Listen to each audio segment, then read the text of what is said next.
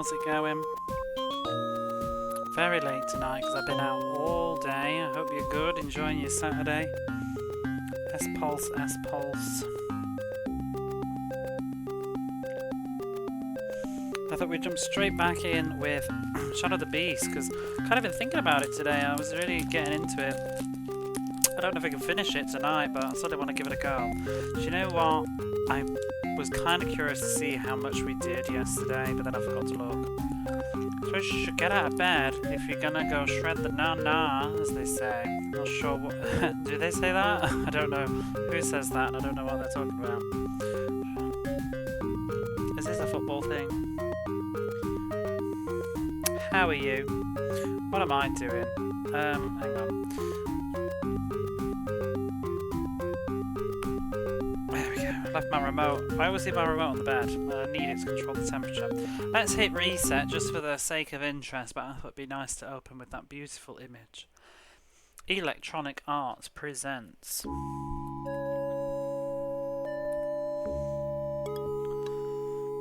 more Shadow of the Beast. We got quite far yesterday, I think, to say I've never played it before, in an hour and a half. The moon in the back looks like the Death Star. I said that yesterday. Oh, I think it does, yes. Oh, we don't have our high scores saved. Oh well. It was all Rob. Rob. But yeah, let's continue yesterday. So I started off, I've been to the right, but I discovered that going to the left was probably better.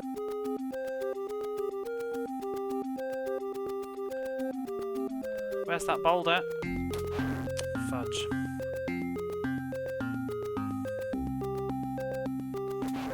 The timings on this is so tough. I don't mind most enemies, I just can't be doing with these flying buggers. Decent, didn't do much yesterday. Shredding the gnar. Oh, snowboarding. Is that like gnarly? In surferism. What is a gnar? Inside. A winding staircase descends into darkness. I don't get why this is considered home. Pausing for a while to allow your eyes to adjust. You make your way down steps which seem to deteriorate. Put into makeshift planks. It's very odd the stuff that they've chosen to add story to. Might be gnarly, I didn't think about that. Yeah, I was just thinking about that. It's very surferism, isn't it? Well, off to a good start there. Got this bee thing again.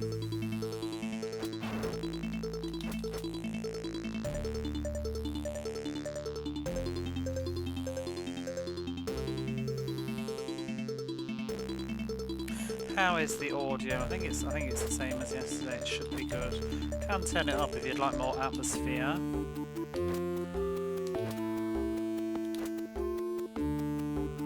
What those things are supposed to be, that little vents. Oh, our point says 666. The number of the beast. Seems good to you. Beast, hey broccoli. Oh! I did not see that I did not see that yesterday. I don't think I've ever let that have time to spawn to do anything.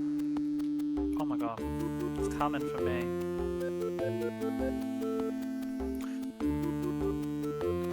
I do like these things. They remind me of something and I can't think of it. Not... I wanted to say Fantasia, but it's not. It's like some other weird, like, sort of movie.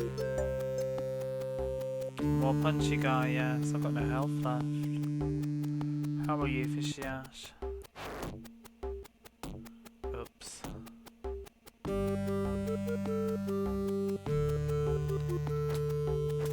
Excellent.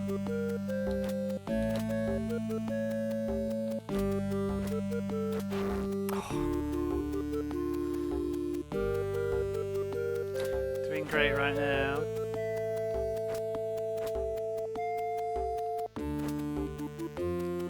the SNES version of this game, which was never officially released. I was just about to say I didn't know it was on the SNES because it isn't.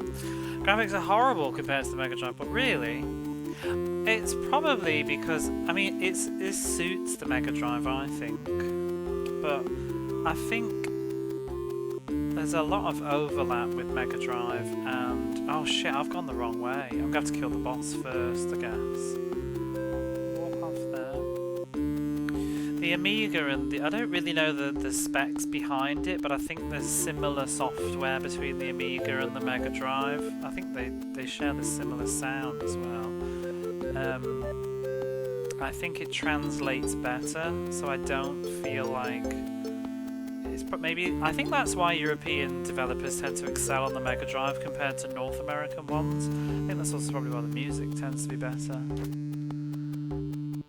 And it seems like there's quite a few Amiga ports to Mega Drive that had Super Nintendo releases that were cancelled. Well, there's at least two, because I can think of Pugsy was another one that's had a build for Super Nintendo, but it never got released. But you can play the first like few levels.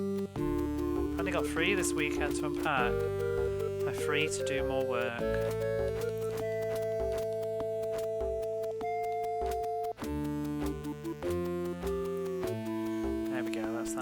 I'm gonna have to go and get that key, which I forgot. Clouds look nothing like the cotton candy, but that's no good. Just look like a splodge. It's not where I want to go either. Where is it?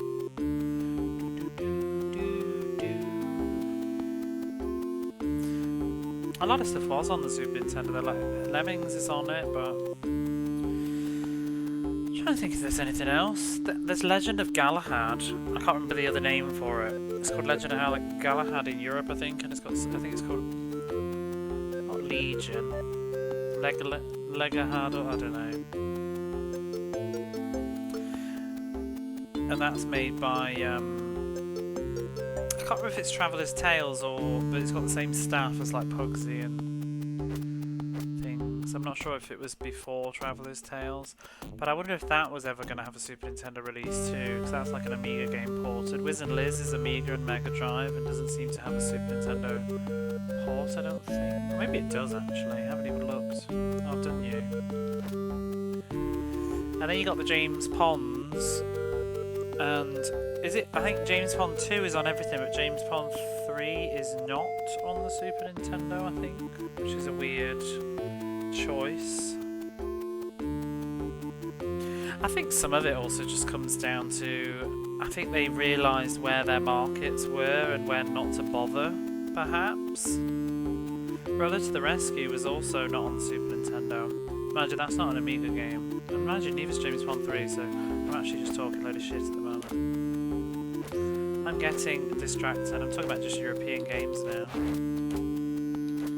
I'm going to die. Oops. Says what Nintendo don't. You know, I don't have any sentimentality. I mean, with that phrase. I'll let you have it though. It's your nostalgia, but it never means anything to me. And I see it all the time on Twitch. It's like this cultural phenomenon, isn't it? Of Genesis does what Nintendo don't, but we didn't have that slogan. But I think I see every time I see someone stream on Twitch and they play like Mega Drive, Genesis stuff or whatever, it always gets mentioned. I remember hearing back in the day, just kind of silly thing. Oh no, it's fine. I'm just raising the point that like it's kind of strange how I'm so aware of it now, just basically because of Twitch, probably more than anything else. But it's not my nostalgia, like my memories. I don't remember console wars. I don't remember the rivalries. However, I've had Techie Rob has said that he definitely remembers it being a thing. I think I was just a bit too young to really think about it. Or care. It was a Mandela effect, like it was. Oh, it definitely was. You can find the adverts on YouTube. There's definitely the commercials that Genesis does. I've seen them. What Nintendo don't. But we didn't have that campaign. Also, the other phenomenon that everybody talks about. Hey, Jamesy. everybody bangs on about is the Sega Yell, but I have no nostalgia for that either, because I don't... We might have had the odd ad, maybe, but I don't know this. You know that Sega? That means nothing to me. My nostalgia is the Sonic, the Sega, that's all I know. Slogan was the US bags. No, it was. I mean, for a start, it doesn't work in Europe because we don't call it the Genesis. So it doesn't make any sense. It would have to be like Mega Drive does. It's only called the Genesis in North America. Everywhere else it's called the Mega Drive. Well, I don't know about Canada, but...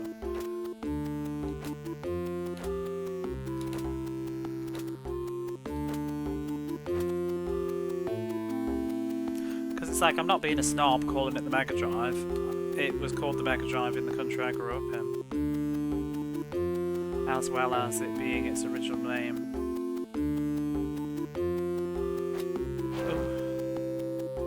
Ooh. Genesis is just weird to me. That's just an ad that I remember with Sega does what Nintendo, not Genesis. There's definitely, unless maybe I'm Mandela effect, but I'm pretty sure that there's a Genesis does jingle. I'm sure I've seen it on adverts, on like people's Twitch Be Right Back things, when they've used them from YouTube. But also, for me, I was like pretty young when I was playing Mega Drive stuff. So I don't have the same awareness. I don't remember adverts on TV for games when I was younger. I've found them on YouTube, but I don't remember them existing. I don't remember seeing, because what we had in the UK, and I think Australia had too. We had the Sega Pirate TV campaign, which was like Sega hijacking like the cable channel or something. And it had a little mascot, this skull thing. The main reason I remember it is because it featured in Sonic the Comic, which I read it. It was like a bi-weekly comic magazine in the UK, pretty much aimed at kids, young kids, basically my age, like elementary school kids. And it was called Sonic the Comic, but in its early days it was more than just Sonic. It was Sonic Comics, but it also had reviews for Mega Drive games, previews, it had charts, and it was a very cheap magazine too. It wasn't like one of those big thick glossy magazines. It would probably be about maybe 30-40 pages at the most, 30 pages on a full paper. So I think it cost something like £1.20 or something. It was very affordable, and it had it only have like 2 pages of reviews every 2 weeks, and it featured comic strips from other like Sega franchises like Shining Force and Wonder Boy and Streets of Rage and Shinobi and Echo Dolphin, Golden Axe, Rocket Knight Adventures, and at one point they had a comic strip called the Pirate TV thing, and that was based on the commercials, I think, the adverts, but I actually don't remember seeing the adverts on the television, but it might just be depending on, what channels you were watching, and I don't know if I paid attention to adverts as much at the time then. There's a lot of adverts I've forgotten exist, so there is that too, but that was more our thing. I used them when I did my Mega Marathon stream recently. I used them for when I was like sleeping. I put them on there, and that's when I actually saw them and was like, oh wow, we had a lot, because I was trying to get British Sega ads. But yeah, I don't really know the Sega does or Genesis does thing. I don't think, and maybe I'm wrong again, it's trying to remember stuff when I'm too young. But I'm pretty sure, like, as a general rule in the UK, we weren't that aggressive with advertising. Like, there's certain laws you can't, it's almost like slander. You can't say another product or company is bad in your commercial. So I feel like it was still true in the 90s. I feel like they wouldn't have been, maybe I'm wrong, maybe there is a UK Sega does what Nintendo commercial out there that I'm not aware of, but I'm pretty sure that not pretty sure, but I've got a feeling that it's probably a case of they weren't allowed to say that. Because I think it's UK, like, trading laws or whatever. You can't... Because whenever we have, like, washing up dick liquid, I mean, you absolutely could, but there you go, you'd remember, not me. But I remember, like, growing up, you used to not be able to say, like, oh, fairy liquid. They always have to say, like, compared to other brands. Washing up dick? Excuse me? Washing up liquid. You'd have to say, like, compared to other competitors. You can't, like, say it's better than this company. But I don't know when that became a thing. I did not say it. Am I wrong? Am I right? Am I wrong here? I don't know. You're older than me, Angel. So you would have a bigger memory of that time period. Did you get the Sega Does? The only ones I remember are the Pirate TV thing.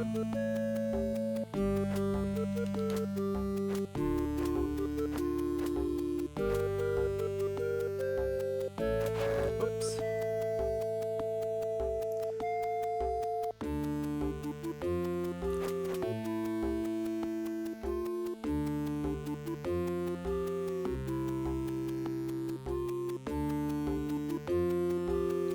Might have to have a look tonight and see.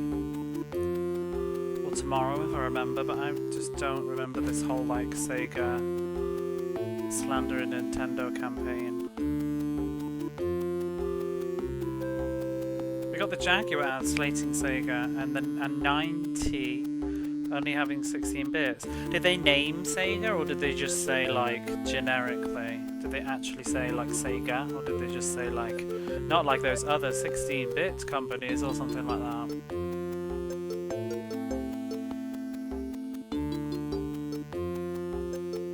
It is a thing now though, isn't it, that you can't name other companies? Was it introduced at some point? Because I feel like if you go back you start to see, you do see it in adverts where they're naming other brands, but it's generally not, it's kind of frowned on now. I guess supermarkets sometimes do it with prices. How we all get along comes to the fact that PC Engine is superior to the Sega Nintendo. PC Engine didn't exist in the UK.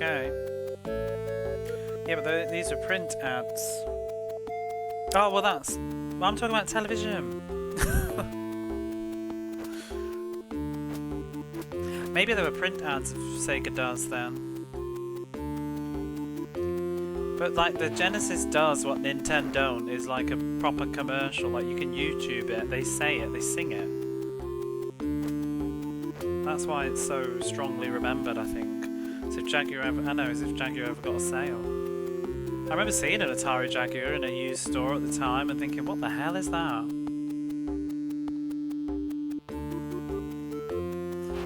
Oh.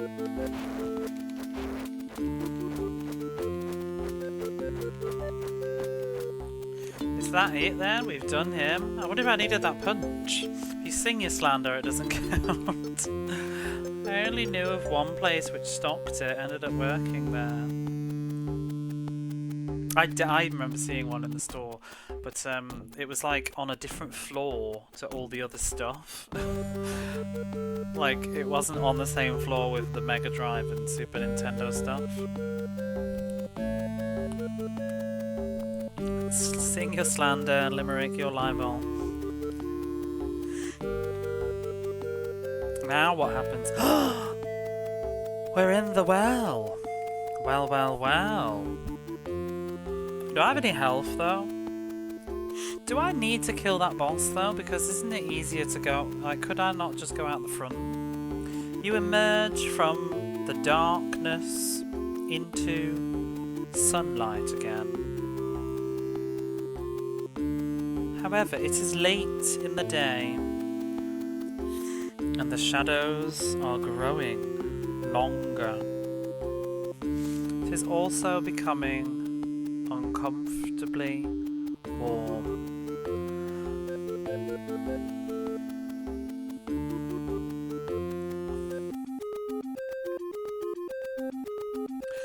Well, I thought they were going to change the background, perhaps. If they said it's getting darker, they could have made it darker. Well, I feel like we must be surely at the well that I thought we were at. Oh, we've used one of the keys as well. So, the only reason I guess we went down there was to get the key.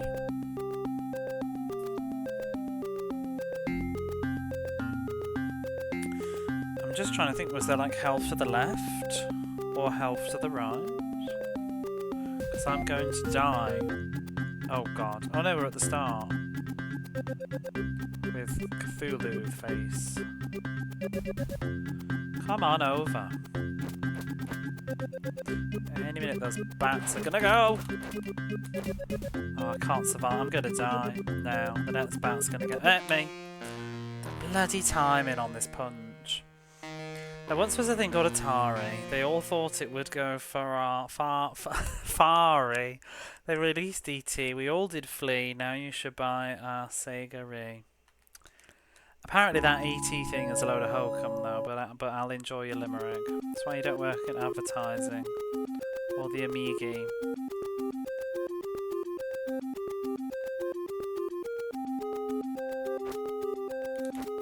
At one point, I would like to incorporate like reading Sonic the Comic on the stream or something. At least like looking through the reviews. I just need to be bothered to say it up. And the PDF reader hates me. Ooh.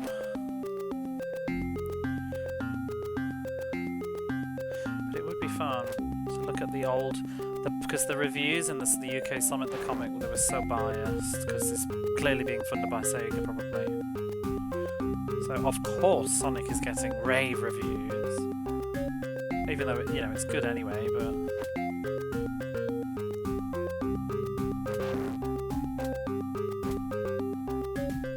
And they're not very... they're very simple reviews. They're clearly aimed at children, not actually, like, people that are really thinking about gamers. The Crash is much bigger than just E.T. It is. It's also another country's history. Not mine.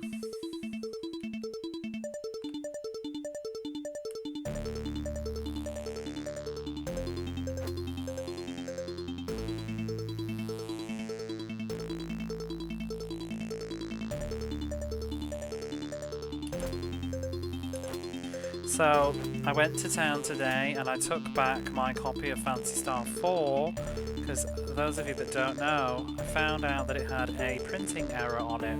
It got to like page 9 or something like that. I think it was like page 9 and then it went to page 19 and then it went to like page 33. No, I think it was like 9 and then it went back to like 10 and then it went all the way up to 19 again and then it jumped to page 33. Up to page 36, went back to page 33, and then continued all the way to the end. But it missed out all of like pages 20 through 32, and it just duplicated wrong pages. It must have been like some sort of factory error, but typical, I bought that exact version. So I went to the store today to take it back, which has basically wasted my entire day, but hey ho. And unfortunately, they have swapped it for... They did change it to another manual, but that manual was immaculate other than the fact that it had a factory error on it. But the manual that I've got it changed for is not as nice, which is a huge shame. I'm a bit disappointed. It's now a little bit fustier, and there's a little bit of rust on the staples. It's not creased or anything, but it feels like it's been kept in someone's like cupboard under the stairs for like 25 years. Whereas the other one felt really nice, so it kind of sucks. I'm a bit annoyed about that. I'm kind of annoyed that they didn't let me choose, really, but I was in a bit of a fluster because first she like called like the manager and it was just like, oh my god. Stress-a-roo. Oh well, I'll live with it. It's fine, it's just... it's a downgrade. It feels a shame. Is it a repro? No. Would have thought an original factory error would have been much better. Wait, what do you mean? You would have thought an original factory error would have been much better. Better than what? I've had this happen before sometimes. Some manuals are just weird. I can't remember which. I have a game somewhere and I can't think what it is. It's on the PlayStation, and like one of the pages is just not attached to the manual. It's just loose at the back, out of place, and it's like page number 3 or something. A one-of-a-kind manual. Well, it is, but I've also got like 12 pages missing that I'd like to read. You know? It's like buying a book and it's got a bit of it missing. It's a legitimate printing error. But does anybody really care? If anybody wants to... I mean, I've given it back now, so I don't have it. But if anybody wants a shit manual, let me know. It's also the pages that were missing. Like, one of the pages was like half the character art and bit about the characters. It's like the best bit of the manual. I want the manual to read it for my own pleasure. Yes, I can read it online, but why bother even buying it? I gave away one of a kind. Well, maybe it's not one of a kind. Maybe there's a whole bunch of factory error Phantasy Star 4 games out there. Bought you a house for that? No, they wouldn't.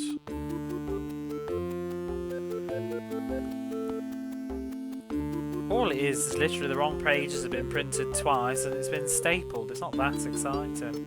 Like the upside down stamp that I have in the glass case tomorrow. Don't.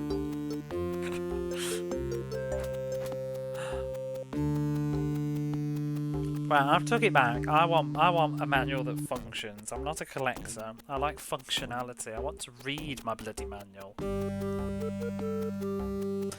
The next time I play Phantasy Star 4, I'm going to sit in bed and read that bloody manual.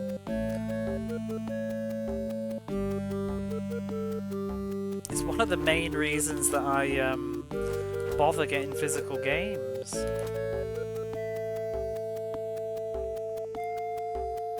That's the big part, the thrill for me. The manual's the best bit. Oof.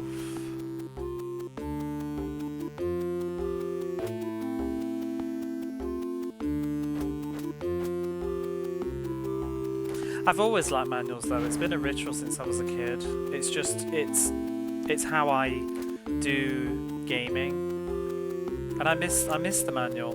I think it's a huge loss to just mood, because it all stems from being a kid and getting the game and sitting on the bus back from town for 45 minutes and reading the manual and getting super excited about it. I still do that. It does look like a chozo, yes. I still read the manual and get excited. Like, I read the manual for this and I'm already like, ooh, it gets me hyped up. And also, I like to know all the controls.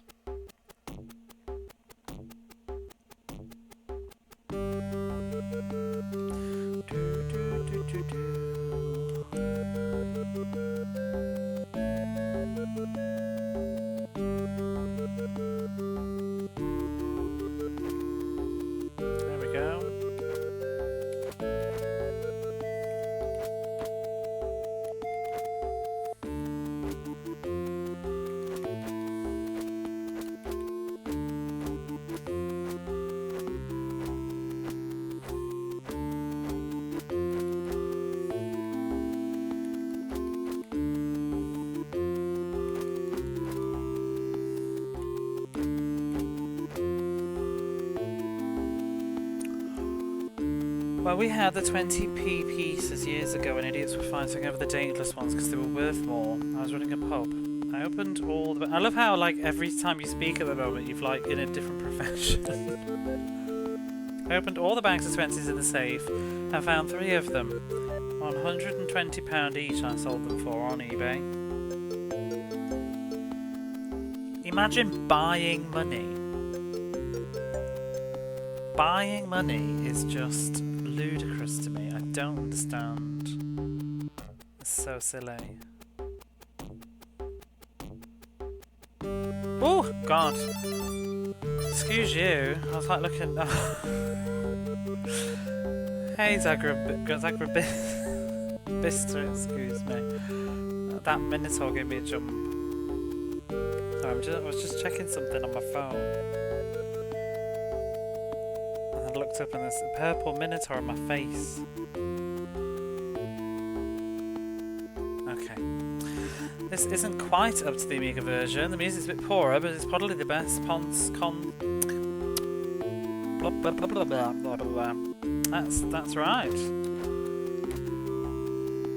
I'm rather enjoying this. I don't have a frame of reference to compare, but I think it's pretty decent so far. And the music is really good.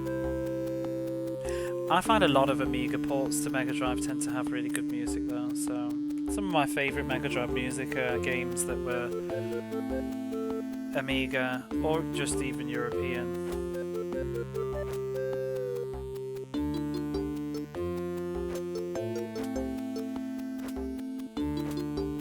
I mean, this music isn't even like I don't know if I'd listen to this. Maybe I would, but it's very mood music. It's like it's good.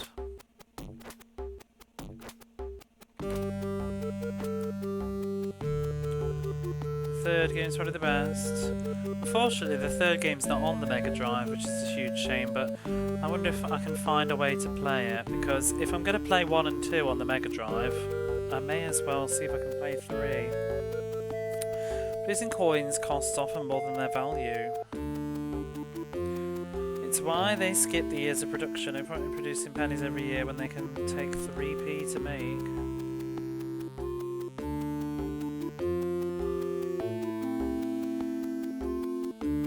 Oh, you bastard.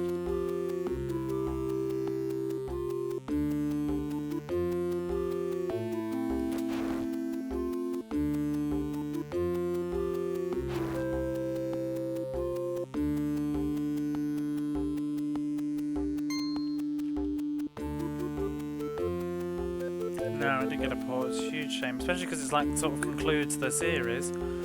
Someone port it to the Mega. Yeah, hurry up, come on, chop chop. While I'm figuring this out,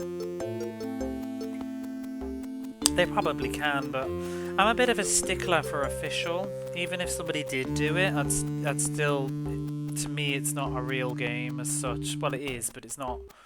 It's not authentic of the time.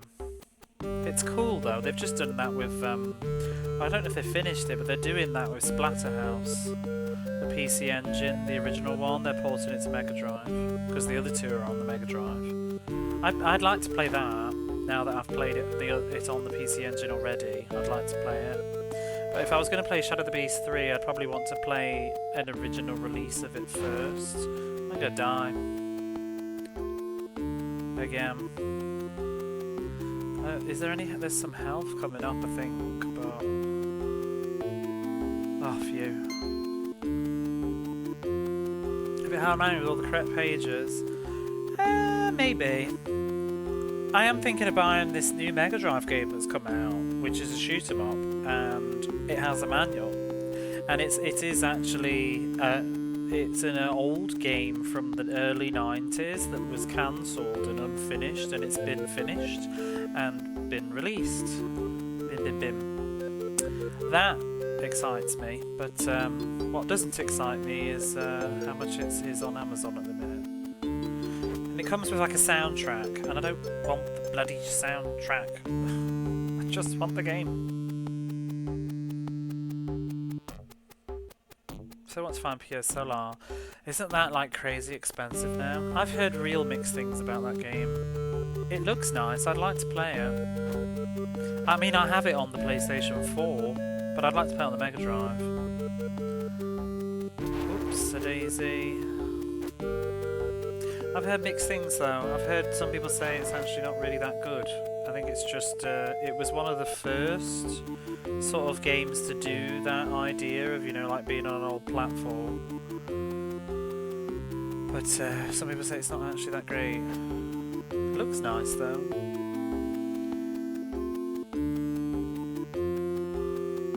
I mean, there's loads of games like that these days. Single colour enemy, oh, the blue thing. Hey, Rosie. Push the goat from the right side of the trough.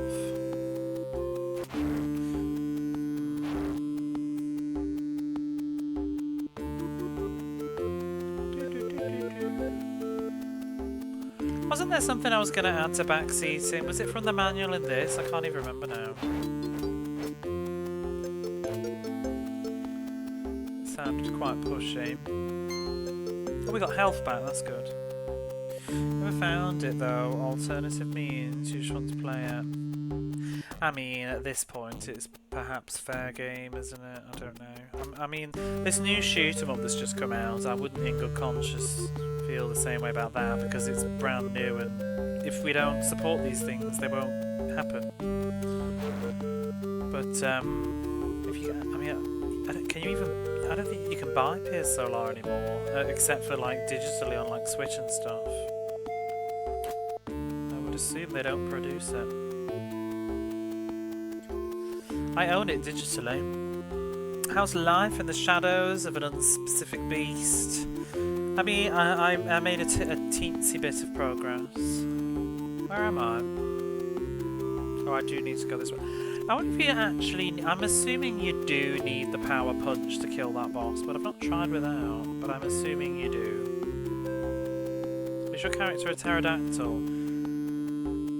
If you want him to be. He's actually a human, I think. He's a baby. Well, he's not a baby now, but he was taken away as a baby or something and changed by mages into a beast to become like a warrior to protect the Beast Lord. And for a while that was fine, but then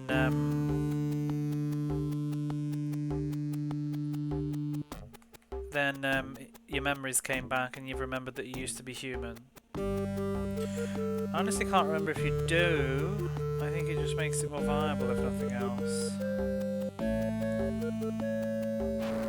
Ooh, excuse you.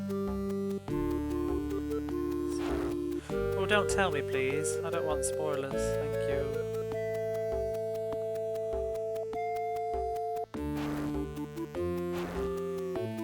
I actually know very little about this game and the series.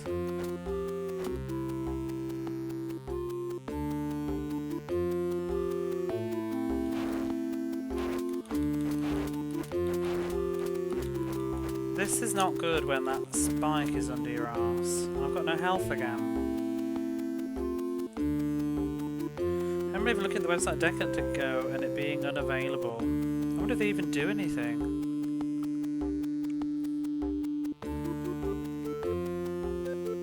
Did they ever make another game?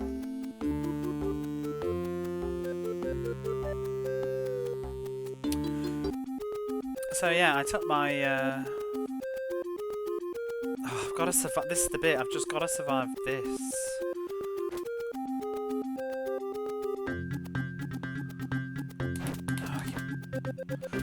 No, we're dead again. Okay, I need to finish that with more health because I can't handle those flying bats.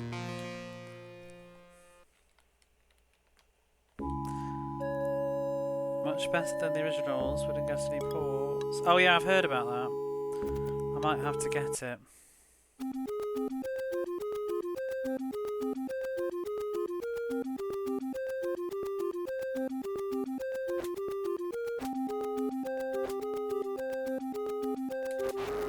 Oh.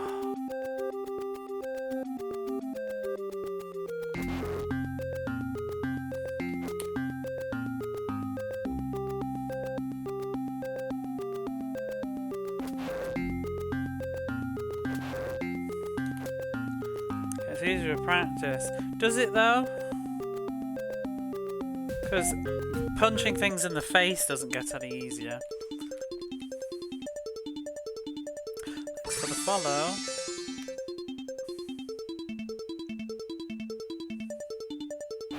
Oh, for fuck's sake.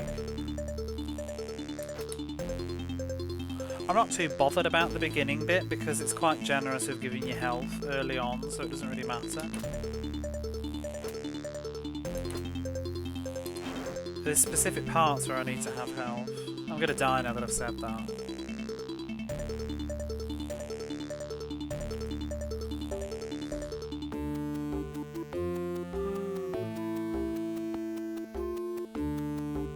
About 5 hours of play.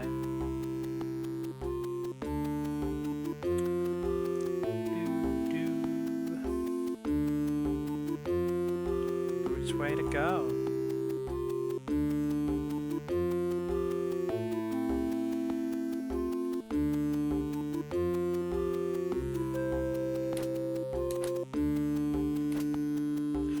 just wish the attack was a little bit more forgiving and had a slightly bigger reach. Because otherwise, that's the real bitch in this game, to be honest, is just the collision detection on the attack. It's pretty savage. Do you have a map at all? I don't think it'd be open. So open, that was cool. No, there's no map. I think that previous screen, it's just flat. You can go all the way to the left, which takes you to here, and then you can go to the right from the start, which takes you to the well, which would come out from here, or you can go straight past it. So...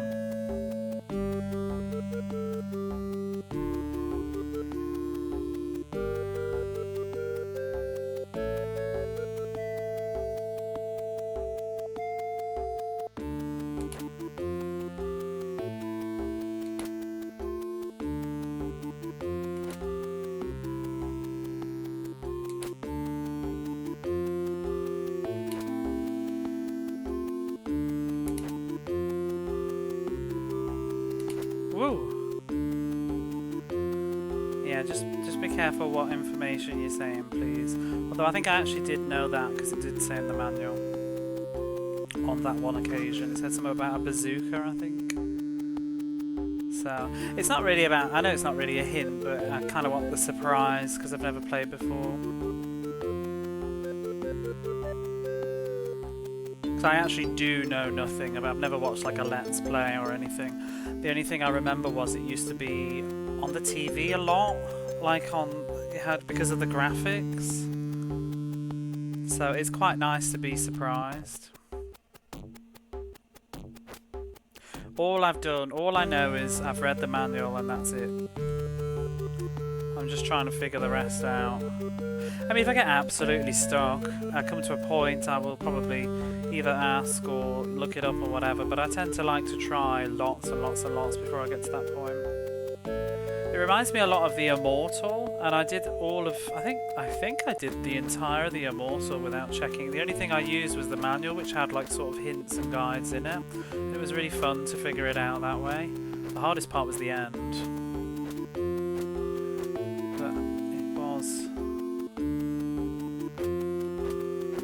I'm trying to think what there was something recently I got stuck on. I think I had to look it up.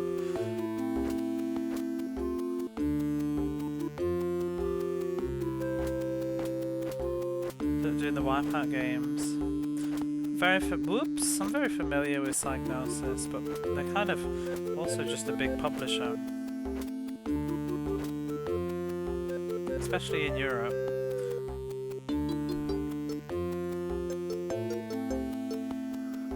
This design reminds me of Altered Beast. Yeah, it's got that vibe. It also just is it reminds me of lots of other stuff, but a lot of it's all the same sort of era and developers anyway. So it's definitely got that sort of like European fantasy.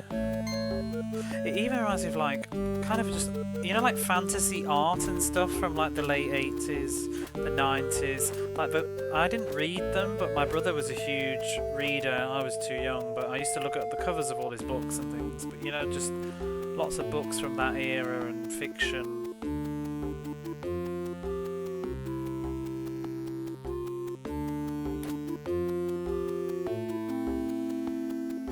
I do think it's total nonsense though. Like, I don't know why there are eyeballs jumping up and down. I'm not sure about the lore explanation for eyeballs bouncing up and down. Except just, it looks cool. I wonder what he is. Roger Dean. Who's Roger Dean? You really like the Fantasy 7 mix in the series? Yeah, it's weird that there's like a blimp in the background. That's very striking. The Immortal's pretty cool. I think I was quite like it. Yeah, I was really, really keen on the Immortal. That's why I made an emote of it. But I really enjoyed the Immortal, and it caught me by surprise. I didn't think I would, because I've sort of heard about it. Oh my god, I need to do this bit better.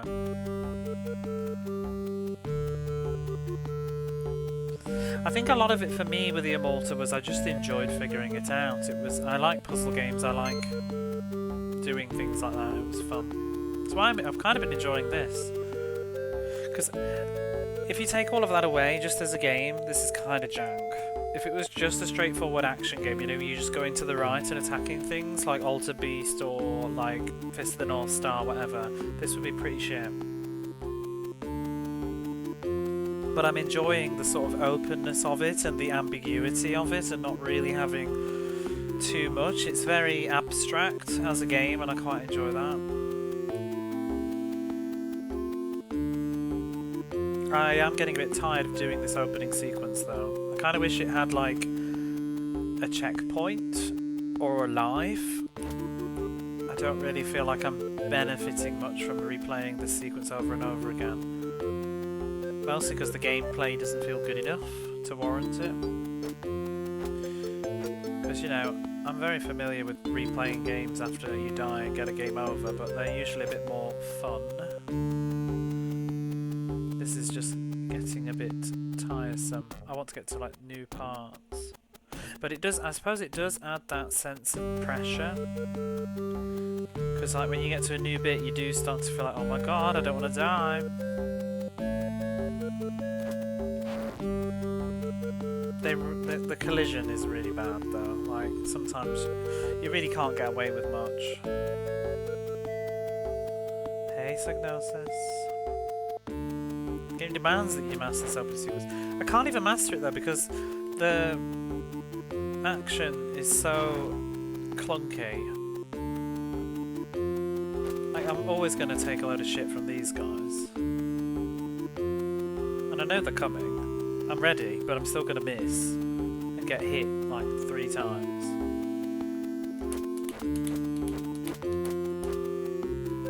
How many times was that? Oh, you bastard bee, I was looking. About 3, wasn't it?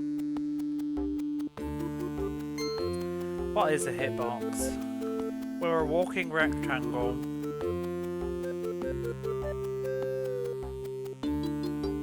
Not in the game music thread, but another Wings of War cover art.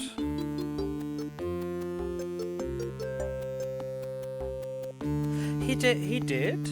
Roger Dean did Wings of War. That's cool. I don't think the cover's as good as the Japanese and European cover for Wings of War though. I don't know why they changed it, but to be honest, of all the changes, that's one of the better ones. I think the dragon thing on the cover's a bit cursed, and I don't understand why they gave the, I can't remember what his name is, the main character in Genog. But the flying thing, it's like Icarus or something. But, I don't know why they gave him a gun. Boris Villager, oh okay. It is quite a good cover though, it's one of the better ones.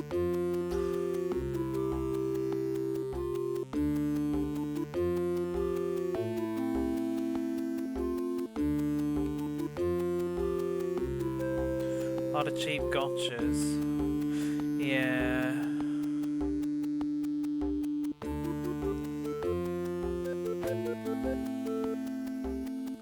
I'm not very keen on gotcha games.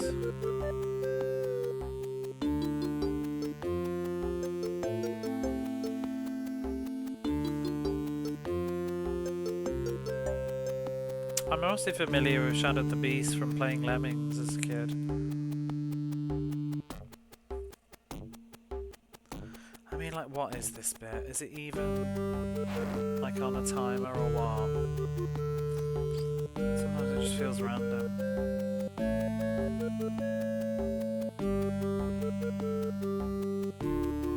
Oh, did I even pick up the thing? Oh, I did.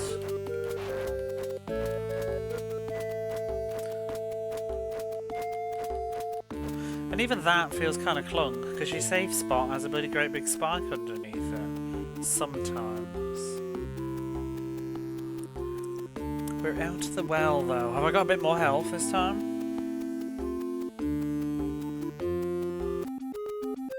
See, Barface, what you might have missed yesterday was originally I came this way and I went in the well, and you go down the well and it's locked, and it says that you can't come in because it's locked basically, and I've ended up coming through the other side because I've got a key. So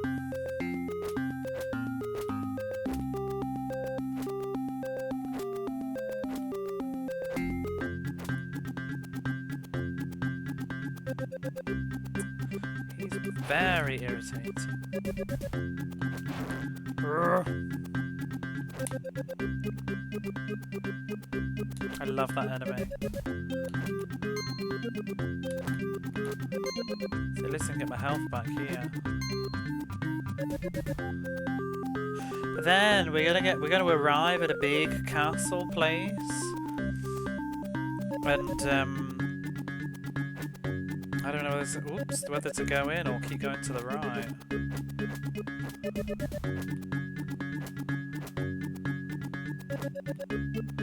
Oh, bugger it. Cheer at the blame.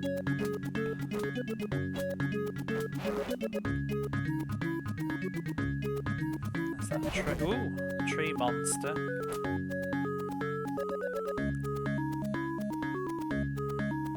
The kid would have been great. This would have been an angry game as a kid for sure.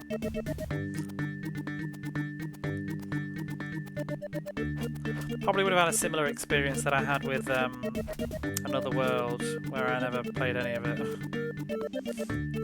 Oh! See, these spikes are the ones that I was saying. I remember they're in Lemmings.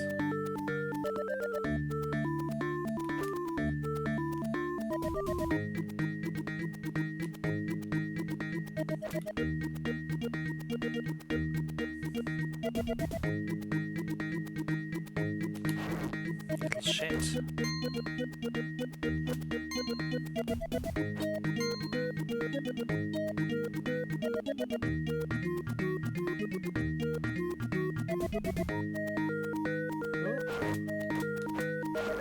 Oh, does that thing have to always be up my arse?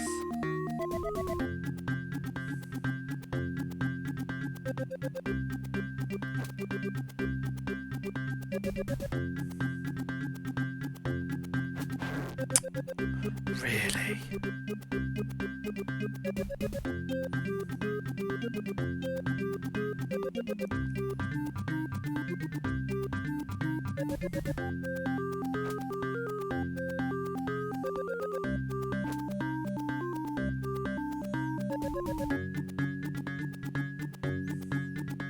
Whoa! I forgot about him. Beware of trumpet monsters. Toot toot.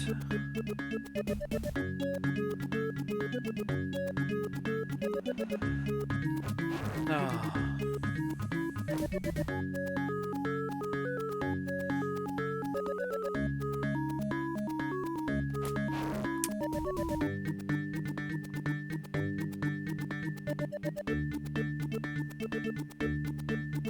I really need some help.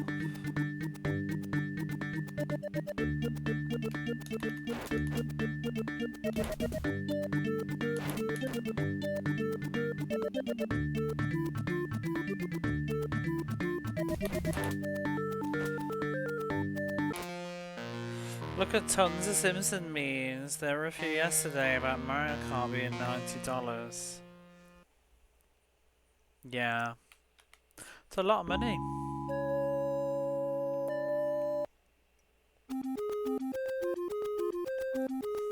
I don't know whether to just go to the right first and just let's figure out why we need that key.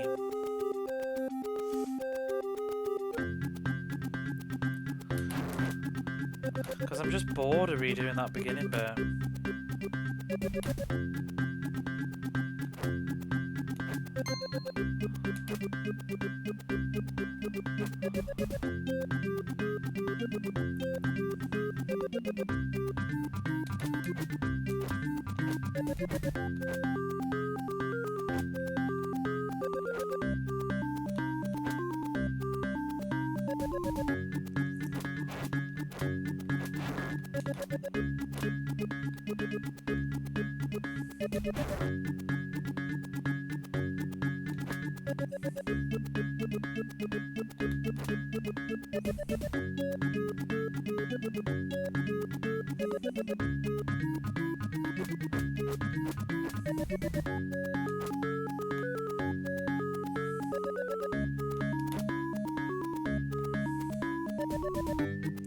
'Cause this stuff, it slows you down, and it's like you can't do it any faster. So it gets a bit, repeating it.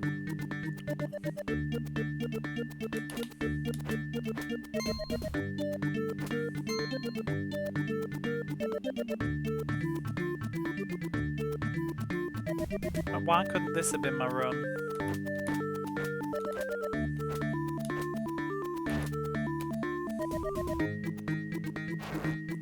Bastard.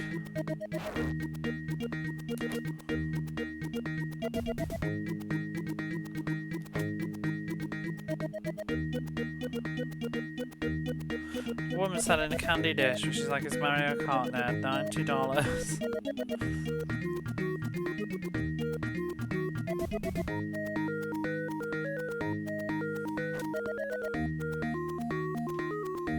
Yeah, people are really, really kind of on the fence with this new Switch, aren't they?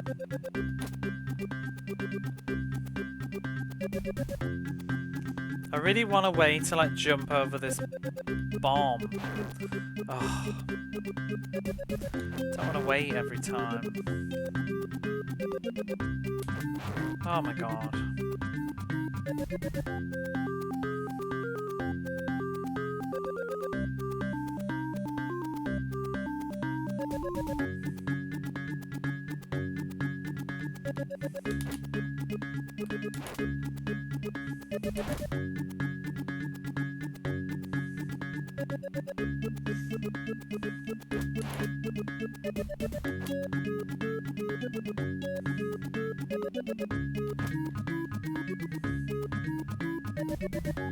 Need some health right here. Ooh!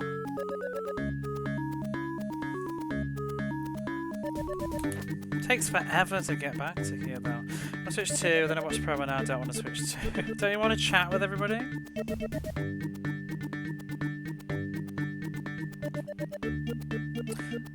They seem to be very proud that they invented the chat, group chat.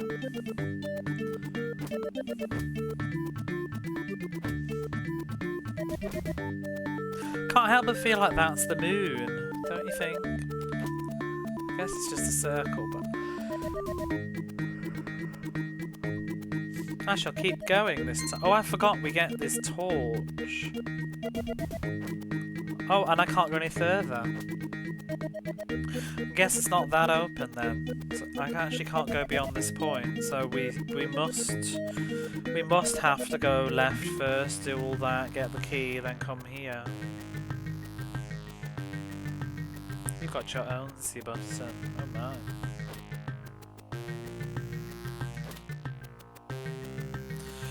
I'm going to die again. Why the axe is falling down? Let's see what's this way. Could do with some health. I died here.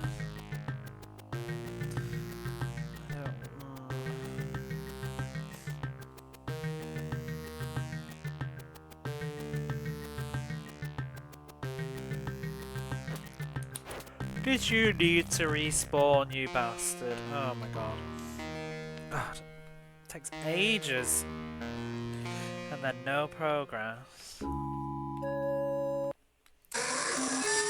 Indeed. How are you, Alex Kid? Remember that rolling thing? What, from yesterday, you mean? Or have you played this? I guess I'll do the lefty thing first. What? Like, does anybody else hear it? It sounds like this song and I can't think what it is. Like I feel like it's some sort of like rap R&B song. Ba ba ba ba ba da ba. I can't place it.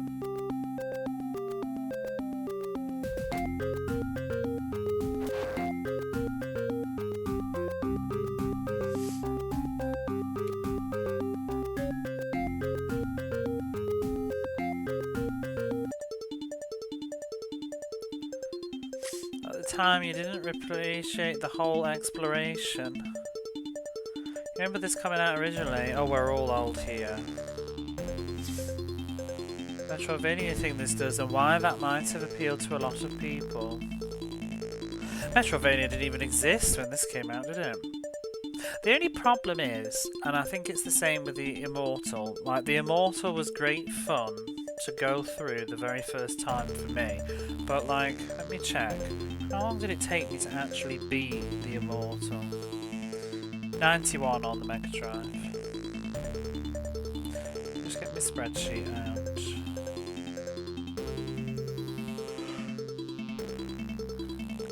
Because I have, like, as much as I enjoyed the Immortal, I know that Techie Rob, who's usually here, did not like it. And I can appreciate that if you bought it... Hang on, let me just... My computer's been so slow. I'll play the game until Excel sorts itself out.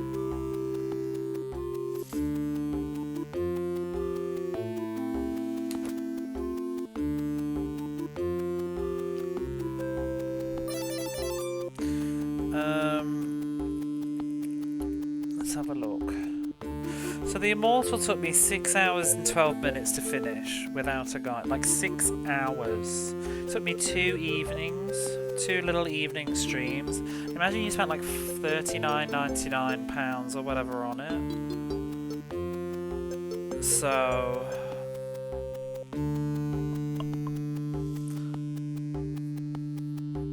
it's like... it would be disappointing to whiz through your game, and I think with the Immortal there's not really much replay value once you've done it once and you know what to do. My favourite is console learning, particularly back then, and any other kind of games. Oh, I grew up. I'm old. I played the Mega Drive when it was new. I know all about that. Mega Drive was my first console. It's my childhood.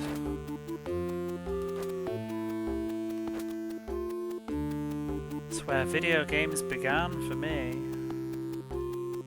with Castle of Illusion. And what actually happened was I didn't finish a lot of my games because they were too hard. I just played them over and over again until I got game over. Or I used cheats, like on Earthworm Jim. I've never beaten Earthworm Jim. It'll be fun to try now, but we used to use the level selects to look at all the levels in invincibility because trying to play it without the cheats, I think we could get about halfway through. It was too much. I wouldn't have beaten this as a kid. I don't think I'd have had the patience. Well, I'm going the wrong way first. I need to get the key.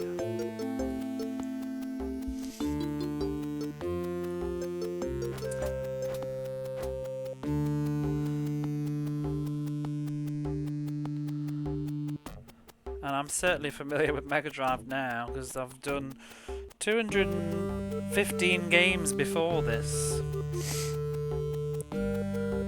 Even now, I won't get beyond the hamster water level in Earthworm Jim. Yeah, that pissing water level where the glass thing cracks.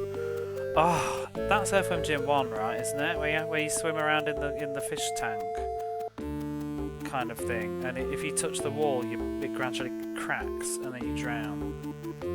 Hated that level. I remember the hamster level. Or no, the hamster's on that level? Moving around.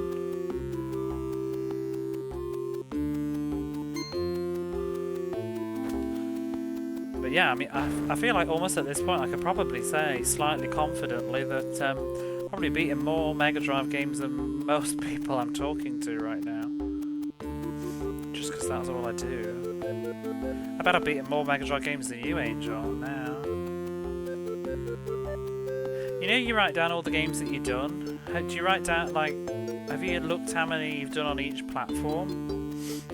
You've mostly done NES games, though, I feel like, and Super Nintendo games. You always play the easy versions of games, don't you? Definitely more than you. It's not quite 260 though, to be fair, because there's about 4 games I want to go back and revisit that technically I didn't finish. Like Rise of the Robots without cheating, and oh, I picked up the thing and now I'm gonna die. I'm not paying attention.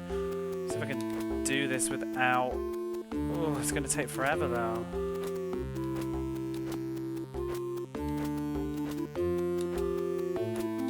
Oh, so the second he comes back, I'm dead.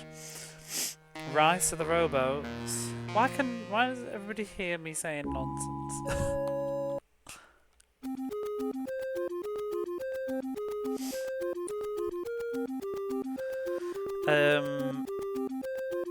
I need to redo, I can't remember what it's called, it's like Nakajima Satoru's something F1 racing. I don't even have a VOD of it, the VOD got lost, but I only played it for like 2 hours. I think I couldn't do anything with it, and this was very early on into doing the Mega Drive stuff, and I wasn't really taking the game so seriously, the sports games, and I just called it a day and moved on. But now I want to go back and do it, because I've done everything else since. I might even buy that game because it's really cheap and try and really get into it. It's got great music, but I remember trying to play it and it was crazy to control because it looks like combat cars, but it's all F1 racing, and I just remember it was really fast and really difficult. It's a shame the punch is so terrible. Yeah, I know. If the attack was better, this would be a much better experience. Have any good weapons now? Not yet.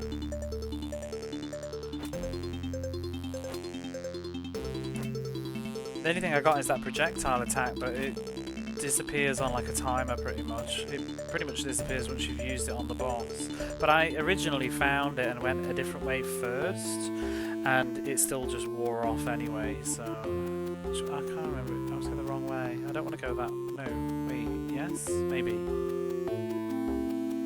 No. I'm trying to get the key first, so I don't have to go down afterwards.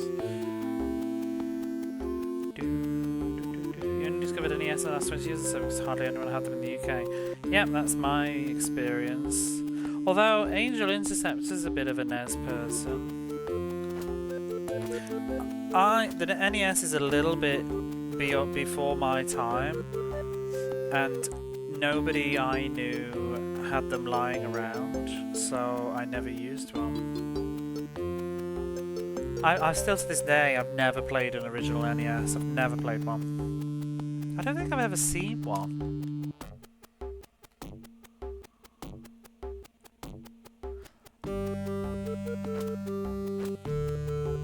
Although I do have a vague memory, like maybe my sister's friend had one, but I didn't get to spend much time with it. I played Master System, but I never owned a Master System, and the Master System because the Master System lasted a lot longer in the UK than it did in North America. So people were still playing the Master System in the early 90s, and a lot of it was because it was cheaper. And one of my friends, I think he bought a Master System. His parents bought a Master System in probably about 92, 93, and it would have been because it was cheaper than a Mega Drive or whatever, and they would have just got it on the market where it was marked down. I remember he got it in some games, so I used to play the Master System at his, and a couple of other people like had Master Systems, maybe like older siblings had them, things like that, but it wasn't my era. I didn't have one. Where am I going? But I did eventually get a Master System converter, and I had two games. I had Sonic and New Zealand Story. JSR you posted for $2.70. Is that like $2? Yes. Yeah, so I didn't finish saying that. Hang on, let me just read chat a second. Contra Port and Castlevania games are superb. I played Castlevania recently. I didn't know about this. Oh, I can imagine the ports aren't so good. Plan a route to beat this. It's pretty linear though, I think, when you know what you're doing. Like, it's kind of linear. It's just figuring out which way to go first. But yeah, Jet Set Radio. So while I was trying to take back my manual for Phantasy Star 4 and get it swapped, I decided to go on an adventure to some other stores that I haven't been to for a very long time that are a bit farther out of town to see if I could find any good deals on like Mega Drive stuff. I found nothing. They just didn't have anything for the Mega Drive. They had like a very sun-faded cartridge of Streets of Rage, and I don't want that. I'm not buying loose carts ever for the Mega Drive. I don't think. I don't see the. Well, I'll never say never, but I don't see the point. If I can't have the manual in the box, then I may as well just use the flash cart.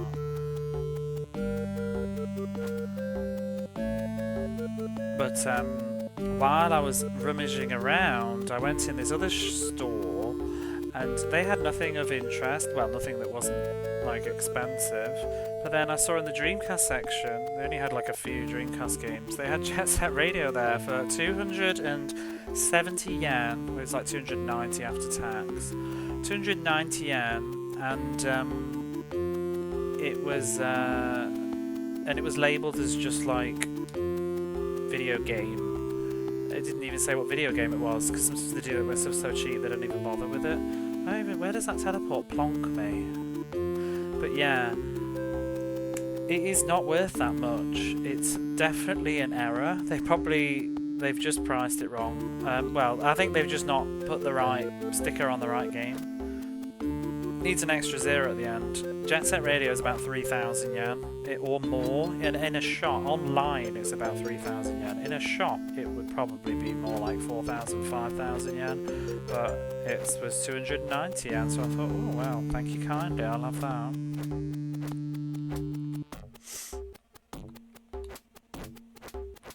And it all works and it's lovely, because I was getting worried, because you know sometimes I'm like, am I going to get bad karma?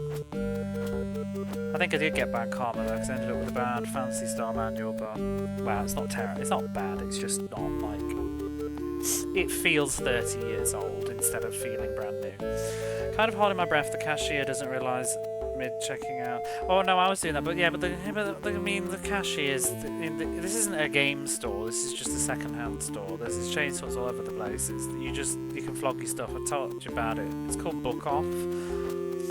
It's a store nationwide, and they're everywhere. And they sell like used manga comics. Some of them sell clothes. They sell like DVDs, CDs, games, walkthrough guides, magazines, books, novels, everything. Hard Off is an actual store. Maybe you knew that. I don't know about Liquor Off. But yeah, the people that work there, they're just like part-time, like students or whatever, or they don't not necessarily specialists in every single thing that they're selling. And like the guy that served me, he looked younger than the game, so you know the game's like what, 25 years old now.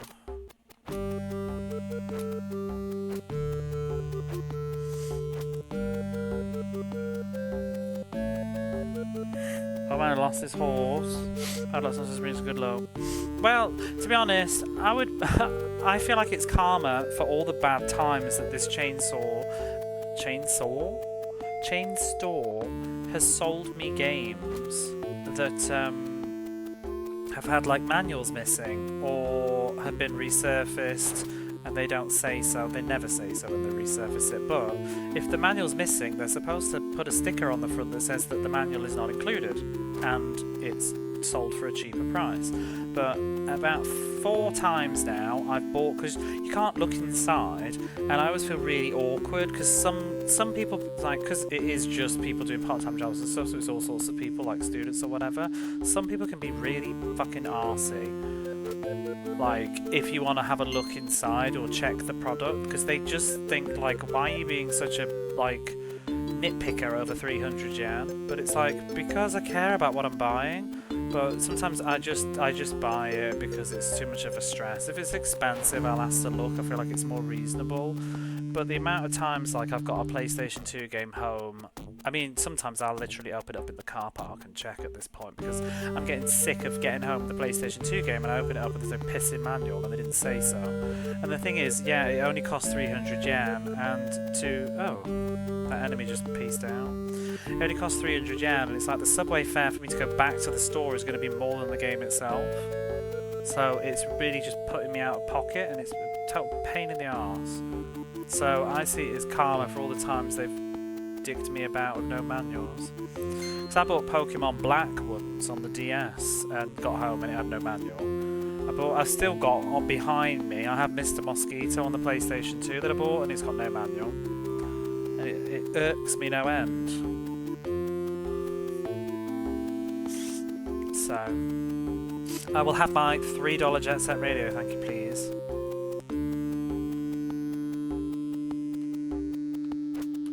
It's too bad I actually want it because I could probably flog it and make a profit, but I've never really considered flipping games.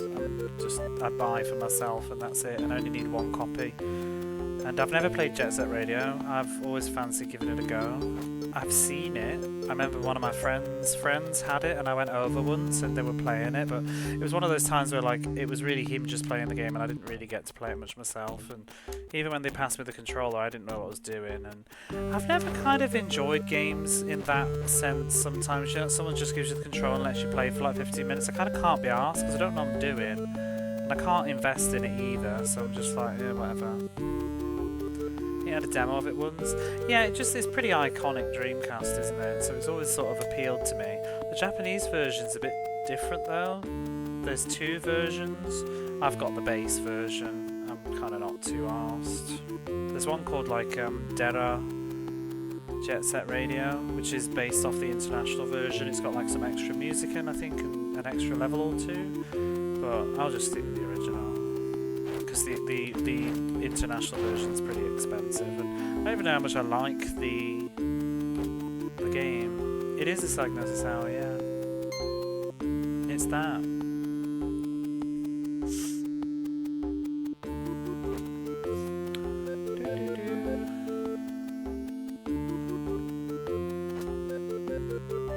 I always associate Psygnosis Owl with Alundra because they published it, and every time I boot it up it'd always have that owl like screeching at you, and then it'd kick into the intro for Alundra.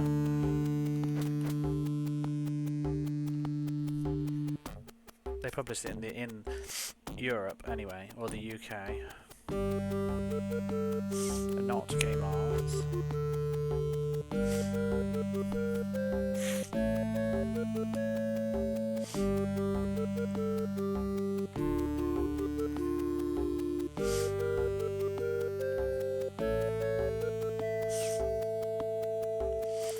Yeah, I've had fortune like that twice now. Once I bought Shin Megami Tensei Digital Devil Saga 2, and they'd put the price sticker on for 1 instead of 2, and 2 is a good couple of thousand, yeah, more than 1. But tum-de-tum.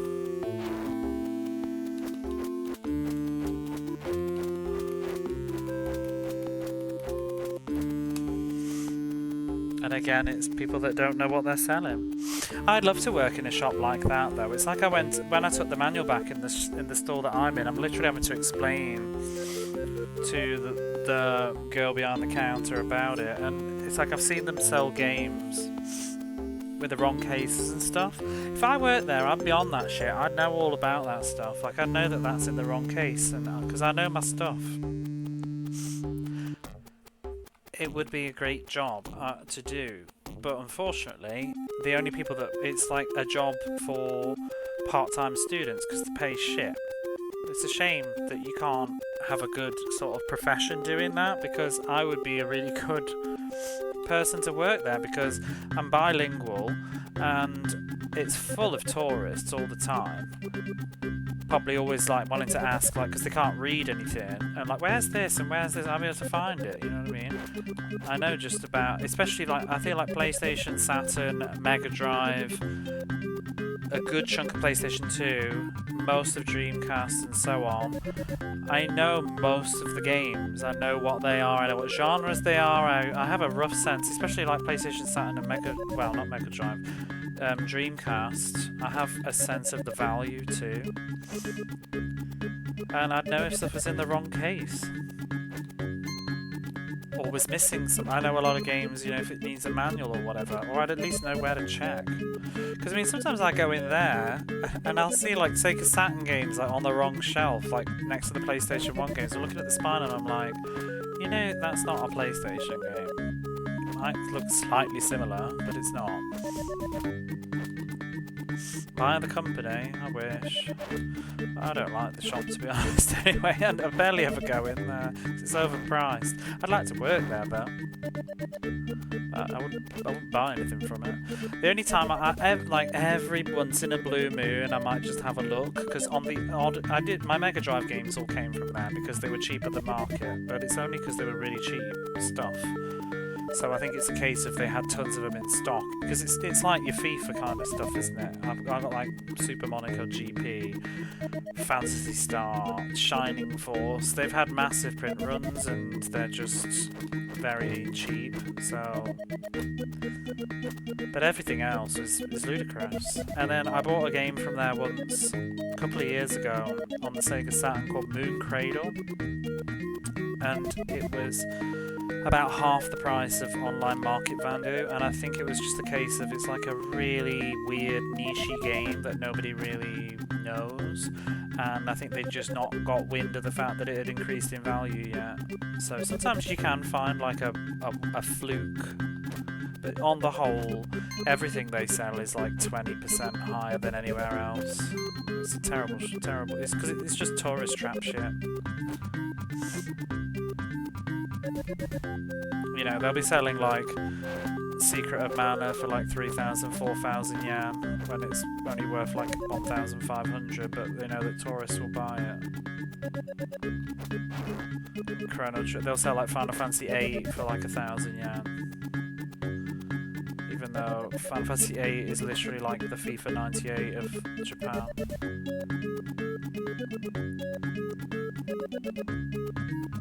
Like every used store has about 4 or 5 copies of Final Fantasy 8. It's just how it is. Makes you wonder how many copies they printed. And I think also the fact that it's just available in so many formats now. Unless you're like super into your like original hardware and experience, you don't need it. It's like digitally available, remastered available.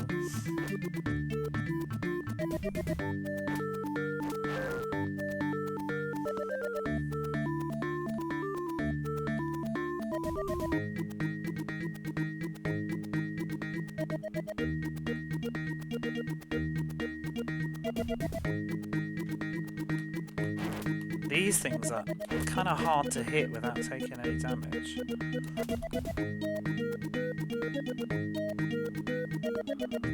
Why does the bee need to go behind the hand? It's a behave.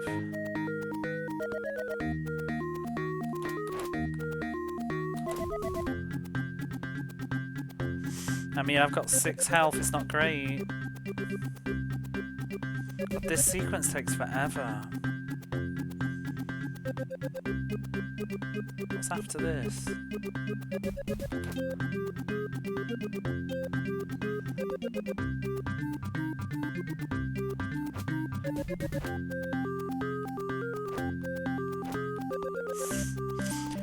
I wonder, like, how many people played this game and did not pick up that torch and were stuck for 10 million years?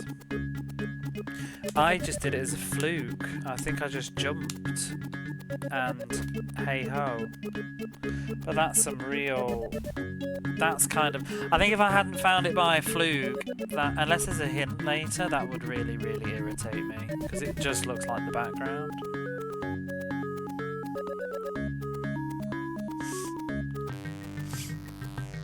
Before you put this on, an idea, it was like a Chelnov auto-scroller. Yeah, I thought it was just going to be Behind the area door, a dark passage leads through a guard room to a wider set of corridors ahead. You can make out a T-junction in the passages. The air is thick with moisture. He's the guy on the statue that we saw, I think. But yeah, I thought it was just gonna be. I thought it was like just an intense action game, like with tight jumping and whatever.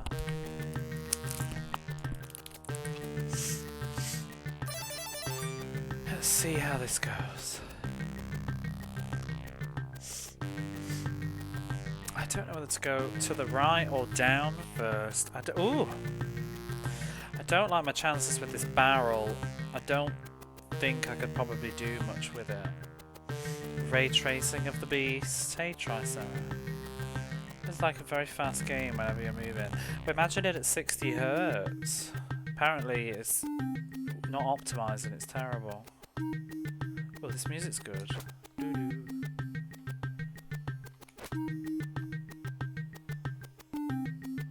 What is the timing on that axe?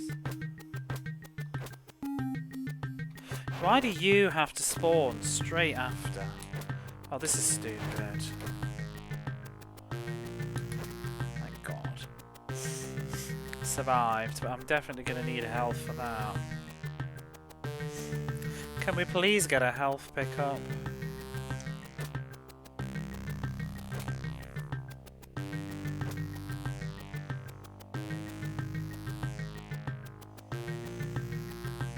Oh, really?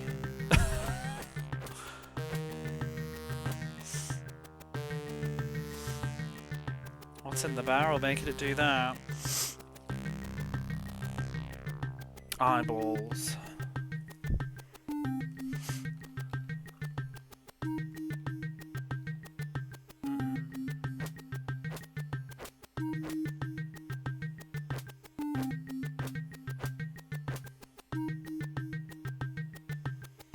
You know some shit's gonna fly in my face in a second.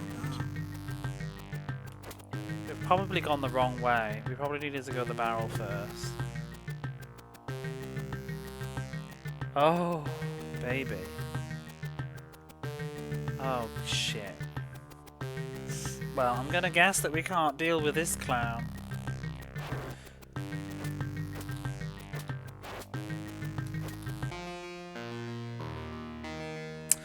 Time to start over. Well done, Rob. I might make another cup of coffee. Oh. And then I'm gonna go the barrel way first. But first I'm gonna go make a cup of coffee. There's a lot of the sprites, they've got barely any animation. It's like it feels like static images just flying around the screen. Like, this is the equivalent. This is what a lot of Chakan just looks like to me. Just sprites going and flying around at you. Like that level with the dragonfly people. They were just like flying around the screen. Woo! That is what Chakan's animation is. Touch it to the bottom of the cannon. Can't go any more bottom than that. Oh, fucking!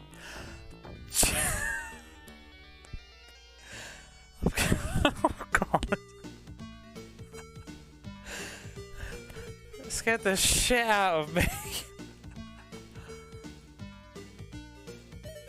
I need a moment. Should have high and low gear setting. Oh, you can switch gears. Yeah, you need to switch to high gear. Oh, how do I do that?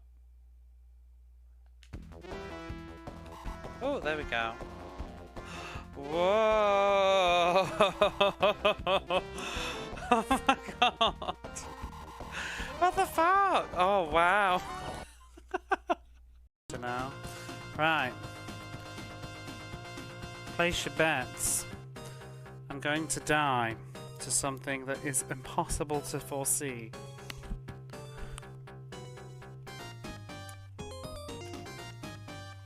I'm gonna go down, I'm gonna hover in the middle. I don't know, this is the Battletoads game. We could go to the left, which seems the obvious way to die. I mean, to go.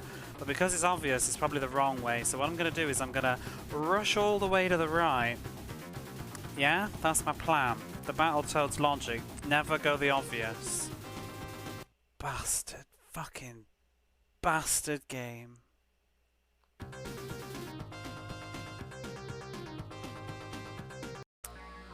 Oh wow.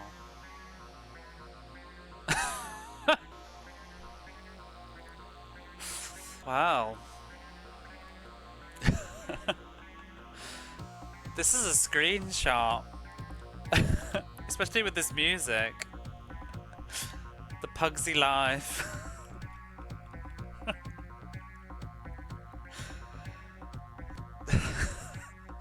Evening, ladies. Made a little bit of progress. Get on his level. Where are we? Who am I? Ow! Oh! Oh, I'm controlling you. Hey! Oh, fuck! Who's that for his face? Oh, well, fuck you! Woo! What is going on? Is this baseball? This is intense! Is anybody trying to win?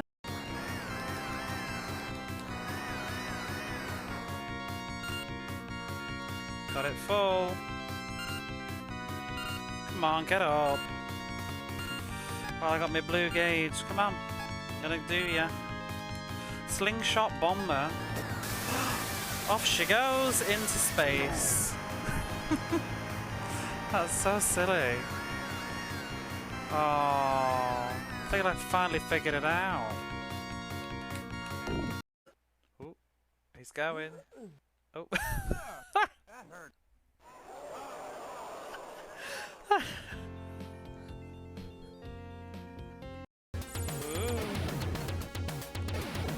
What's this then? This is Captain America and the Avengers. Can't you read? And who the fuck do you think I am? Wolverine? To be fair, I barely know who I am myself. What an evil thing you've done, puny superheroes. I'll shut you up for good. That's the sass, innit?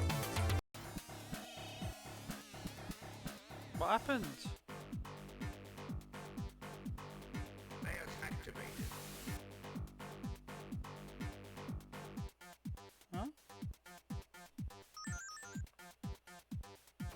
Thought I died.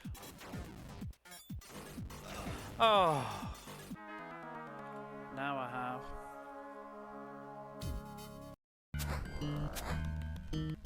You there, fish in the water. It's time to meet your doom.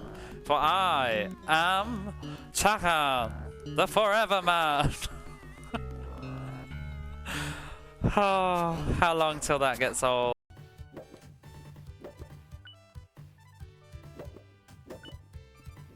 Oh, bollocks! Oh, I've still got to continue. Wow, you're fucked now. Got my turbos back. Oh, my guns are loaded and ready for action. I'm gonna lick your face. It's like Shaq Fu all over again. I'm gonna lick your face before I chew it off, Mum. What an insult. I'm gonna lick your face.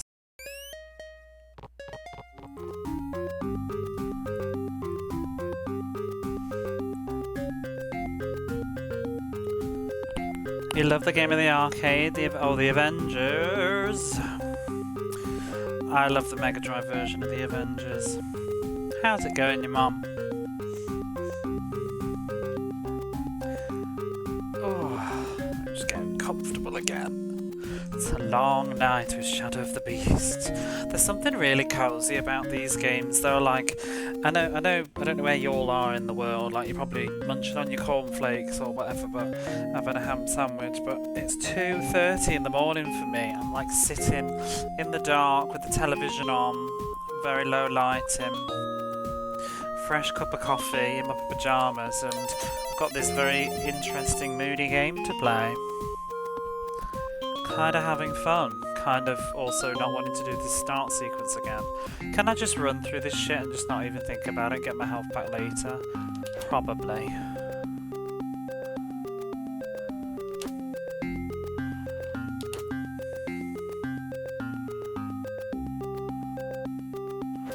Whatever.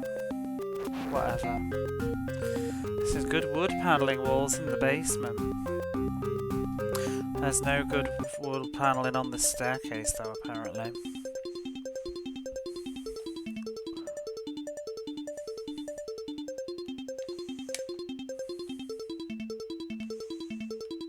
I want to like jump off the ladder.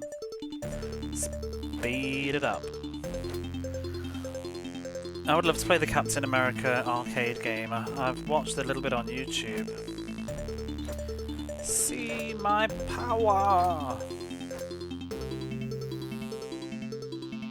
There's a lot of gates in it, yeah.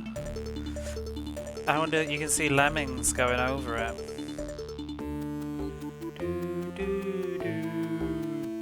Who's your favourite guy? I assume you know I have a redeem of that somewhere if you want to check. I think it's in the points. What is his name? Mandarin? See my power! Always stuck with me as a kid. Oh, go ahead, push the button. Do it. Somewhere.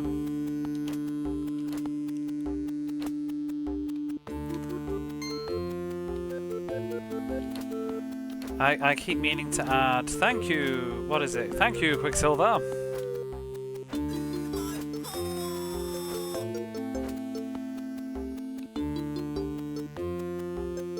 Why do I do this? Isn't there a... Nah, I want the potion, that's why. With all the gates you're walking alongside a public... I know, it's like a beautiful walk through the British countryside in hell.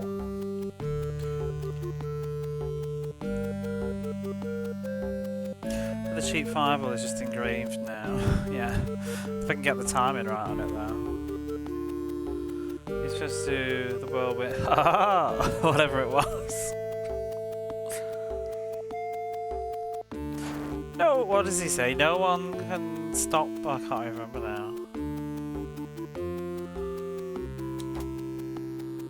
You can't escape. I think I can't remember the quotes. Developers from the UK. Oh, absolutely. Did you ever play a game called Everybody's Gone to the Rapture? I never finished it, but I played some of it, and it's set in a real, like, part of the UK, and the detail in that game is insane. It's a walking simulator, but it's like you can go into like the kitchen in one of the houses, and I'm literally like, that's my mum's fucking tap.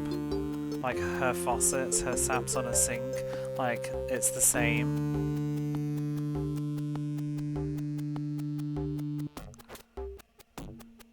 And then they have a gate in like the backyard to like go like through the garden to the fields or something, and I'm like, that's literally like, I've seen that gate and that lock, it's so nostalgic. Hey Picasso, how are you? We're back on Shadow of the Death. Shadow of the Death? Shadow of the Valley of the Death? Shadow of the Beast. I've made about 3 minutes of progress, you'll be pleased to know. I managed to get past that boss that I died on last night, and it looped back around out the well. Now we're trying to go into the castle, but I have to keep redoing this sequence every time I die.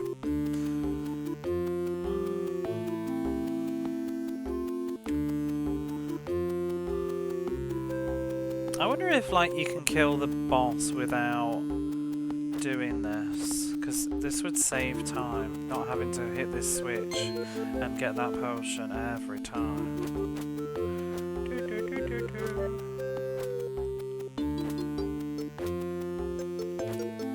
Feels like it's the intention though. Bit nauseous, oh no.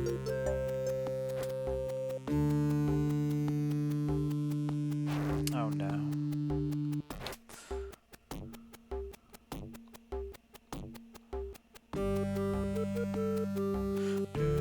Oh, tits. Be nice if you could like hop over one.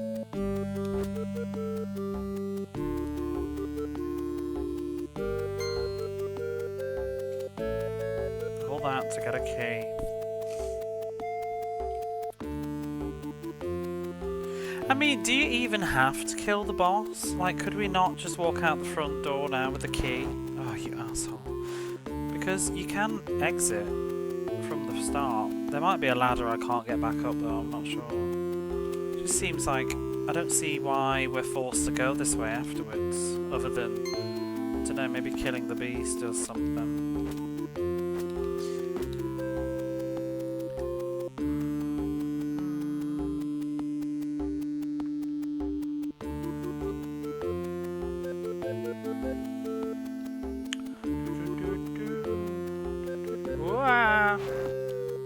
That was not sensible.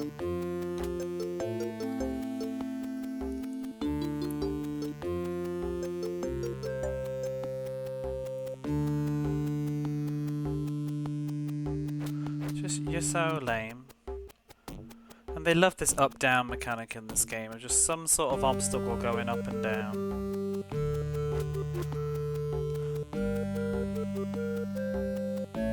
And then having an enemy in the middle of it.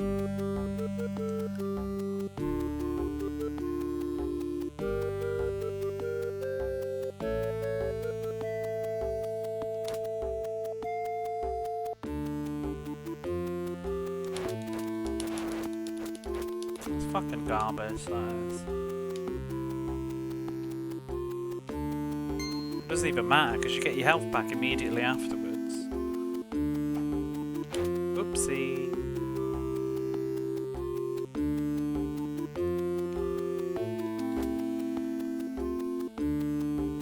He's so interesting. Like, I want to know his story. I think, like, this is the real lore of the game. Like, who was he? Why is he just holding up this wall? Why is he naked? Is he a slave? He's got shackles on. Oh. And who is this guy just walking up and down forever? Does he get paid enough to do this?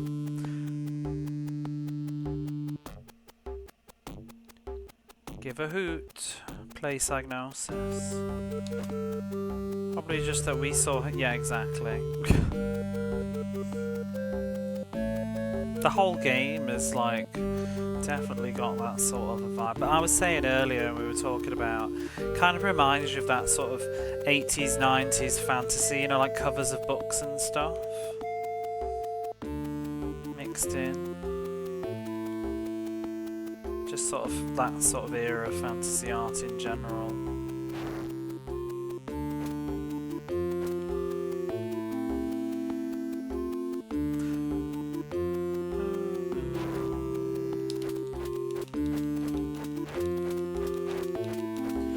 Does that spike thing have to hit me twice? Bit 2000 AD. Here are the turrets from R-Type.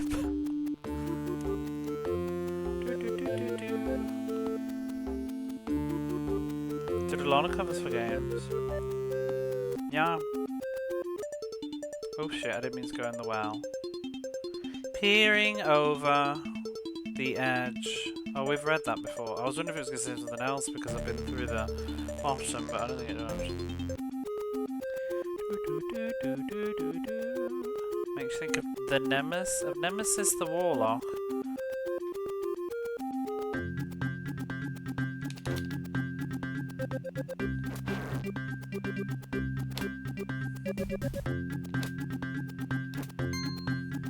I've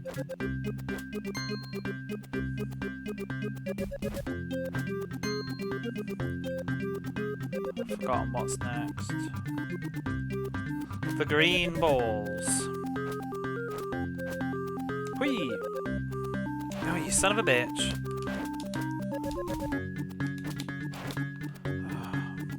Just better off walking through. Out of my way.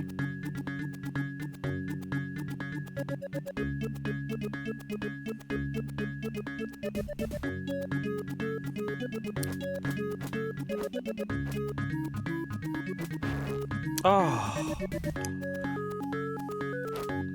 This is not good. I'm not gonna have much health back.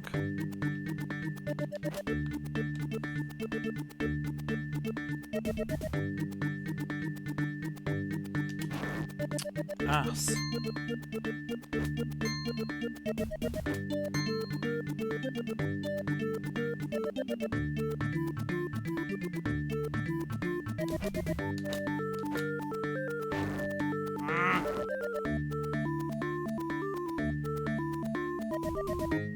I think this run's a dud.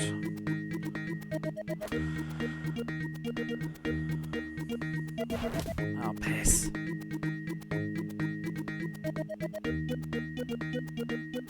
Or is there... Wait, is there another health pickup? I don't remember.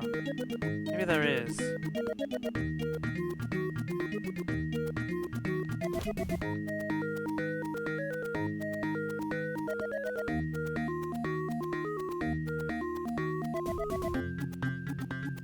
Oh, it's really even. Yeah, there's some of them. It's like there was like 3 people in the office, and one of them really shouldn't be there. Imposter syndrome. That was true. But the other 2 are like, no, it's fine. We love it. We'll definitely include it. You can be used once, right? And occasionally it'll glitch out and won't be seen.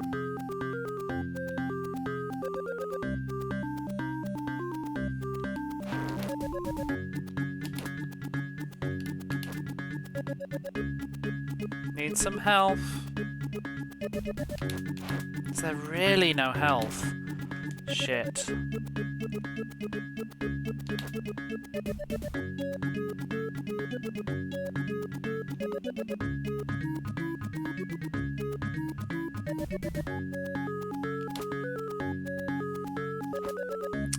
Need a health pickup before this part. It's really rude.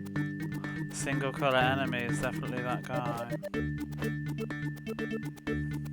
I mean, this has just been a total waste of a run. I'm gonna die immediately.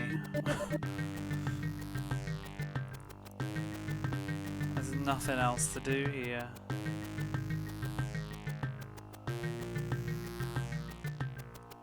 She can't even get off the... Can't get off the ladder quick enough. Urgh. Is there no, like, fast way?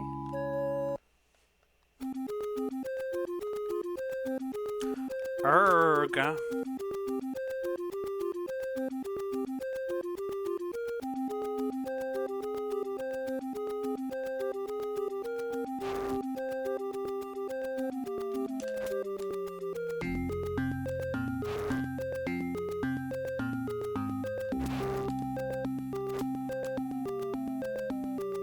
Bum, bum, bum, bum. Home.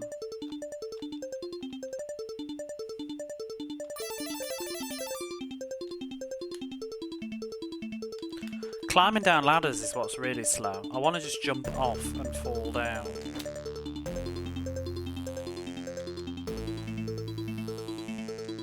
Alright, let's get some route planning going on. Boing. Oh, you can't even? They just stop you. That's annoying.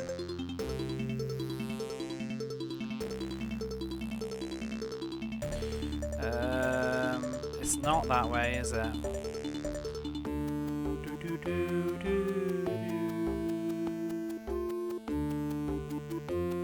Just going down to get the key is a pain in the arse.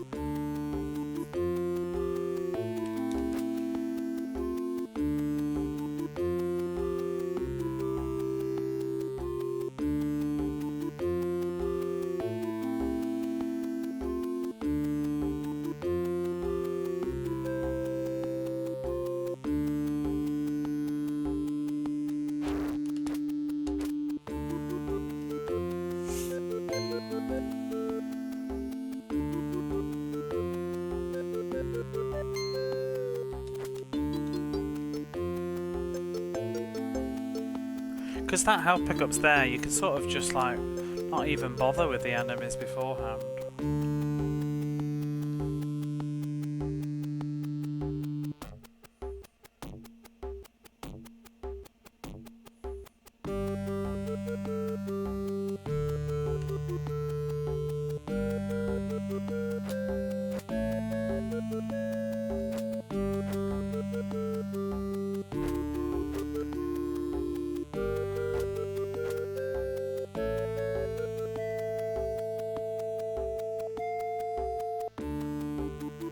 It's weird that they put this teleporter here because it saves like a second or two.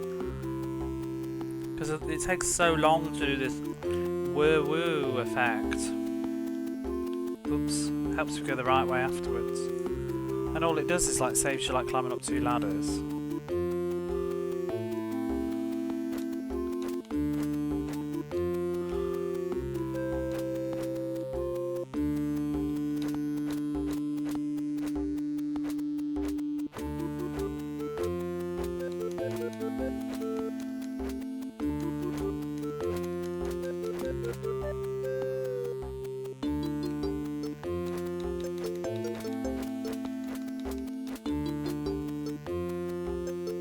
Ah, I love the way the bosses die.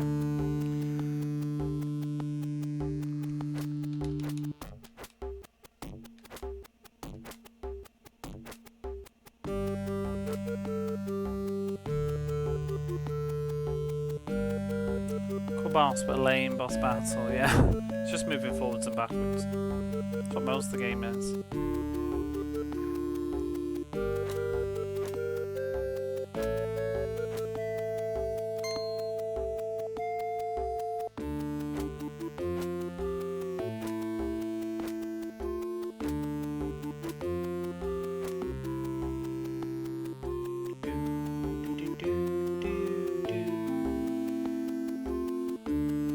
There was a faster way to do this.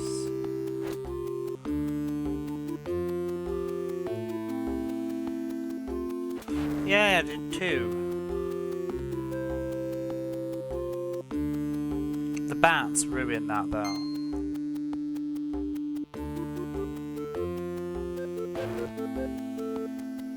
I don't think you can do 2 on the way back though.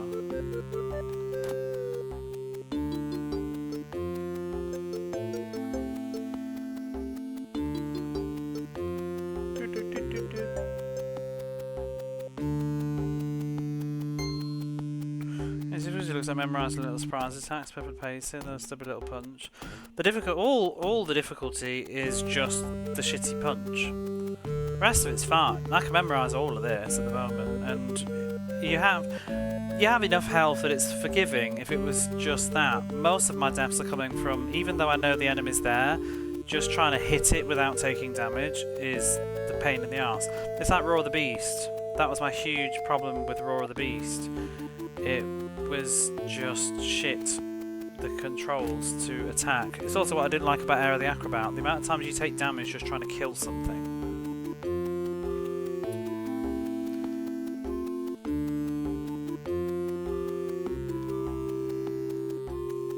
As if it on Amiga discs, so massive enemies, hardly any animation frames. Well, it's also, did you say 1989? It's pretty crazy for 1989. This is pretty bog standard for about 1991, but for 1989 it's very impressive sort of graphics. So I think the Amiga version looks very similar.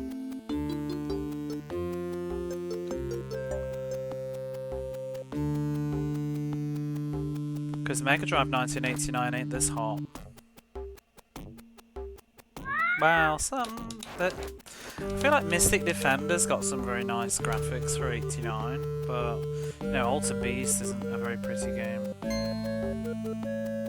Thing is though, it's like you just said with the lack of animation, there's tricks also that are making them get away with it. I feel this way sometimes about like Thunder Force 4, for example, which is a total graphical powerhouse on the Mega Drive. But I also think that like a lot of the levels are rather empty. There's not a lot going on in them, and it's sort of like this, you know, like the opening sequence, the big overworld. It's stunning, but it's just a flat screen with enemies walking. That's it. So it's not really doing as much as, say, something like a Konami game, which is usually very busy with effects and things happening and stuff. Path of Illusion's pretty. Oh, Path of Illusion's stunning. But even that's like 1990.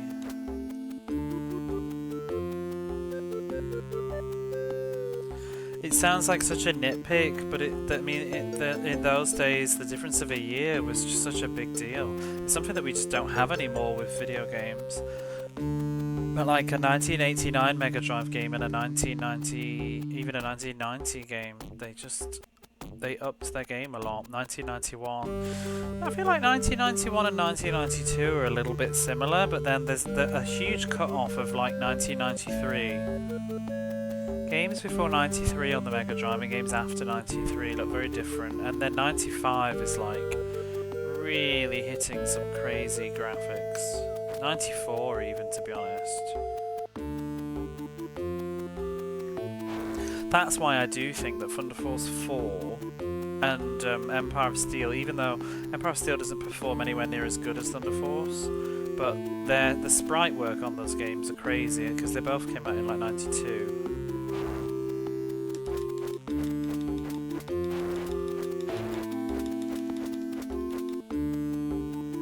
And then even Genoa has got stunning giant graphics. SMD was topping out.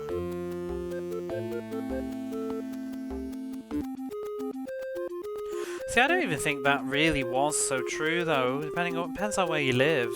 I mean, in Japan maybe, but I mean, I don't know about America, but I don't feel like in the UK the PlayStation really did any business until about 98.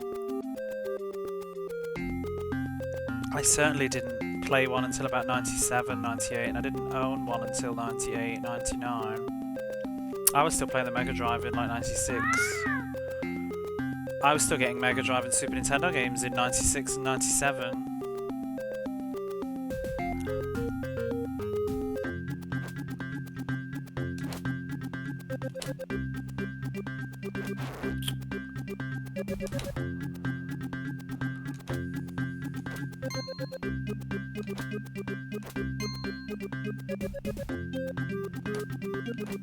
It's like people say, oh yeah, Mario 64 came out in 1996. It's like, yeah, but who was actually playing it in 1996? I wasn't. I didn't play it until 98.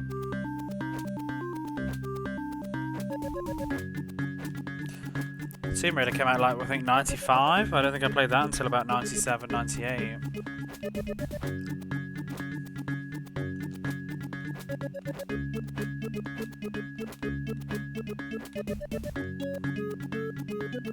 It's definitely a long holdover. Same with the PlayStation 2, you know, yeah. PlayStation 2 was out in like, was it 2000? But there wasn't really many games out and not most people had adopted it yet. I was very early with the Dreamcast though, my brother bought one quite early on. So I'd get a taste of that. But I was still playing the PlayStation at the same time, because they were still making tons of PlayStation 1 games. Played PlayStation 97, yeah, I don't think it was... I mean, people say, you know, oh, did you know that this came out in like 1995? It's like, yeah, but only like probably...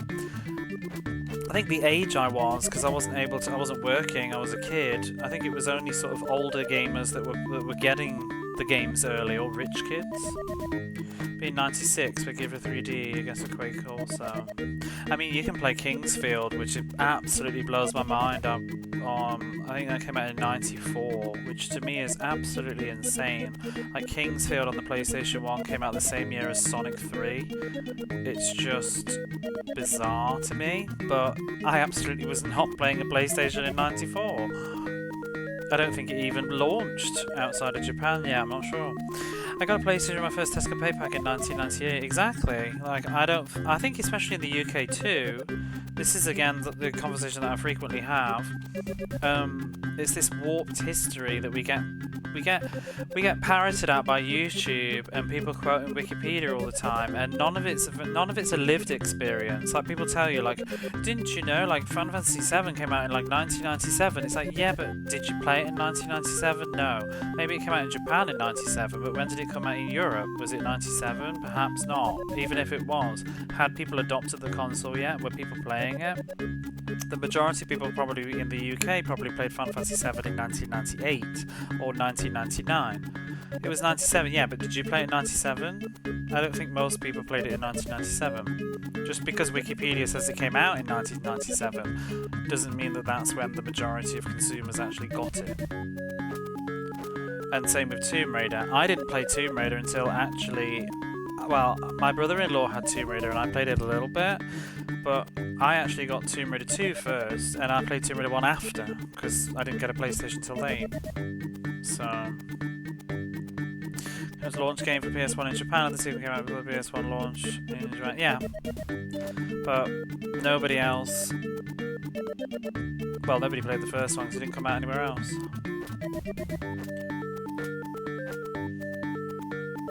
But it did exist in 1994, and I find that impressive, but it's not my lived experience of the PlayStation. I didn't see a PlayStation until, I want to say 1998. Maybe. I can't even remember the timeline anymore because it gets so distorted by the internet. Because I've tried to manage to backpedal, because Light Crusader came out in, I think it was 95? Maybe 94? I can't remember now, but I think it was 95. And I think I figured out that I don't think I got it until Christmas 96.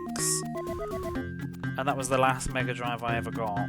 And then I think I got Super Mario World 2, Yoshi's Island. I think I got that in 1997. And Super Mario All-Stars, I think I got Super Mario All-Stars for Christmas 96. Maybe Light Crusader was 95. But that's late. I got All-Stars quite late.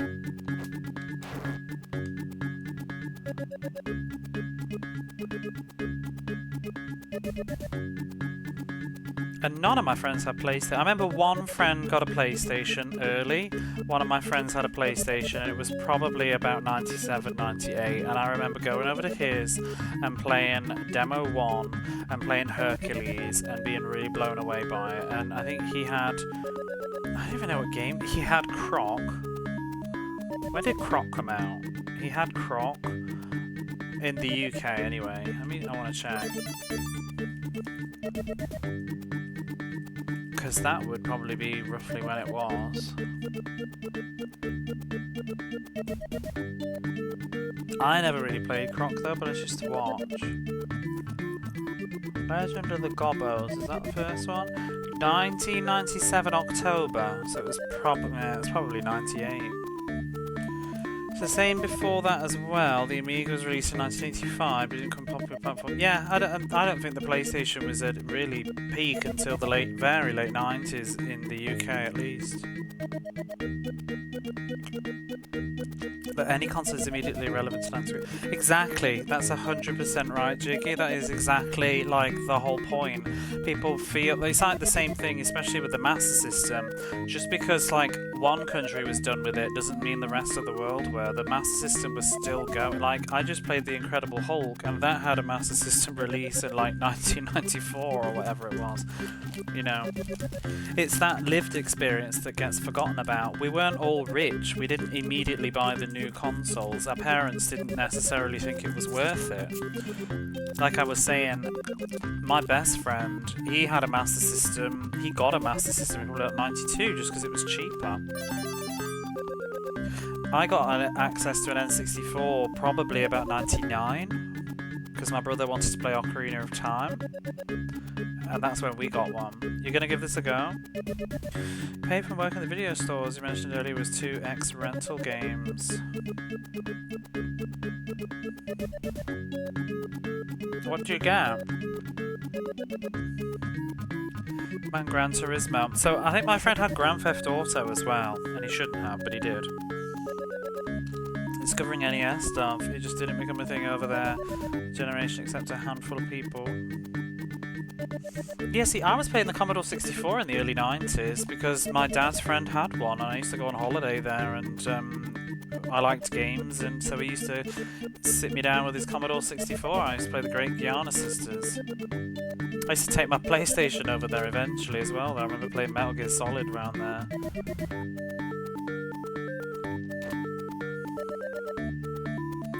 Common for companies to keep supporting their platforms, so base. Well, yeah, because that's why you get all the downgraded ports of things as well.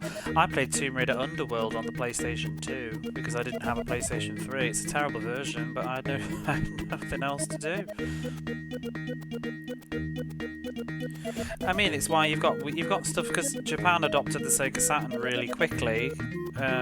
In terms of popularity, probably too, like they dropped the Mega Drive and moved on to the Saturn, but obviously they're still rocking the Super Nintendo as well, because you've got all these Super Nintendo games still coming out, like 97, was it 96, like Kirby's Dream Land 3, whenever the hell that came out. But then you've got all these weird games. Sorry, I'm scared to move while I'm ranting, so I'm gonna die. But you've got like Puyo Puyo 2, which is on the Saturn, the PlayStation, and the Mega Drive.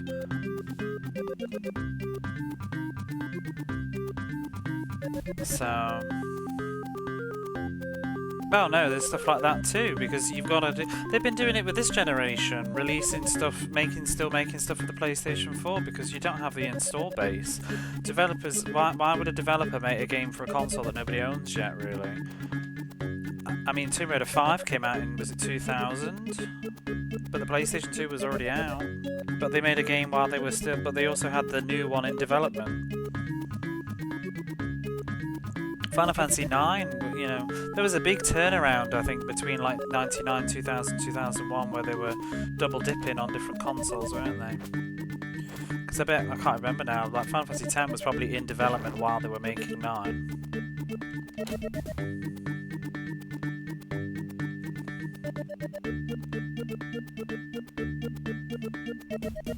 And then Game Boy was endless. You know, we didn't all adopt the Game Boy Color immediately. That's why Pokemon was playable on both. It's a sensible business choice. I've totally tittered that up. I've got no health again.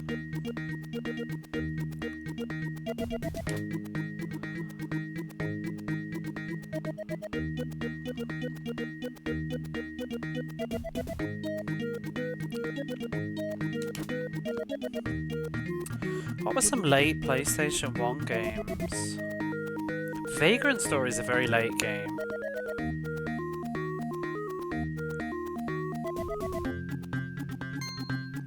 I really wish there's some health here. 1995's next game. Yeah, exactly. It's not weirdly late. Weirdly late is 98, 97. 95 was peak SNES for me. It's the same when they say that, like, I don't know, like 1999, 2000 is late for PlayStation. I actually think 2000 is almost pretty much peak PlayStation 1, even though the PlayStation 2 was on the horizon, but I think that's when everybody had PlayStations at that point, and everybody was playing them. Probably 99, really. 98 is when I feel like most people around me started to get PlayStations. 99, everybody had them. 2000 was when the library was massive. When would PlayStation 2 be? So I was still rocking my PlayStation 2 at university. I remember getting Final Fantasy 12 when was Final Fantasy 12? Like 2007? Did I buy Final Fantasy 12? 2006? Late 2006? Vagrant Story is 2000, yeah. I can't remember when it wasn't. This is the thing, I can't even remember release dates though, because everything gets parroted for the original release date, which isn't when we got it in the UK. And it's either Japan's release date or America's release date, but often Europe was even later, so 2007. I remember going to the shop and buying it in my first year of university. So And I couldn't afford many games when I was a student, but I made an exception to afford Final Fantasy 12. Yeah, I was pretty much... I can't remember if it was release date, but it was definitely, like, I had to have it. Same with Kingdom Hearts 2. Little bit of full circle nurse. I just bought Final Fantasy 12 today for 200 yen. I have the HD remaster, but I don't like the Zodiac job system. I prefer the original version, and I decided, you know what?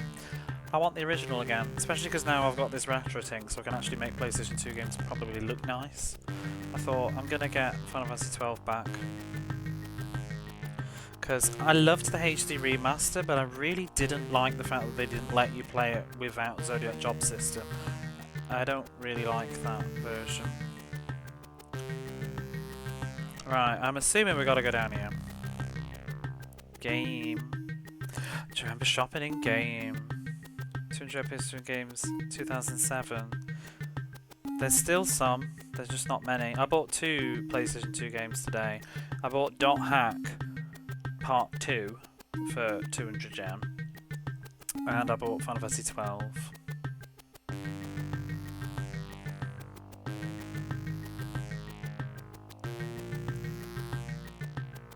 How can we not get killed here? Well, you can punch it then. Oh, for fuck's sake.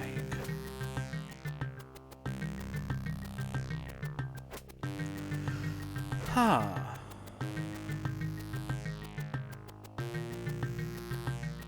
So am I supposed to go this way?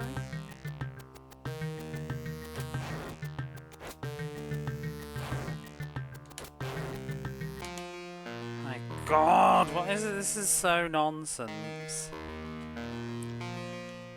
Shinobi's still very cheap. I got Shinobi a couple of years. I don't know about now though. To be honest, everything's changed in the last 3 or 4 years. It's disgusting. I bought Shinobi about 3 or 4 years ago for 300 gem. It's probably like 600 now because everything's gone up just for the fucking sake of it.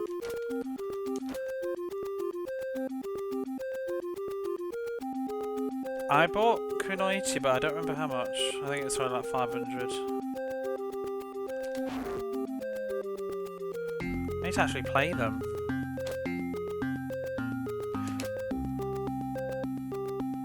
I'm literally hoarding for the great winter of my life. Like, I'm gonna fucking retire, and I'm just gonna sit with all my video games and play them all, and be glad that I don't have to pay, like, future prices. That's literally all it is. I'm just a squirrel with all my nuts.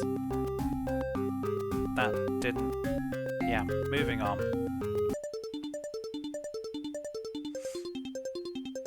I think it sold for 10,000 yen.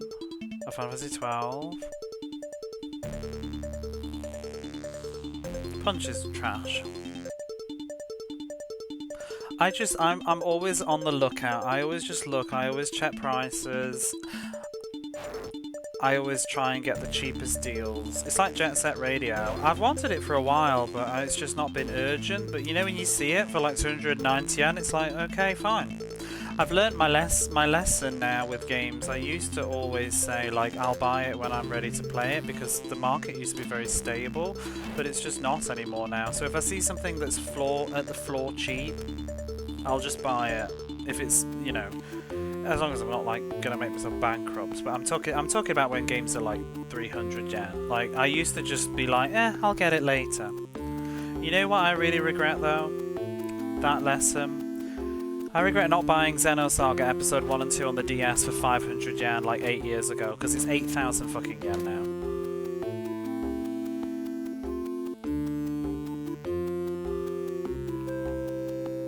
To get so many games that were 250 go, it's not worth yen over 50, yeah. To be honest, you can't even get stuff like that much now. If you raid the junks, everybody knows what they've got. All the stores are so aware, it's just irritating. It's just turned into proper hustle, because like even you see like there's one of the Atelier games on the DS has got like bugs on it, and so there's 2 versions, and it's like even the book off stores, they know they're selling it now, and they've got it marked as like this is the bug fix version, and it's just like, oh.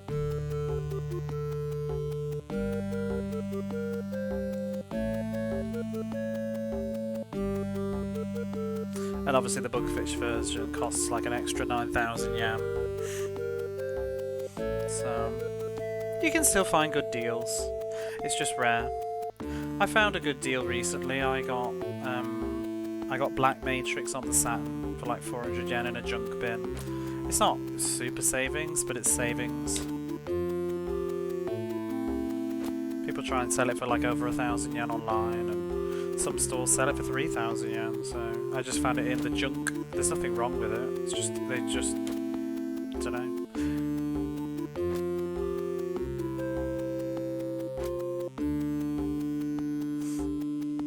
The last time I ever had a real good session in a junk section was about 2 years ago. I think I posted it in Discord at the time, but it was about 2 years ago, and I came away with like Parasite Eve, Wild Arms 2, Legend of Mana, and they were all like 100 yen each, and there's absolutely nothing wrong with them, and they look gorgeous, and you could look at the discs. Yeah, it was from Hard Off, but you could look at the discs in the shop, so I just flip them over and look. Don't see any scratches, it's not been resurfaced, this probably works. I'm going to take a gamble for 100 yen. Because, you know, my tuna sandwich bread that's on the bed next to me that I haven't eaten yet, it costs more than 100 yen. So I took a chance on Parasite Eve for 100 yen, and it's absolutely fine, and that's the copy that I've got, and it's lovely. And Wild Arms was like slightly scruffy on the manual, but whatever.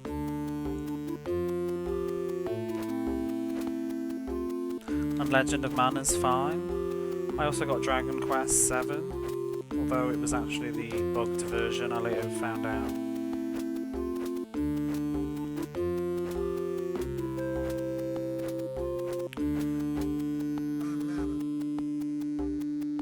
Laser fist thing instead of that rubbish punch now. Oh, you've got it for now. Yeah, I had that moment yesterday. I was very sad when it disappeared.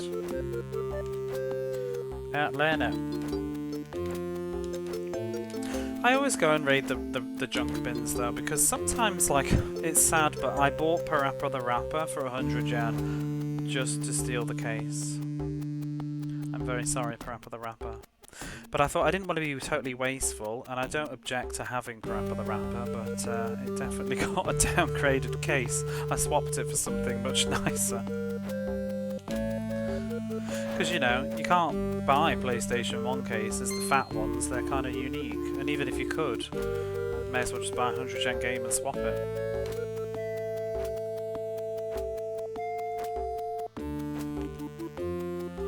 Seven's a long game. I've never played it. There's a lot of games that I haven't played. Dragon Quest 7 never came out in the UK, so I have not played that one.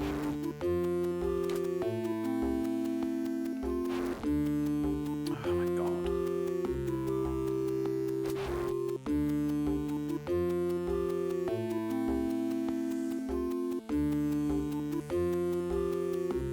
But yeah, I don't know. I've changed my ways a bit. It's probably not the best, really, but I used to just buy stuff. I mean, I've always had games, but I used to just like, whenever I felt like, oh, I really want to play that, I'd go out and find it and buy it, but now it's just getting harder to do. Because I did that with Xenosaga. I wanted to play Xenosaga series, and I had the first one, and I had it for ages. I didn't bother to buy 2 and 3 because I thought I won't buy them until I finished the first one.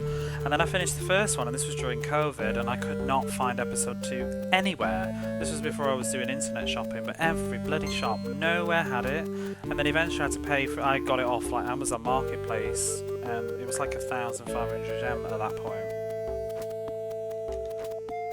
And then episode 3 was even more. But you know, if I'd have bought it years ago. But horse racing and soccer games.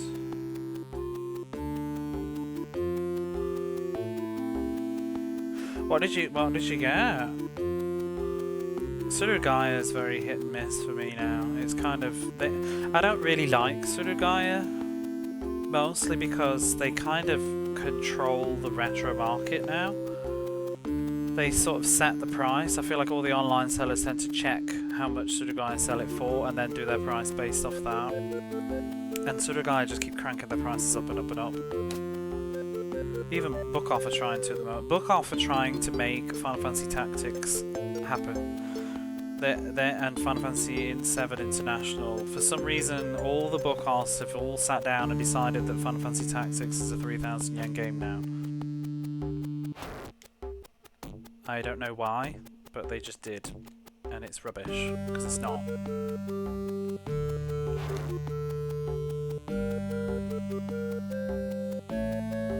But Surugai is where I got Black Matrix in the junk section.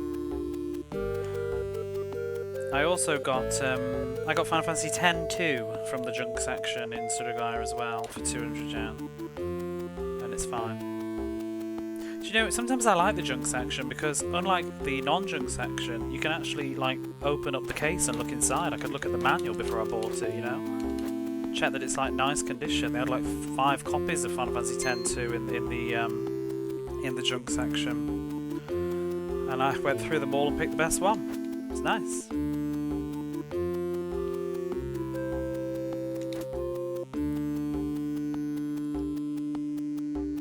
How posh tuna? 1 or 2 soccer games. Yeah, Dragon Quest 8. Actually, that's one I got in a junk bit.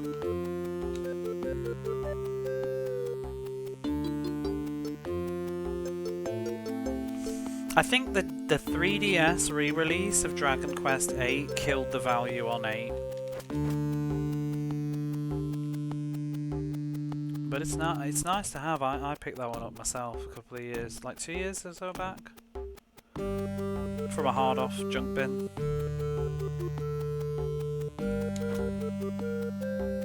Xenosaga, that's a good find, because that is, they've upped the price on Xenosaga recently. Oh wait, Xenosaga? I was thinking of Xenogears, but Xenosaga's not junk bin material really. Wild Arms 1 is definitely not junk bin. Wild Arms 2 is, for some reason. But I want a nicer copy of Wild Arms 1. Mine's all like smoky and yellow. I got a bit burned by an online seller. But I'll live. Great games to get from blind, but exactly, yeah, because you do expect that, like you said, you're just going to get some, like, sports, whatever.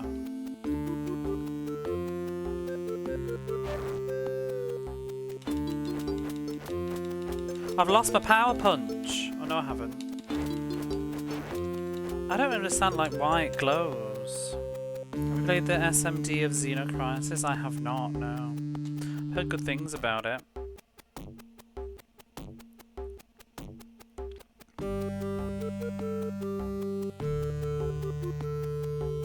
I was conscious of my wording there because I wanted to say like, oh, you'll probably just get a load of shit sports games, but I kind of do. I'm trying to move away from talking like that now, because now that I've spent more time playing some sports games on the Mega Drive in particular, and I've got quite fond of them, because I just bought, as I got my new Mega Drive, I bought Tommy Lasorda's Baseball Super League for it, because I had a good time with it, and it's sort of sentimental. It's very sentimental to me, that game, as for streaming it on Twitch.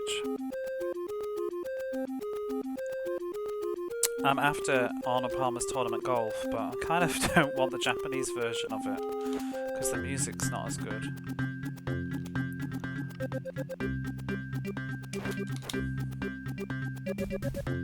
Oh god.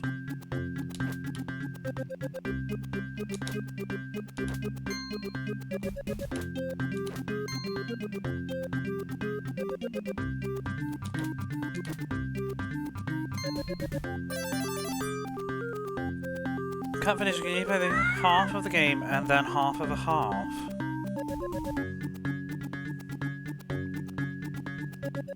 Master Surprise Battle. Imagine this was released in 1991. Would have cost a bomb. Why? How big is it? What's the biggest Mega Drive car? Do we know? at the time when it was actually relevant. Modern version is on Steam. Hang on, modern version of what? Oh, Xenocrisis. Here's your Dreamcast.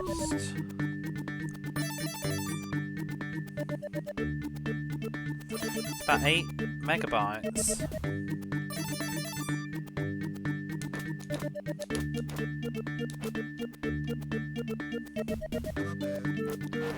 Phantasy Star 4's a big game, isn't it?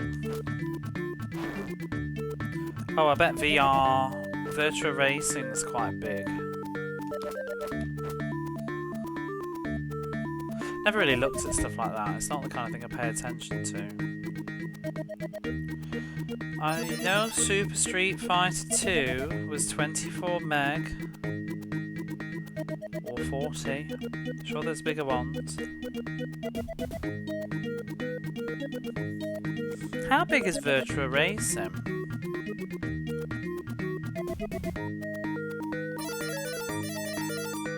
Wait, and what did you just say that thingy was? 8 megabytes.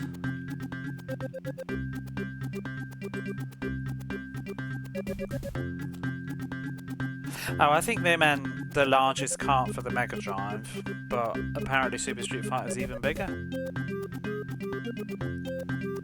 I spy with my little eye a bally bop in my chat. Oh god, this music is already bringing it all back. Did you play this? I never played this. It's supposed to be a Xeno joke. I didn't get that because I've not played it. Maybe Barley Bat would, because she's been playing Xenocrisis. How's the Shadow of the Beast going? Well, I've made all of about, like... I think I've made the equivalent of about 20 seconds progress in this entire stream. I guess that is how Shadow of the Beast goes.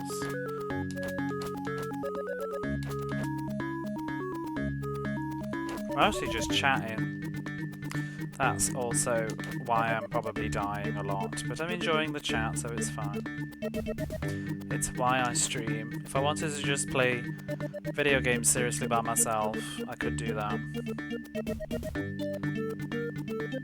Although I am super serious. I expect it to be a huge cart. It was already pricey because of the FVP, but there's not a lot of content in the game anyway.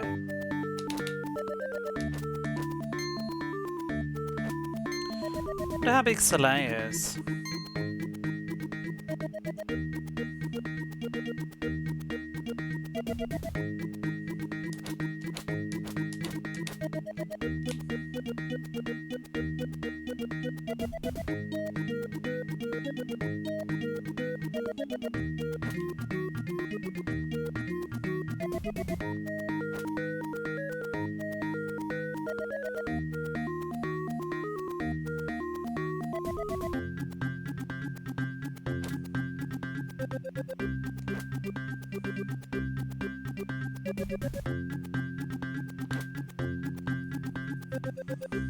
Average Street Fighter even has honking 40 mag. How big's Beyond Oasis? I can't believe I just called it that. How dare me. Story of Thor.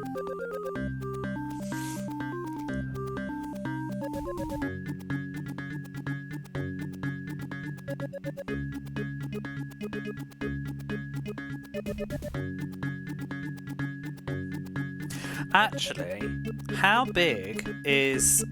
I wonder how big Richard Scarry's Busy Town is as well, with all those voice samples on. Oh, you rude bastard!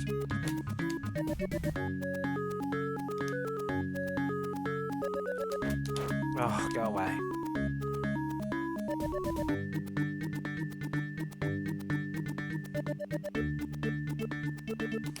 Oh, I forgot.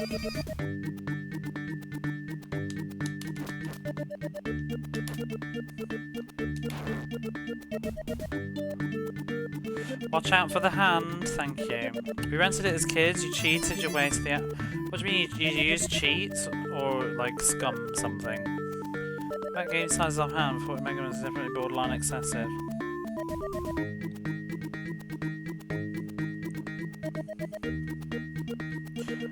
Oh, do you know what? Hang on.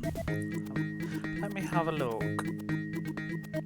I'm just going to look at the ROM sizes. I'm going to organise them in order of size, even though they're compressed. Let's have a look.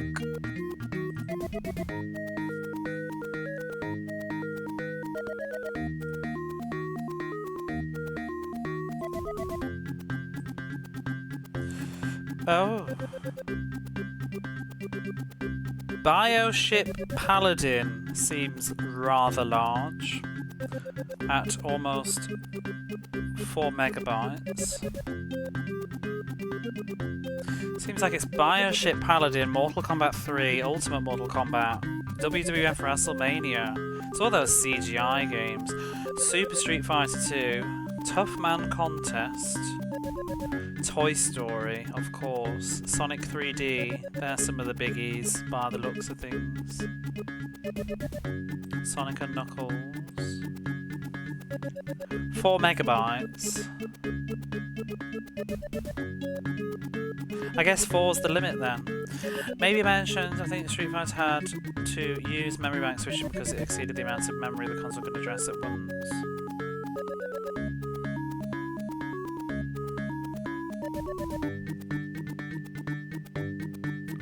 32. Used a custom mapper or something, causes problems with older flashcards.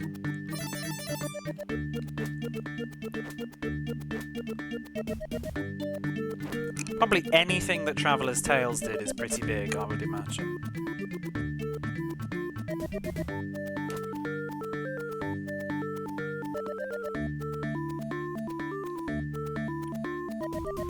I really wish this game would give me a little bit of health here.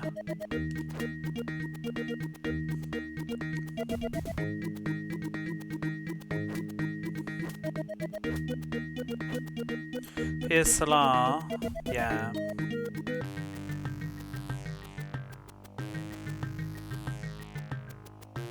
Yeah, Ultimate Mortal Kombat, absolutely. Because they had to, didn't they? They had to remove Shiva because they didn't have space. If you wanted all the other characters and whatever, because a lot of them are like kind of palette swaps. And they also removed, didn't they remove the announcer? Or there's some voice samples that they had to remove as well. I think they removed the announcer for Ultimate because of space restrictions.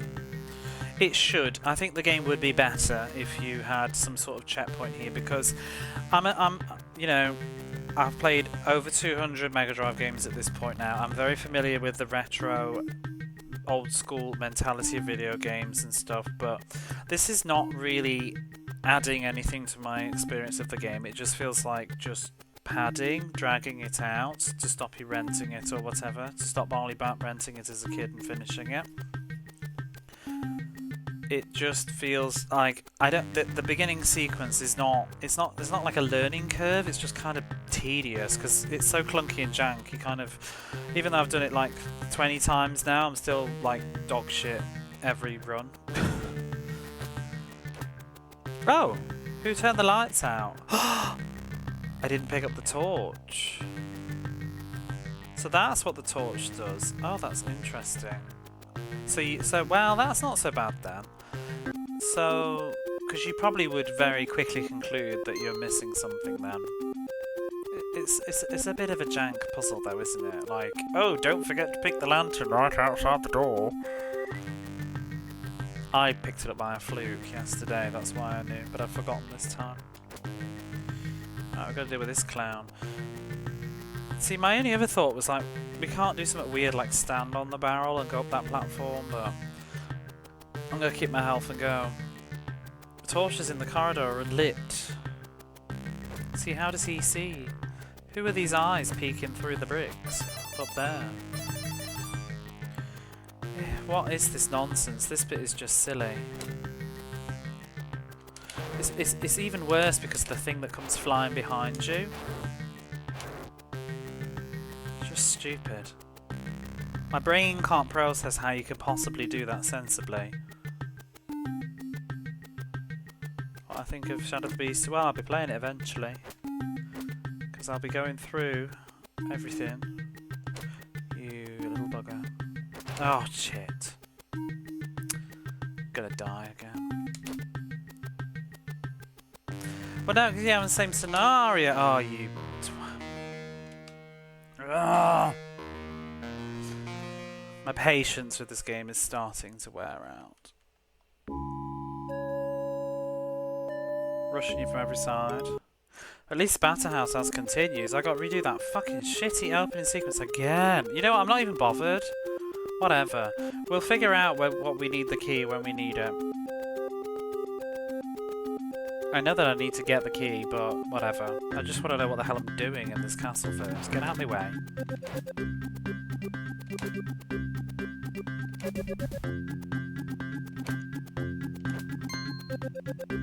I just want to fast forward to the castle. You forgot about the torch.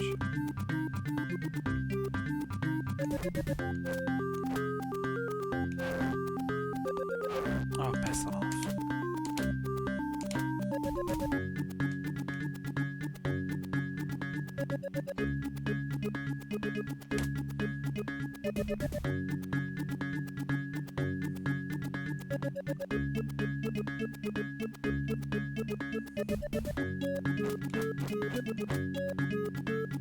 Like I said, all of this would be fine if the punching attack was easier to do.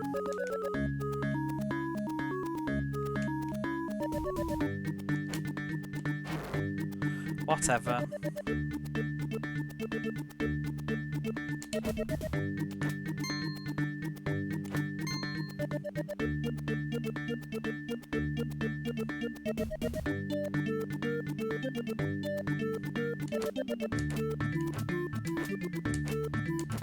At least I know what the torch is for now.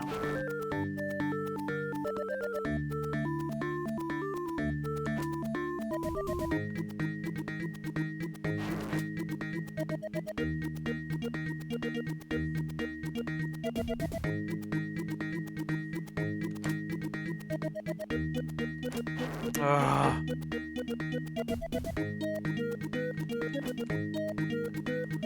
The attack is terrible. Like even then, like that thing that just hit me.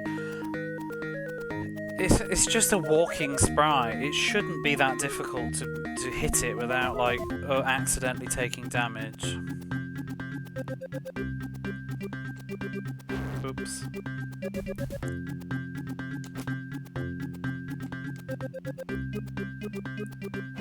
Oh my god! It's just frustrating because the punishment of death is so huge, it makes it even more irritating.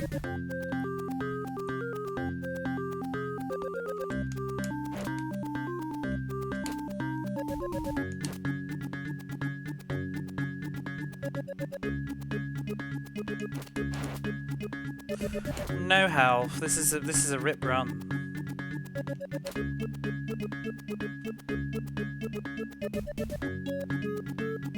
I'm gonna get killed on that stupid corridor with the axes.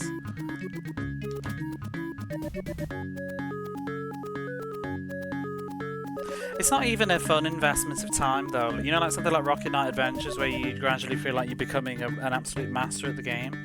Because it's so clunky, every run just feels kind of as shit as the last. Yep, no torches.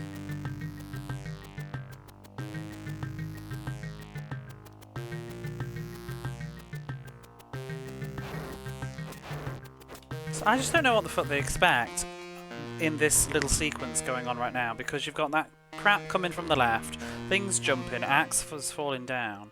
I'm not sure what they expect you to be doing there.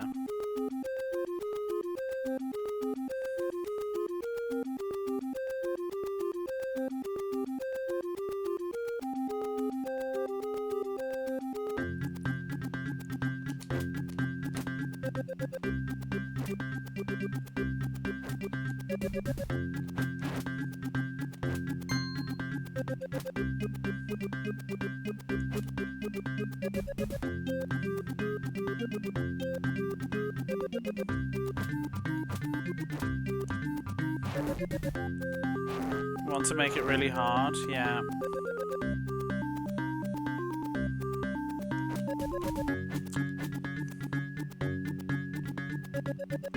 Splatterhouse 2 was also just very short and very learnable, and you had the continues to experiment with. Well, on the Japanese version, on the American version, you've got a password system and infinite attempts. Which version did you play? Did you play it in Japanese? Because it's actually quite different. The Japanese version is sort of harder, but not.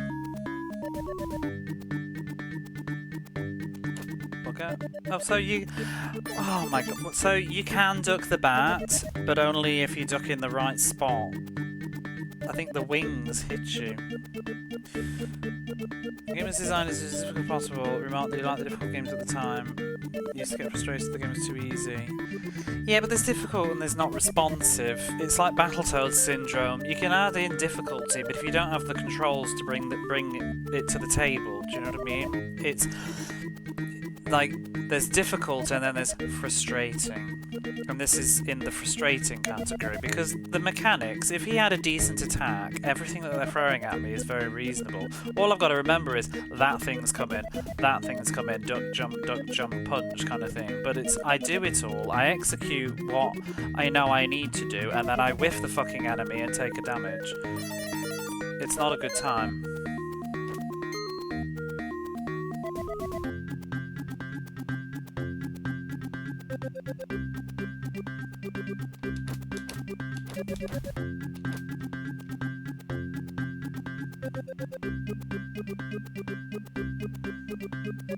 Because it's like I always know this green thing's coming, but I mean, every so often I'll whiff it and get hit. Oh. And the hurt boxes on things, they tend to kind of linger to the last bit.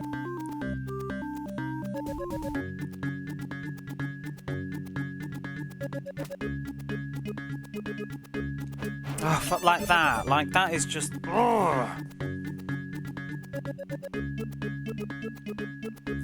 Taking damage just then, it just sucks.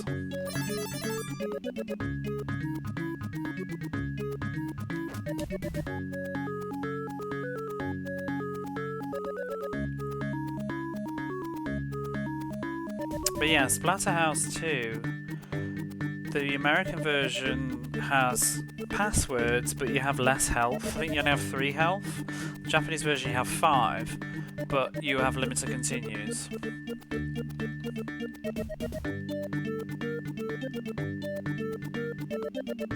So on the American version you can just infinitely retry every level until you get through, I guess. But you have to arguably play better. But you can keep doing it.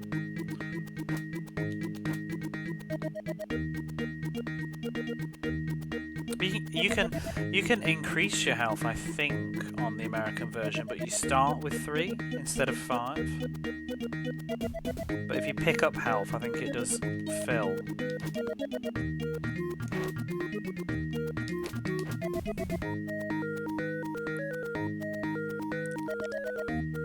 And then Splatterhouse 3 is different too. The American version is kind of easier, I think. The attacks do more damage, if I remember.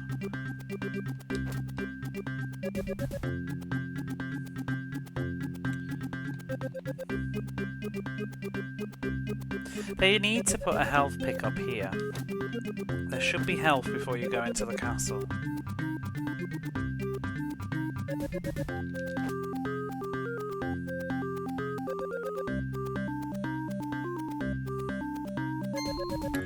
Nice bar that restores the Jason mask on the original.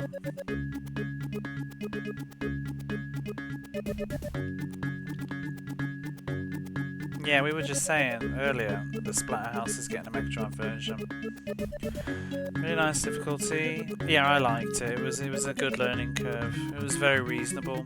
The final fight is very trashy though, but I mean, you can learn to do it, but trying to do it when the pressure's on is a lot. It's very specific.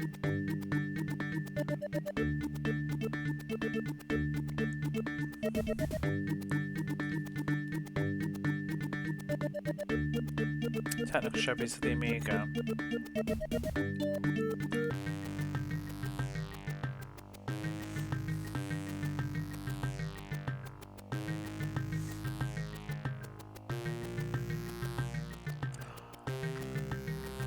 Just not sure how to... Ugh.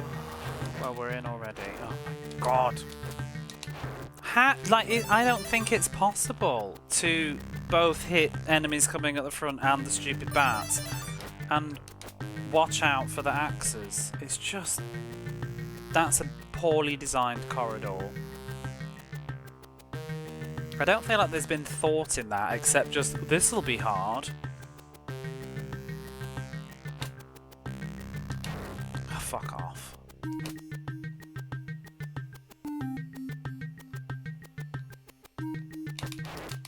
What the hell am I supposed to do about that? 4 bullets? Can he punch that fast? Maybe. There is lag on the turn-in. Because you get locked into a punch animation, which has to complete before he'll turn around. And it eats the input. If you press to turn around, it eats the input if you're still in that command. Because I'm pressing right, but it won't do it. Same with the jump kick. You can only kick while he's going upwards. Oh, fuck off. Such an idiot. You can only kick while he's going up in the air. As he begins to come down, you can't kick anymore. Can you crouch for that creature coming from behind? No. And crouching in the middle of that corridor, I'm going to get an axe in my face and 2 things jumping at me.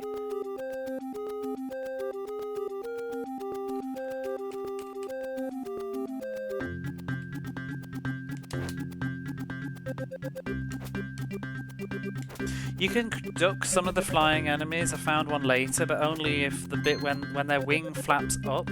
If their wing flaps down, they will hit you. But like, how the fuck are you supposed to stand in the right position? I don't know why it's even programmed to be like that.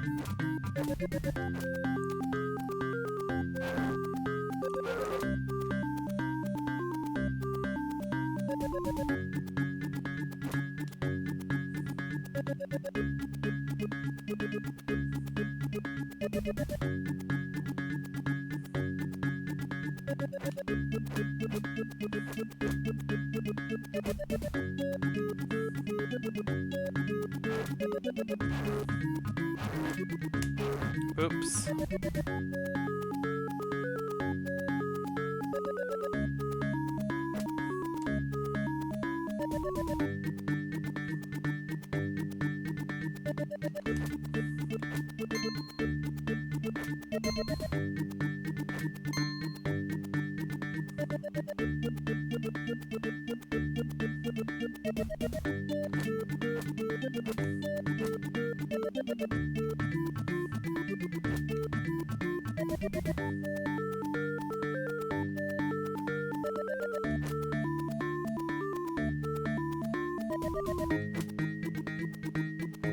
Oh my god! Like, they just linger for too long with their hurt box. Like, I want a fucking instant replay. I didn't touch anything.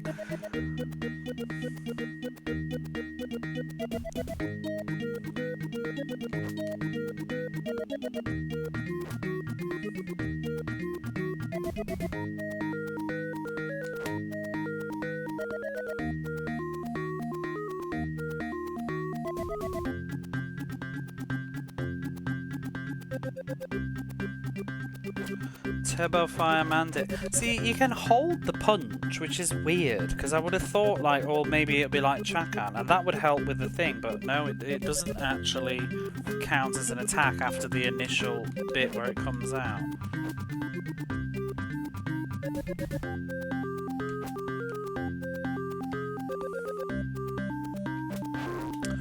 See?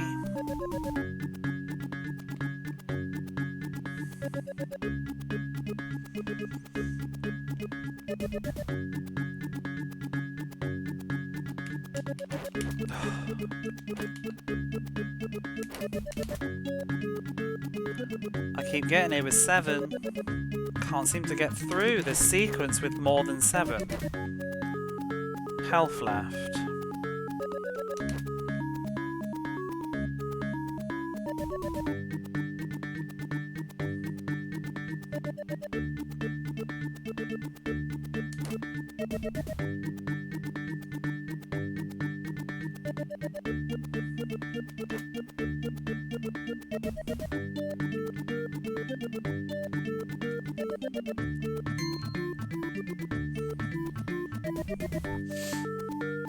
6 health.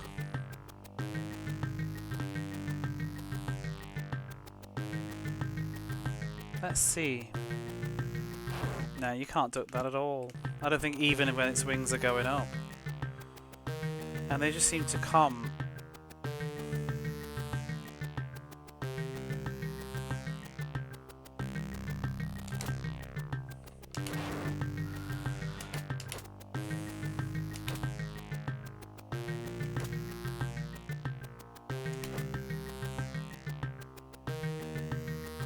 It's better.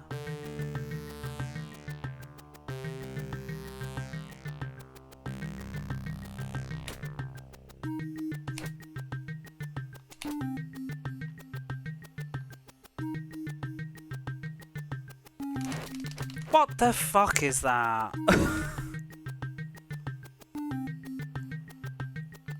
I don't... I call shenanigans on that. Like, I don't see it. I don't see it. Unless we can jump. Maybe we can jump it. I'll try and jump it. But it's like... It's so fast, you don't even know when they're gonna spawn.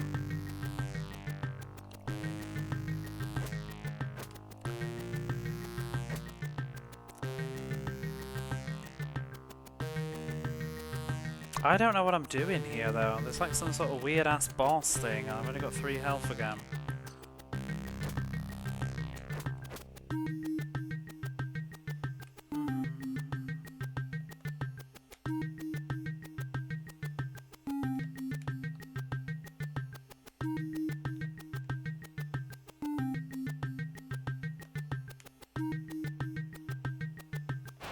Oh, come on.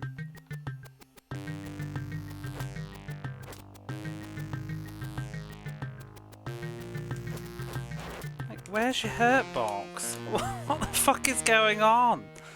I think I'm missing something, but... Could it be?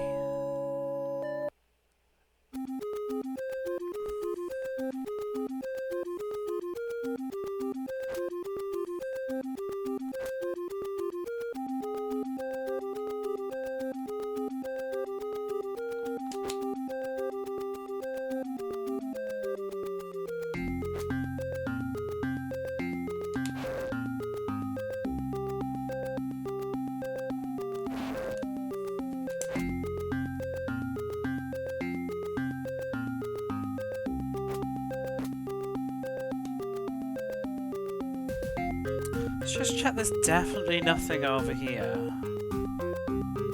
It's like, why go to the bother of rendering that much?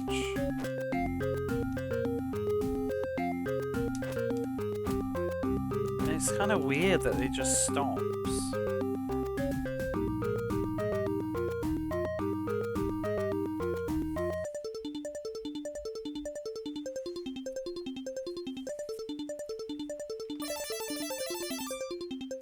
See, I still don't see why we can't just walk back out there, but also, what's over there?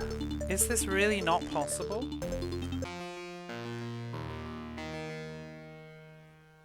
He doesn't... Like, I can't get near the ledge, the edge of the ledge. He just falls.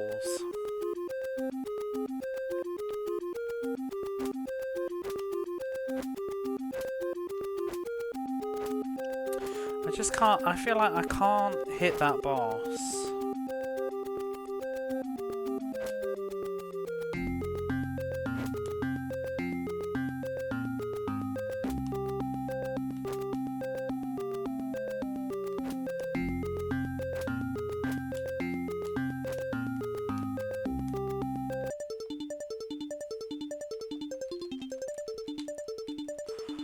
Just like...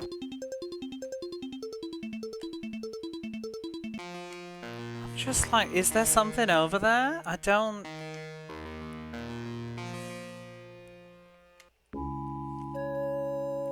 If you know the answer to this, I just want to know, can you make that jump? Or is the game being jank? I will allow that. Is that jump possible? Because it seems like it isn't. But I don't want to waste like 20 minutes trying over and over again.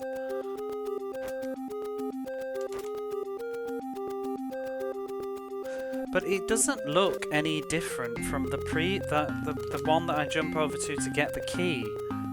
For some reason he just always seems to fall in.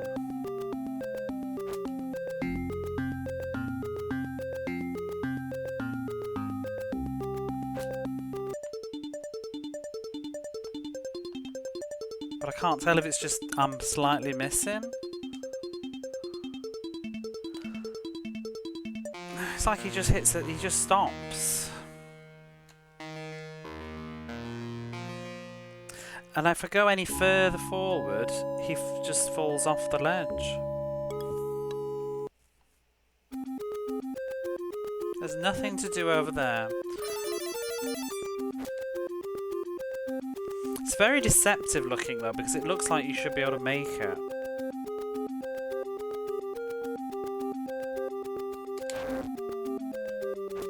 I just don't want to find out, you know, that I was supposed to jump over there and there's like a pistol.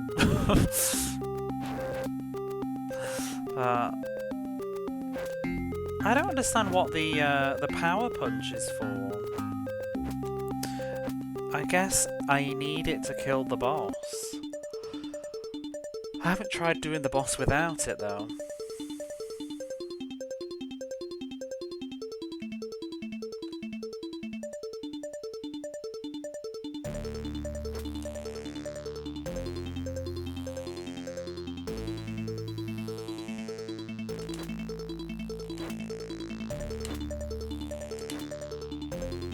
Why am I taking damage off you?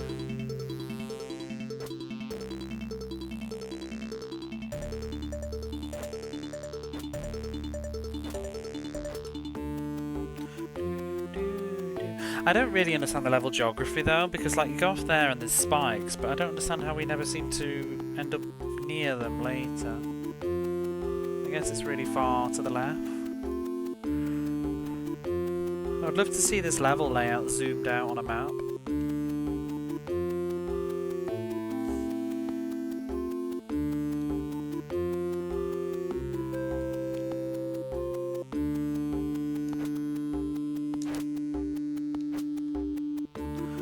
See, that gap is actually smaller. Oh, tits.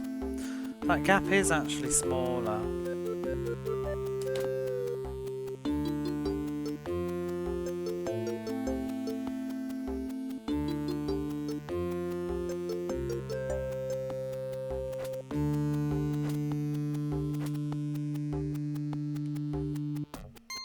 But like this, when he falls off, it's literally, look at the, it's like you can't step even just a tiny pixel from his toe to the edge of the thing before he falls off. So that's why I feel like you can't make that jump. Bit of a fever dream for years after renting. The show was stuck in here for so many years, I don't remember where it came from. The music's pretty good, it's very atmospheric. What is over there? Let me just double check. Like nothing. I think it just loops around, doesn't it?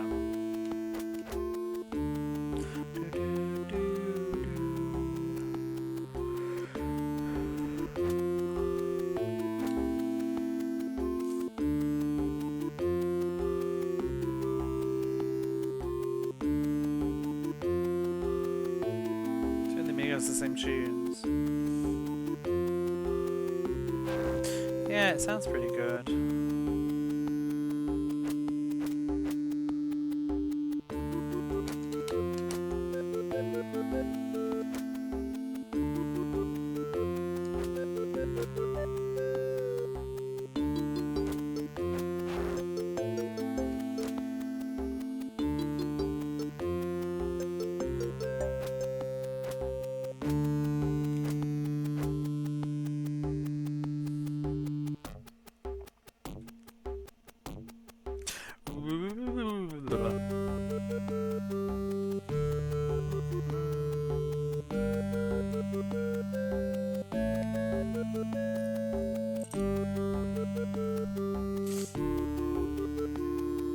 Because I'm presuming, I feel like that ledge probably connects back to where it was.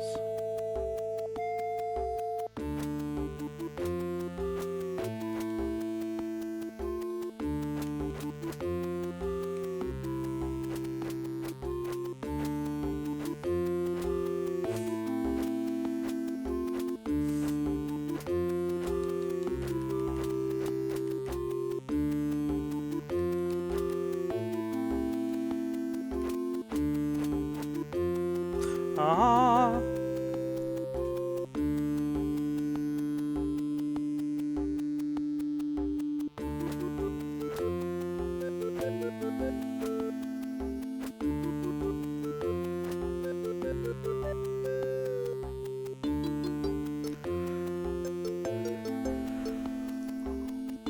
Oh, I might need another coffee in a minute.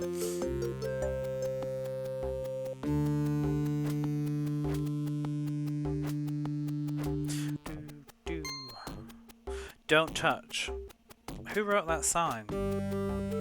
And these purple minotaur things, their job is to just walk up and down this corridor, checking if you're touched.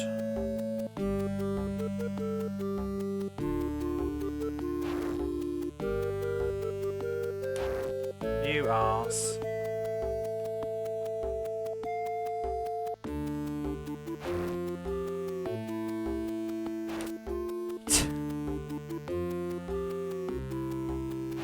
Oh, for fuck's sake.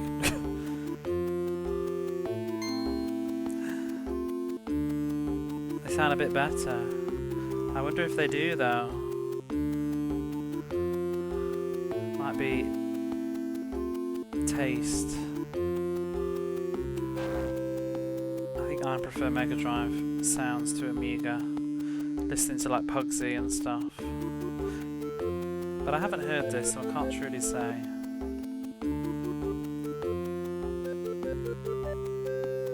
It's on rental. Remember a few key bits. Do you remember the keys? Bum, bum, bum, bum, bum.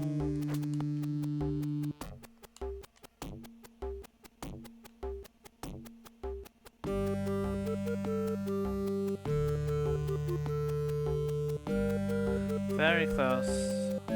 Weirdly the colour of the main character. Remember there were keys? Do you remember bits? Remember this snail? Why has he got a lamp? It's like there's a one random lamp. I also find this. I've already done the experimentation here, but I find it very odd that you can just get off the ladder here. Depends on the tune. And even that wall is very interesting to me. Why we can't walk up to it.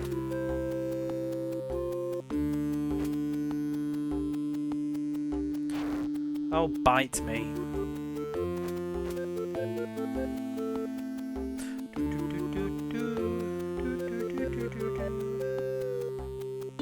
But they certainly ran with the idea of just uppy downy enemies.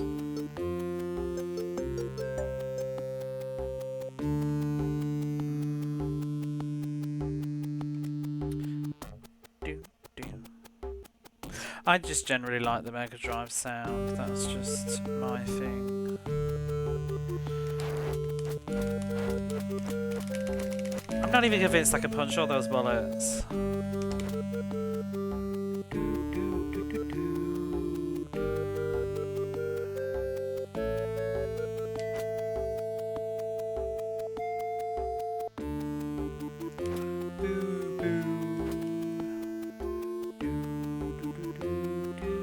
Oh, you nasty boy.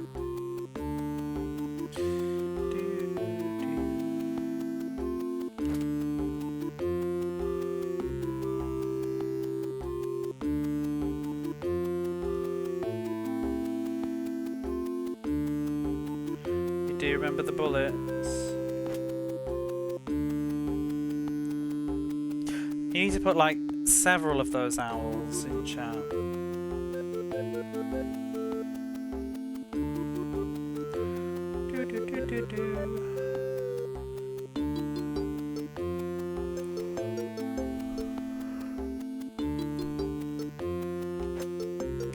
That wall is very suspicious. Maybe it's just bad game design, but like I can walk up to these walls, but I can't walk up to that one that I was talking about earlier.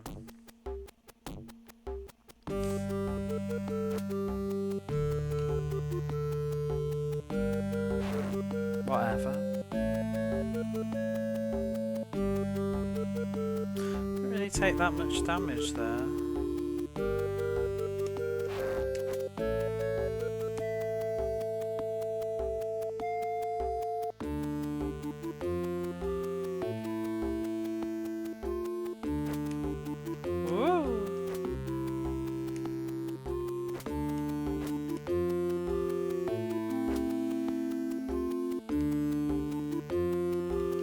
It was for science.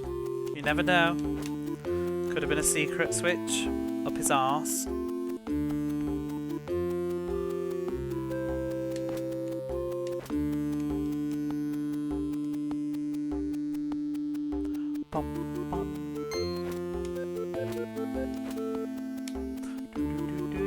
I don't know what's stopping me from just walking out the front door instead of bothering with that boss at the end. Like taking my power punch and let's go, you know?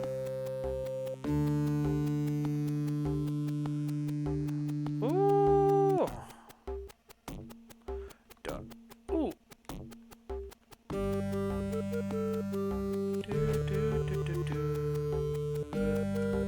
Oh, these owls are not designed for you to go backwards, are they?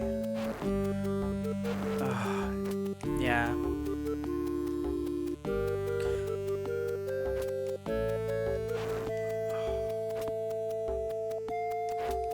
Yeah, this ain't been designed for me to go backwards. So, I just wanted to try that. Why can't I walk up to that wall? Very mysterious.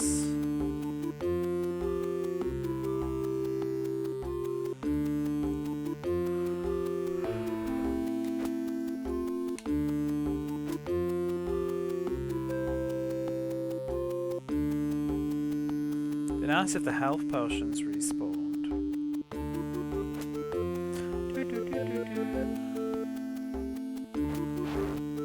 Excuse me.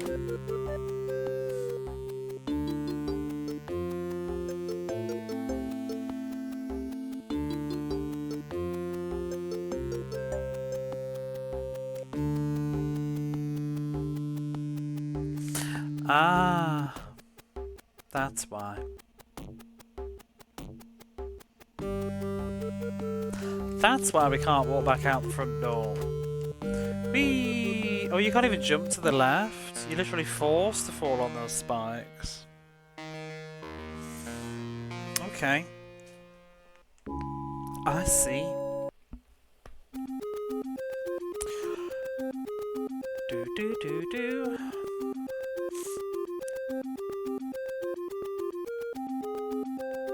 A no man's sky. Sometime, someday, some year. See ya. Ooh. I'll make lots of progress while you're gone, I promise.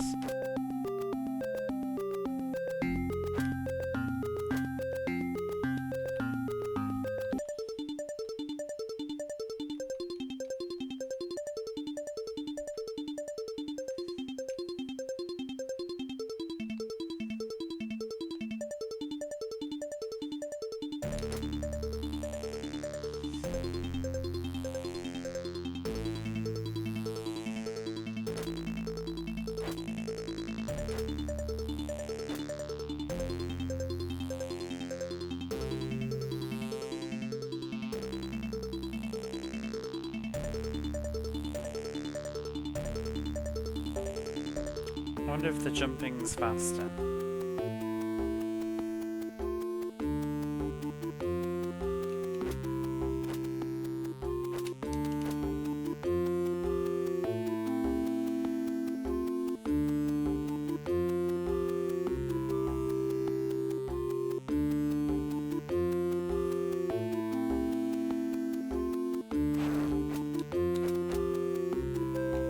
Oh, you idiot.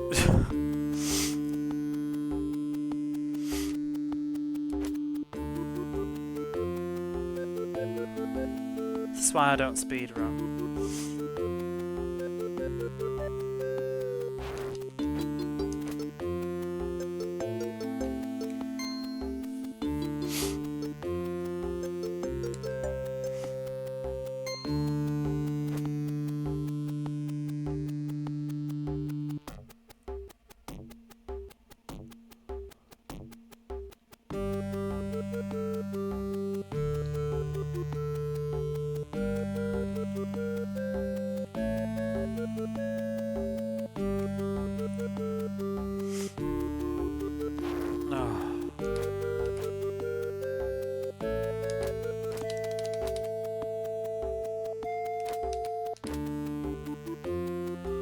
It'd be nice if you could turn around while you're crouched, but you can't even do that. He's supposed to be like this big-ass warrior, and all he's got is this flimsy punch. It's like when he remembered that he was human, did he also just forget how to be a badass?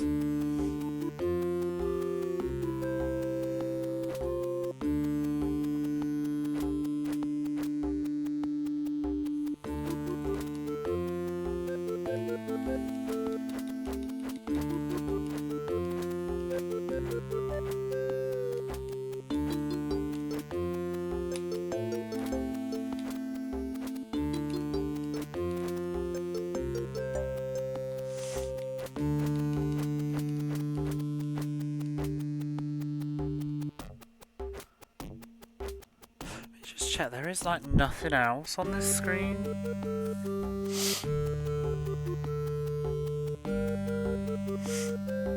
Yeah, Shadow the Beast again. Not so yas anymore.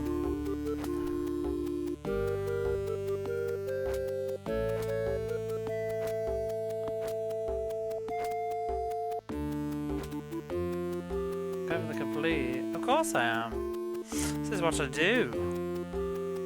I'm playing all the Mega Drive games, as in I'm finishing them all.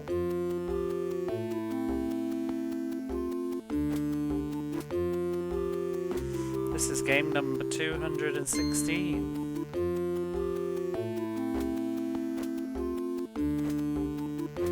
And it needs to be finished. Even if it takes 50 hours.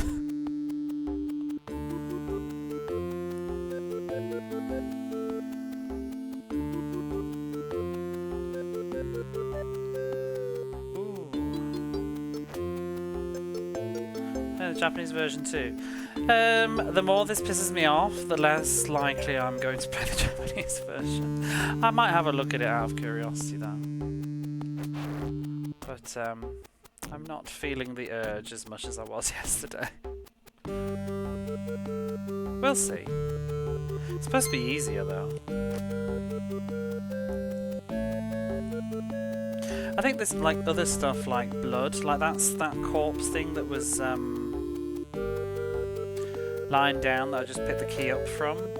They changed to make it look more like flesh coloured and grotesque. I saw a picture. There's also like spikes that have blood on and things like that. There's also an ending added. That intrigues me.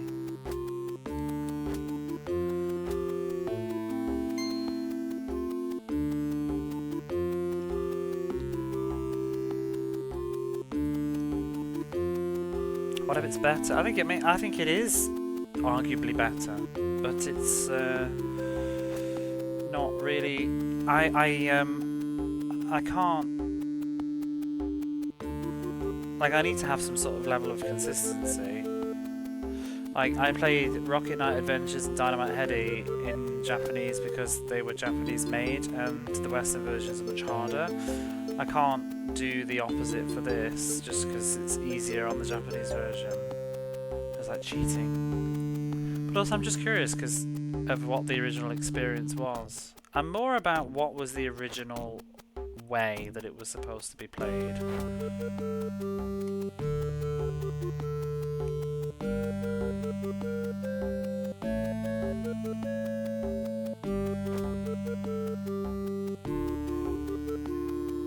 I would like to play Dynamite Heady on the North American version though, just to see if I can.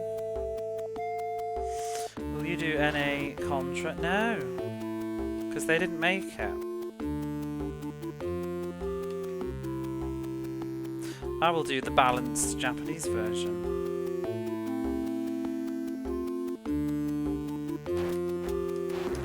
Not the miserable anti-rental North American one.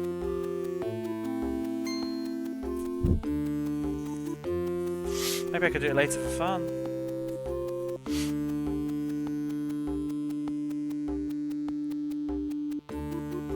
I think the gameplay is largely the same. What I've heard is that at the very end of the game they added in a health pickup, which wasn't there originally, and that makes it much easier, I think.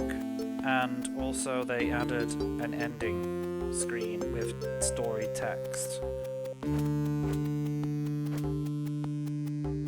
But other than that, I'm not necessarily sure they changed much else gameplay-wise. I think it was more just aesthetic. No, you get 3 hits in Japan. Yeah.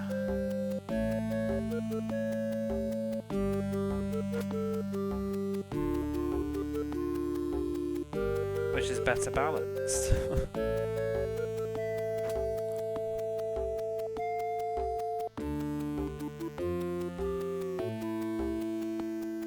I can play the European version instead and be robots. Whatever it's called. Forgotten now. Proto... What is it called? Like Proto Boar or something? Not Patlabor. Probotector. There we are.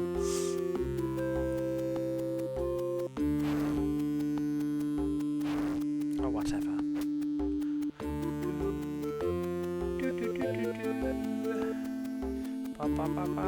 Oh my god.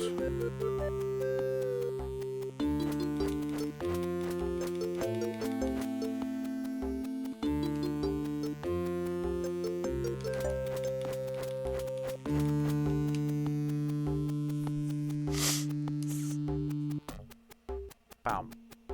Bam. Bam.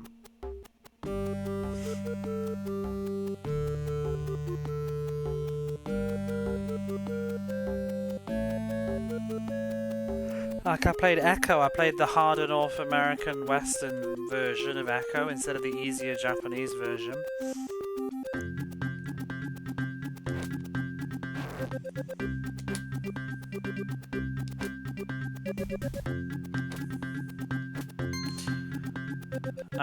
Oh shit, I meant to pause. I need him in my life. I'm gonna have to get that in the chat box. That enemy is too much. Oh, come on!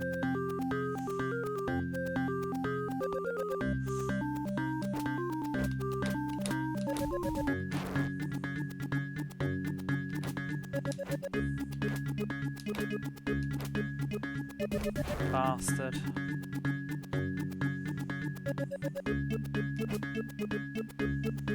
I could put a lot of the enemies in the chat box overlay. They're all good. Especially that green thing with no arms. Oh, there's a blimp in the sky. I ain't got a clue.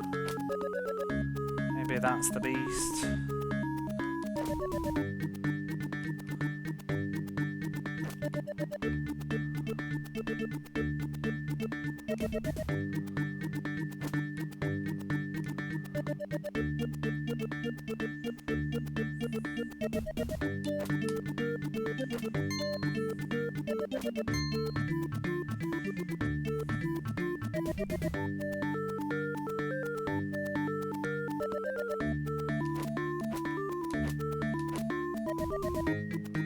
Oh, fuck off.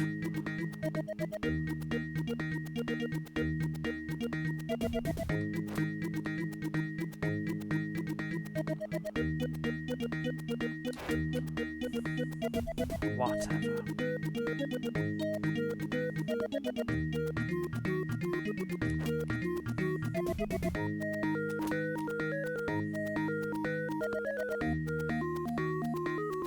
Oh, I thought it was the fireball coming. Oh.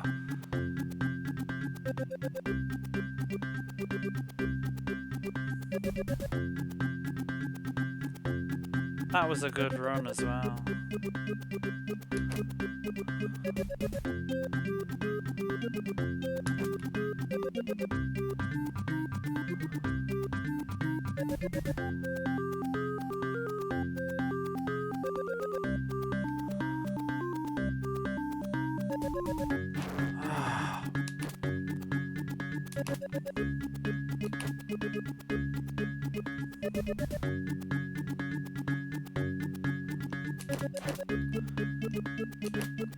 Still ended up with 7 health.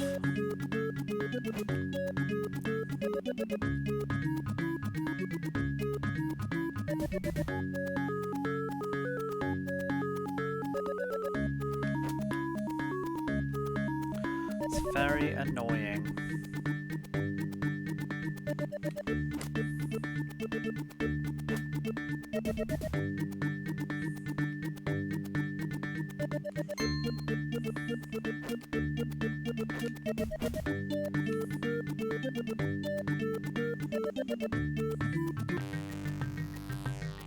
What happens if I leave? Oh.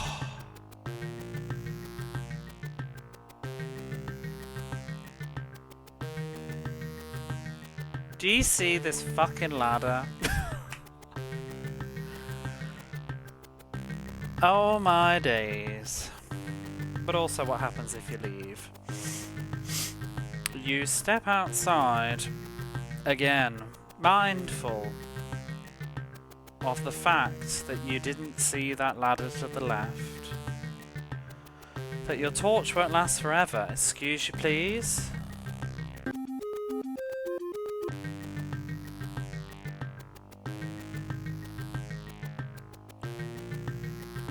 My torch won't last forever. That's bull. Right, well we definitely don't go to the right first then, because I can't even hit that bar.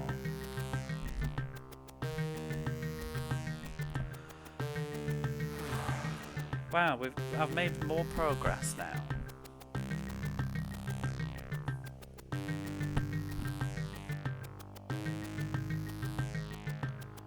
Oh, we don't need these. The protagonist reminds you of Abe's Odyssey. Yeah!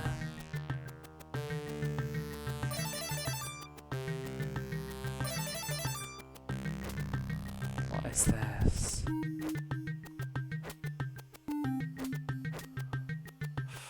Which way should I go first? Like the choices. Do I go like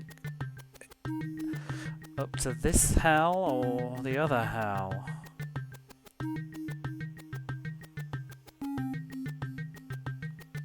What the hell?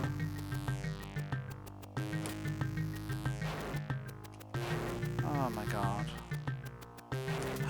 This is nonsense. Absolute nonsense. Are you done? Oh, fucking hell. Why has the game got to be like this?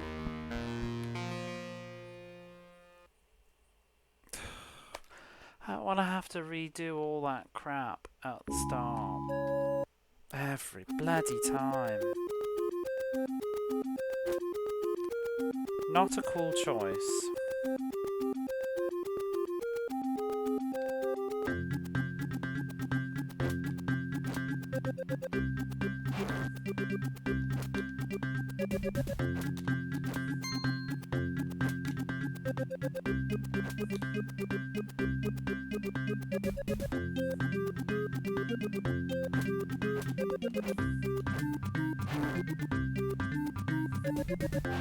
Oh, fuck off.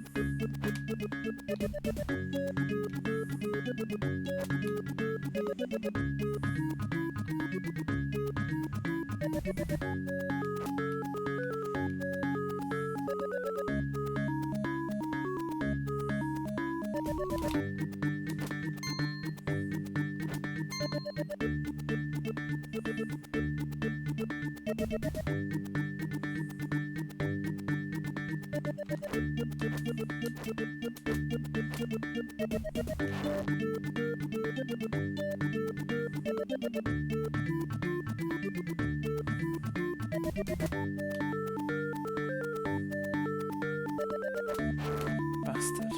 Bastard!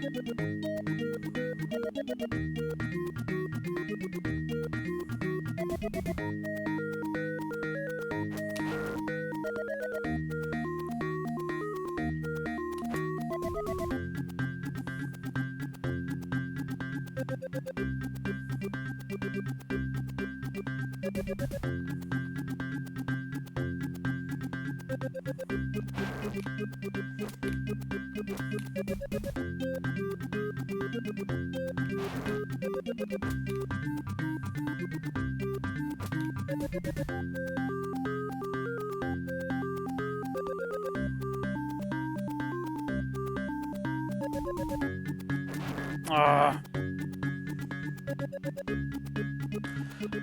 Well, no help. It takes about like 5 minutes to get to this bloody castle every time. Bearing in mind we've got to do like the 15-20 minute detour first on the real run to pick up the key. But I'm not gonna get the key until I know what the hell I'm doing now. That lightning thing looks like absolute hell.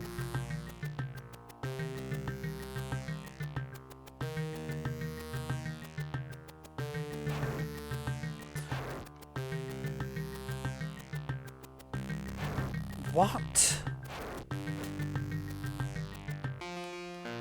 Oh my god, it's just vomit. Throwing JPEG vomit at me. I thought like you'd stand in between the spiders and jump. No.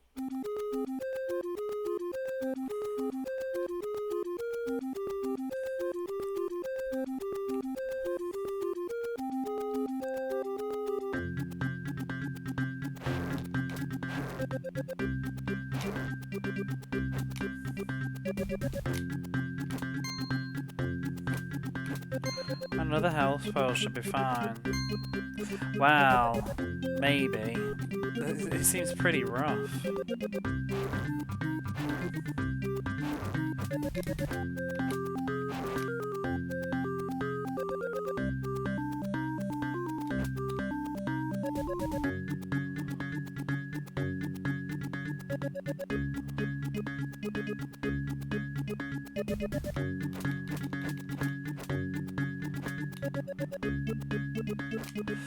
Ooh.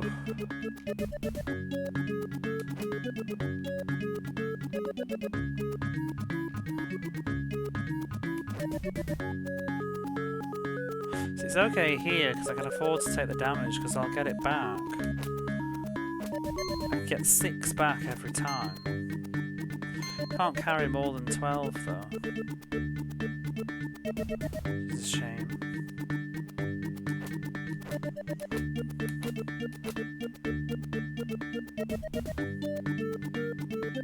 Oh, that last one is so scummy.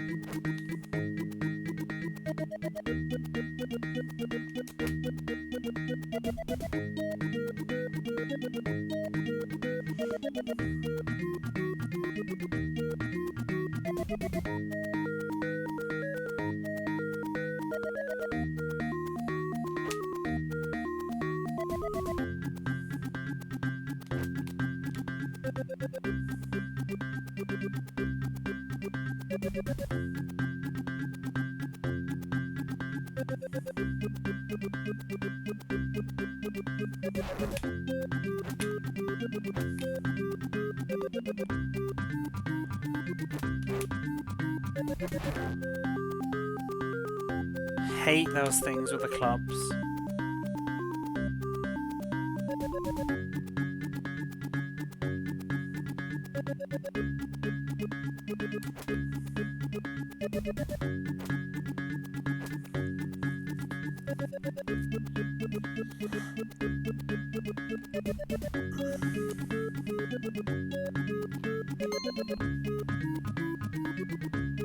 Okay. I think I'll stick to the spider way, but I don't really see.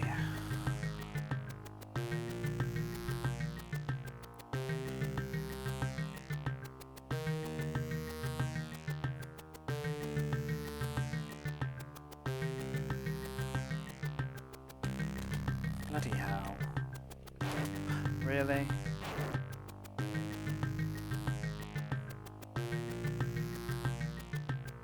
Do need to find some health though, that's for sure. Well, I mean, like I'm walking down this and what is gonna come flying in my face now? Ah! Oh god!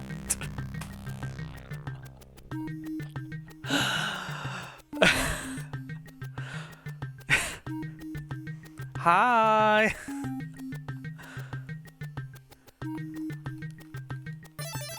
What the fuck is that? Oh good, there's two. Oh, there's lots of them. And an axe. And a thing. And another thing. Oh my god, this game! It's just walking in straight lines while it just throws fucking still images of enemies at you. And axes. The gameplay loop is kind of getting stale. This is getting tedious.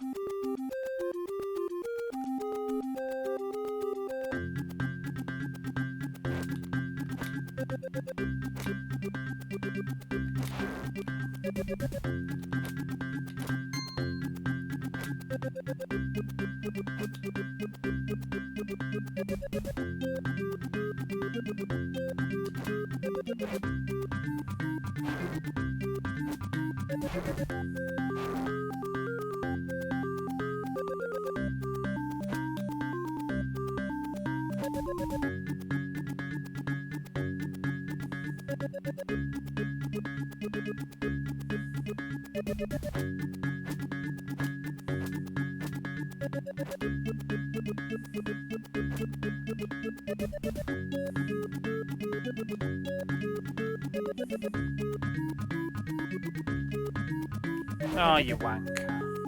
Thought that was the last one.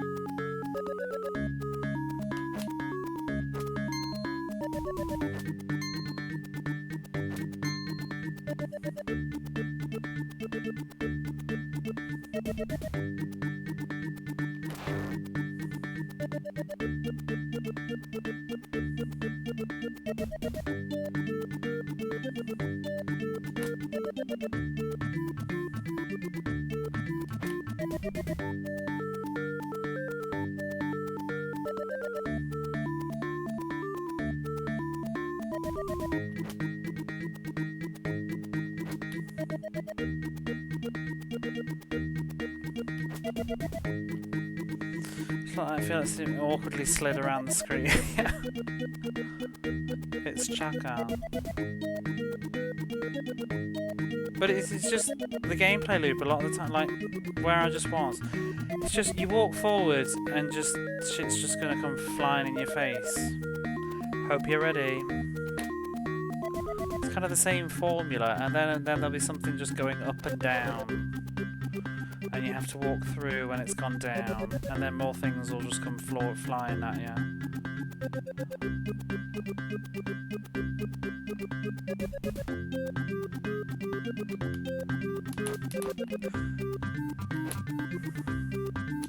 They're so hard to hit without taking damage.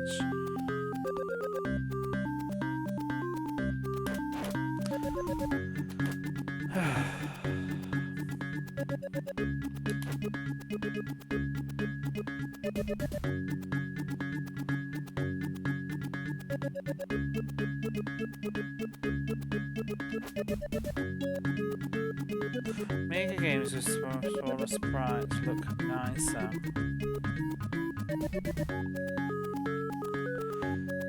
I just wish we had a better attack. It would totally make a difference.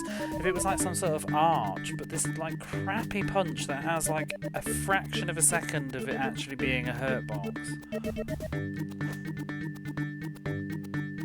That's what makes the game so difficult. Because you can't reliably hit things. It's like my complaints with Roar of the Beast. That was the reason why I hated that game, because his slash attack was shite.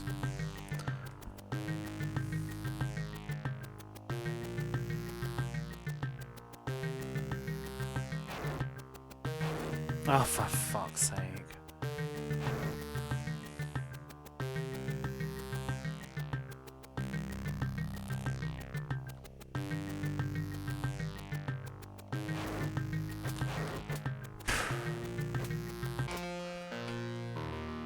Oh. Why is there no checkpoint at this castle?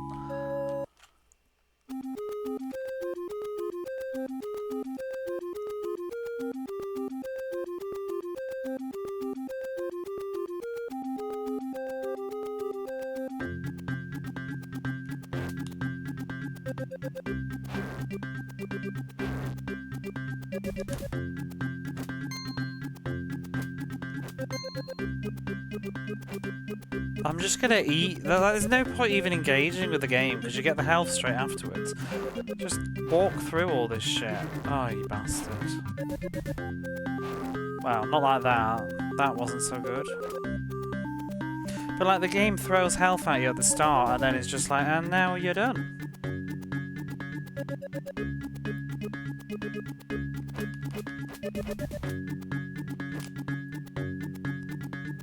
Oops. Oh, I didn't touch you.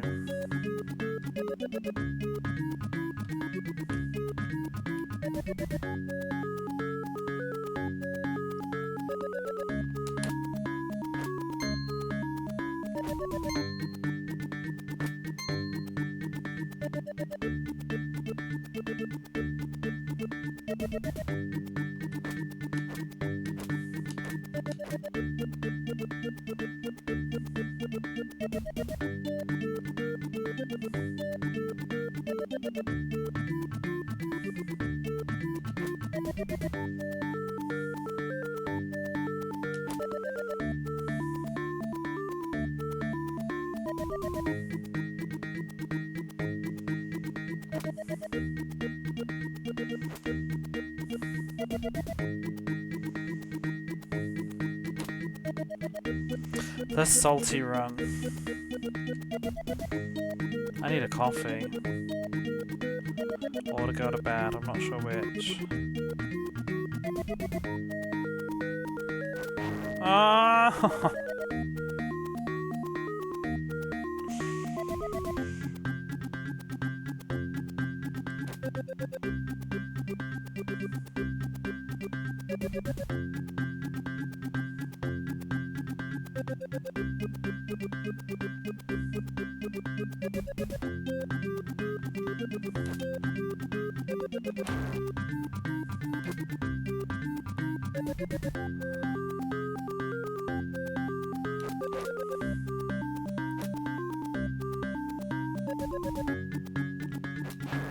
Oh my god, that's so fucking frustrating. Oh. Like, I've been playing the game for 5 hours, and I can't even punch a fucking bee yet.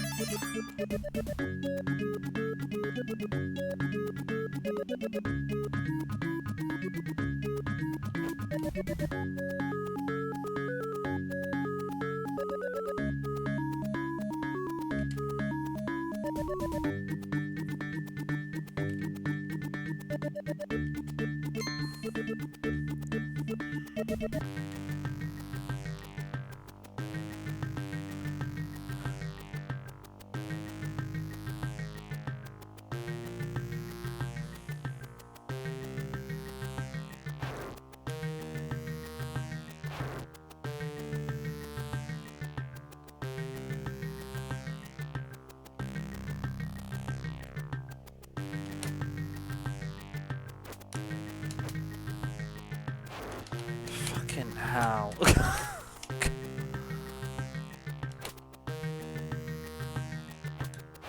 Oh my god. No chill.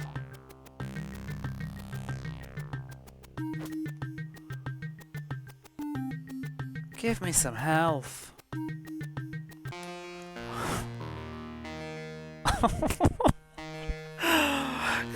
This is just no. This is bull. This is middle finger game design. This is like everything I hated about Air of the Acrobat back again. Just trial and error, walk forwards, barrel in the face. It's like playing Simon with death.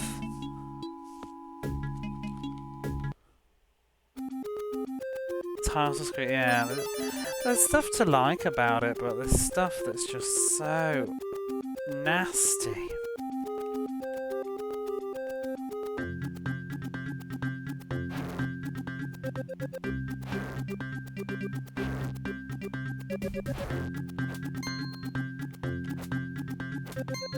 That was 3 seconds of progress.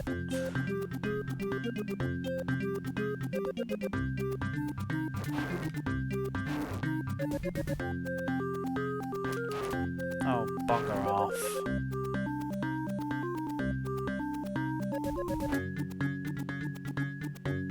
This is one of those games though, like this is it. I've got to play this now, forever, because this is not the kind of game that you can put down and stop playing for a bit. You got to keep smashing your face into this and remembering everything. Can't have like a week break from this.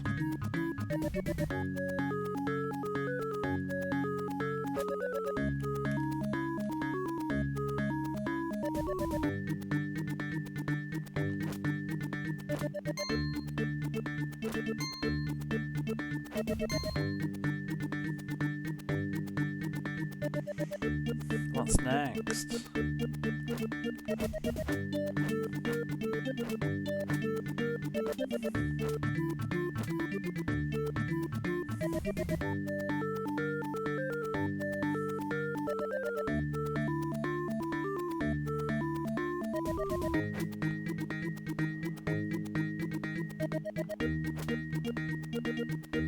Oh.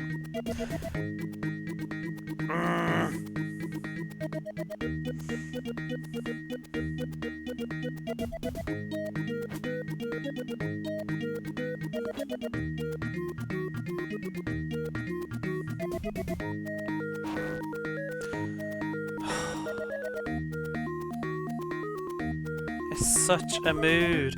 I've hit him consistently for like the last 7 or 8 runs. Not this time though. And all it is, it's not even like anything complicated. It's not like an enemy with some sort of like AI or a skill that you need to do. It's just the same crap. It's something moving from left to right and you have to punch it at the right timing or you take damage. That's all this game is. It's like a bloody punching rhythm game.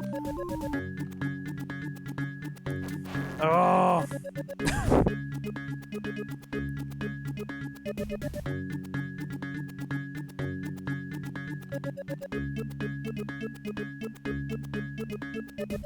Oops. Messed that up. Maybe it's easier to just punch those instead of crouching.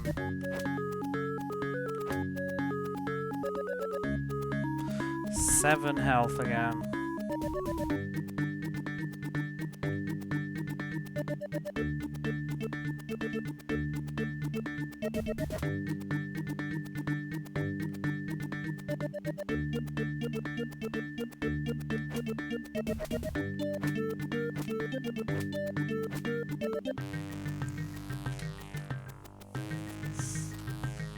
There's probably an element of lag too.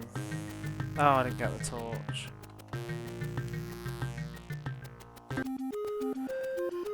But even still, I can compensate for lag usually. I finished shoot 'em ups, you know what I mean?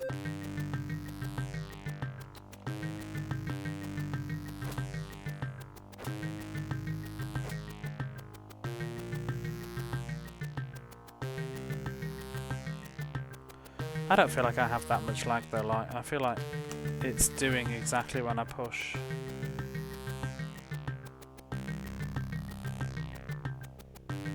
Oopsie, oh my god. RIP! Oh.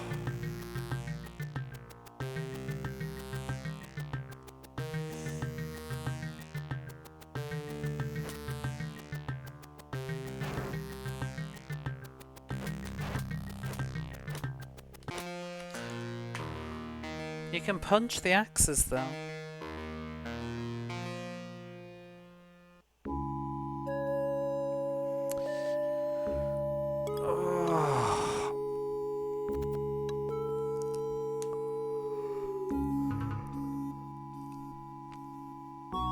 Look at all those scores that Rob's had.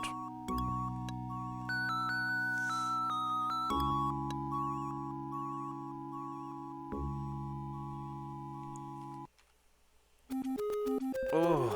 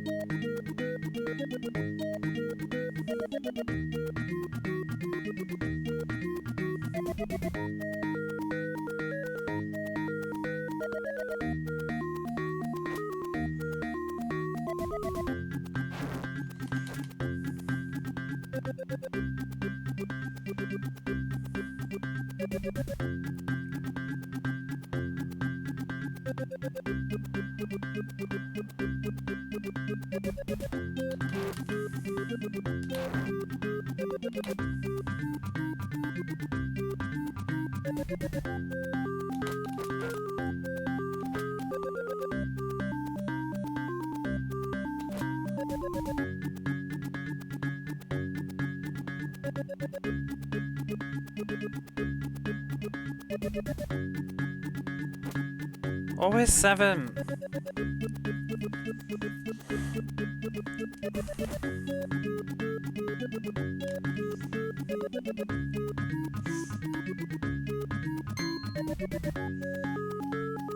I'm still not sure whether to go the way I was going or just try the up route, but that seems totally jank as well.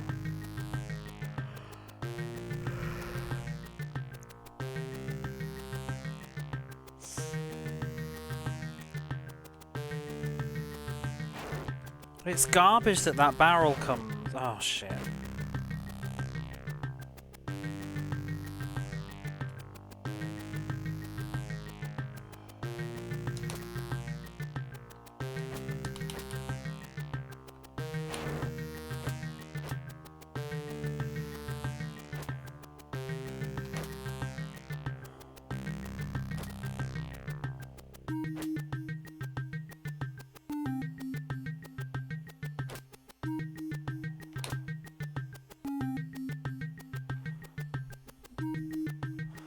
Oh, for fuck's sake, this game is just shit.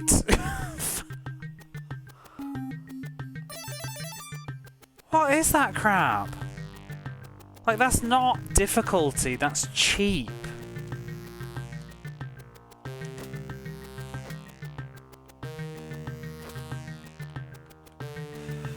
How can I use that?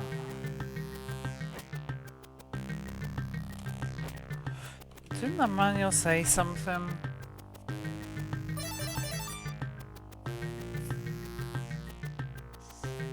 Let me try. I'm sure it's something. I might be mixing up my games though. I'm sure it's something about using levers. Let me check the manual again.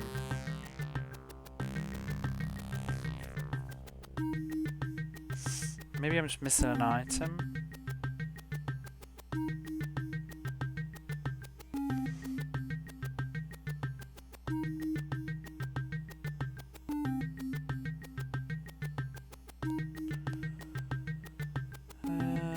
Kick an enemy.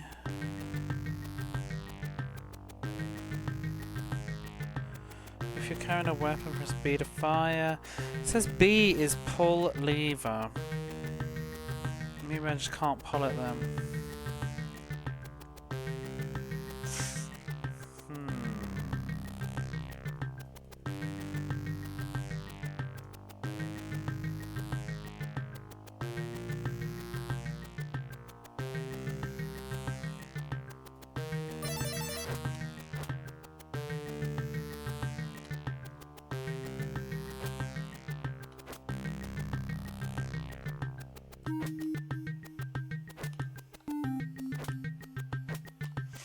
I'm gonna die on the way back. Those enemies are gonna respawn, aren't they? Oh. Okay, well, we did another 1 second of progress. Ah.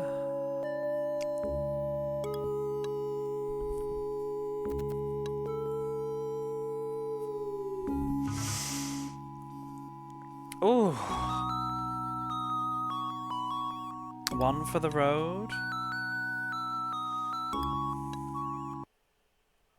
I want to find out what's to the left.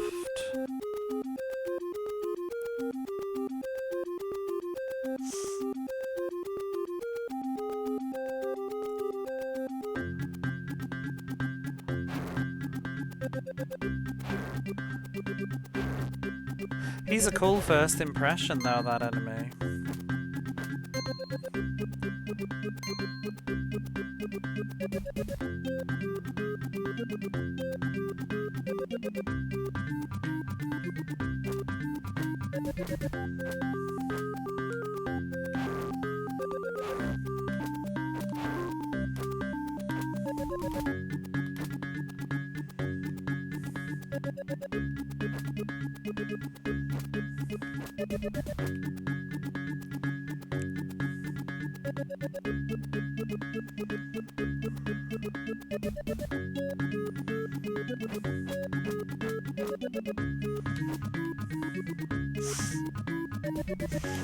Oh, whatever.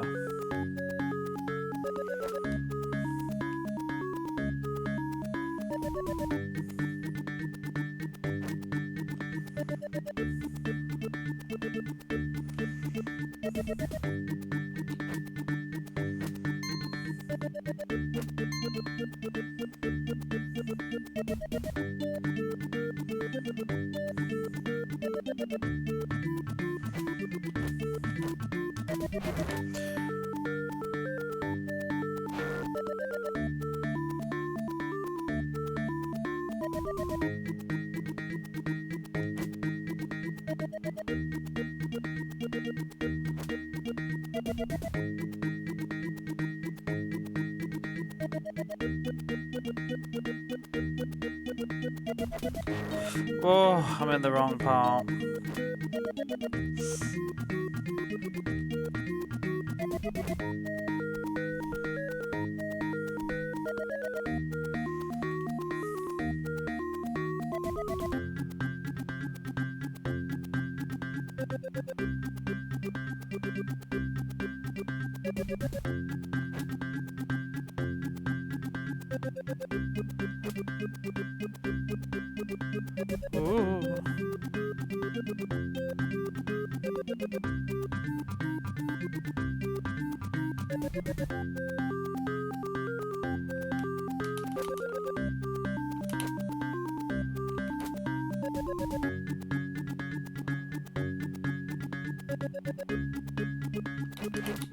It's the hardest bit, trying to kill 2 of them at once.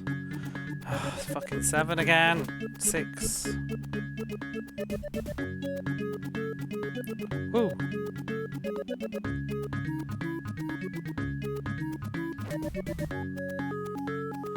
Not great. I don't know why there's no health here. It would dramatically change the flow of the game. Because this is a grind, trying to get through this little bit here.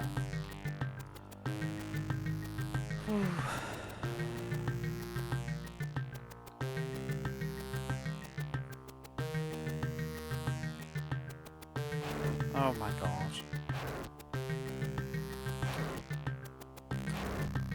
The timings on that is just, it's cruel. Like, I need to almost stop to punch the barrel, but that's where the thing from the floor spawns.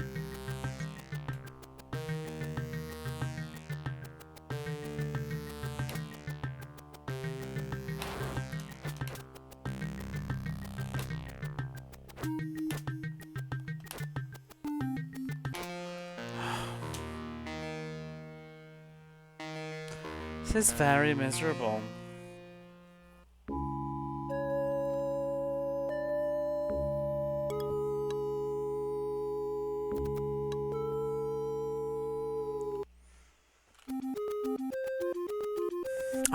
I just want to know what's on the left side. That's all I want to achieve right now. So that might not even be the way that I need to go first.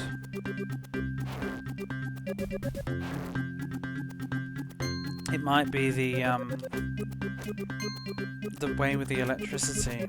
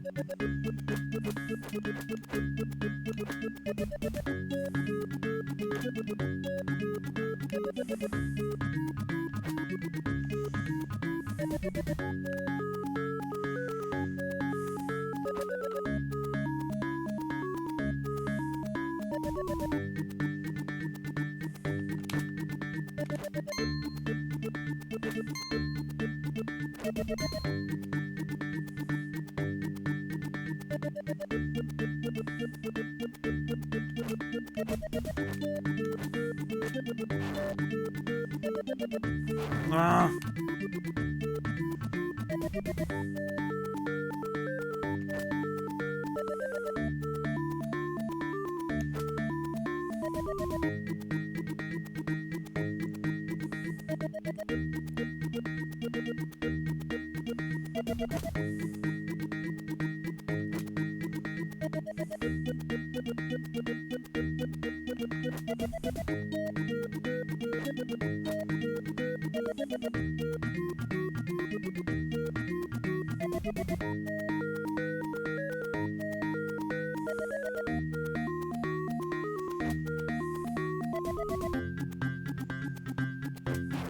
Oh, God.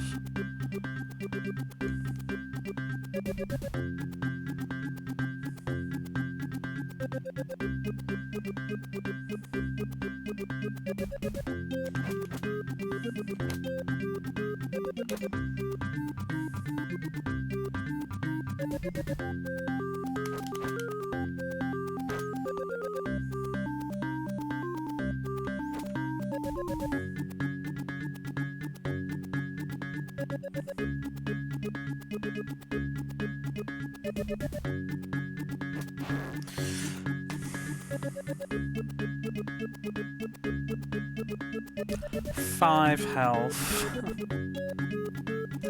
Nothing's happening there.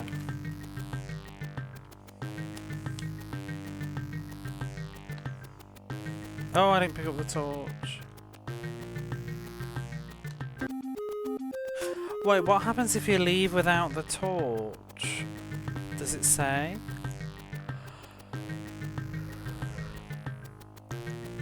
You step outside again. Are you looking for a torch? So there is a hint. Why, yes. One right next to the door. Why do I get a feeling that we're on a time limit for this bit as well, for when the torch is going to run out?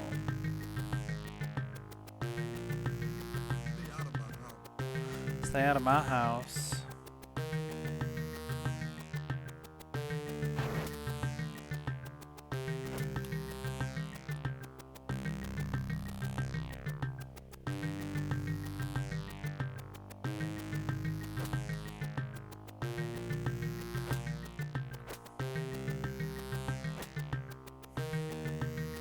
Oh, fuck off, respawning.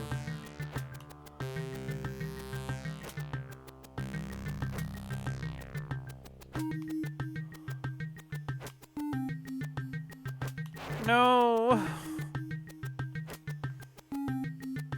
So mean. Ah. Okay, I've got 2 slivers of life this time.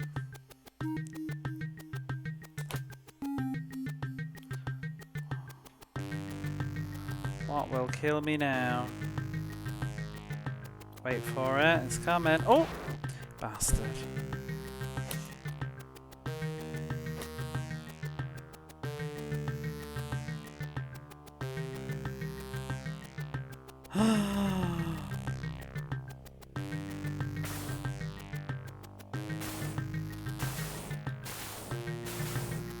Ho ho ho ho! I can run and shoot as well. Those barrels are gonna come and kill me on the way out, aren't they? I know your games.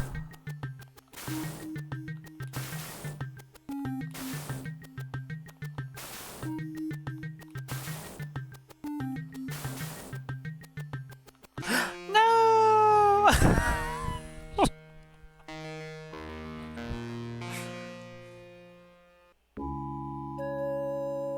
I'm pouting. I've got a big pouty lip right now. Boo.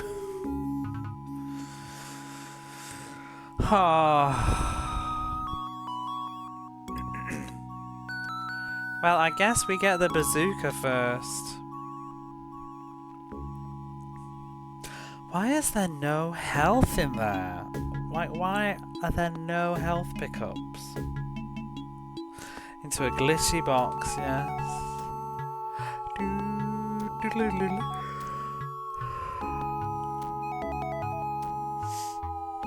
Oh my goodness.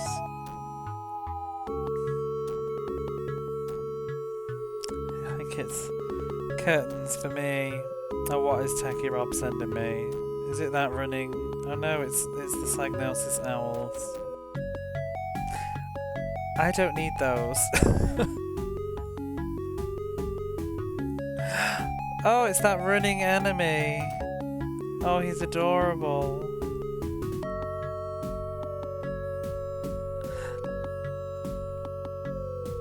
That is so cute. I need that running arms up monster. I'm gonna put that in the chat box after the stream. But I'm sleepy. My reflexes. Some of the problem with this also is that I'm just getting tired and my reflexes are too bad for what it's demanding of me. So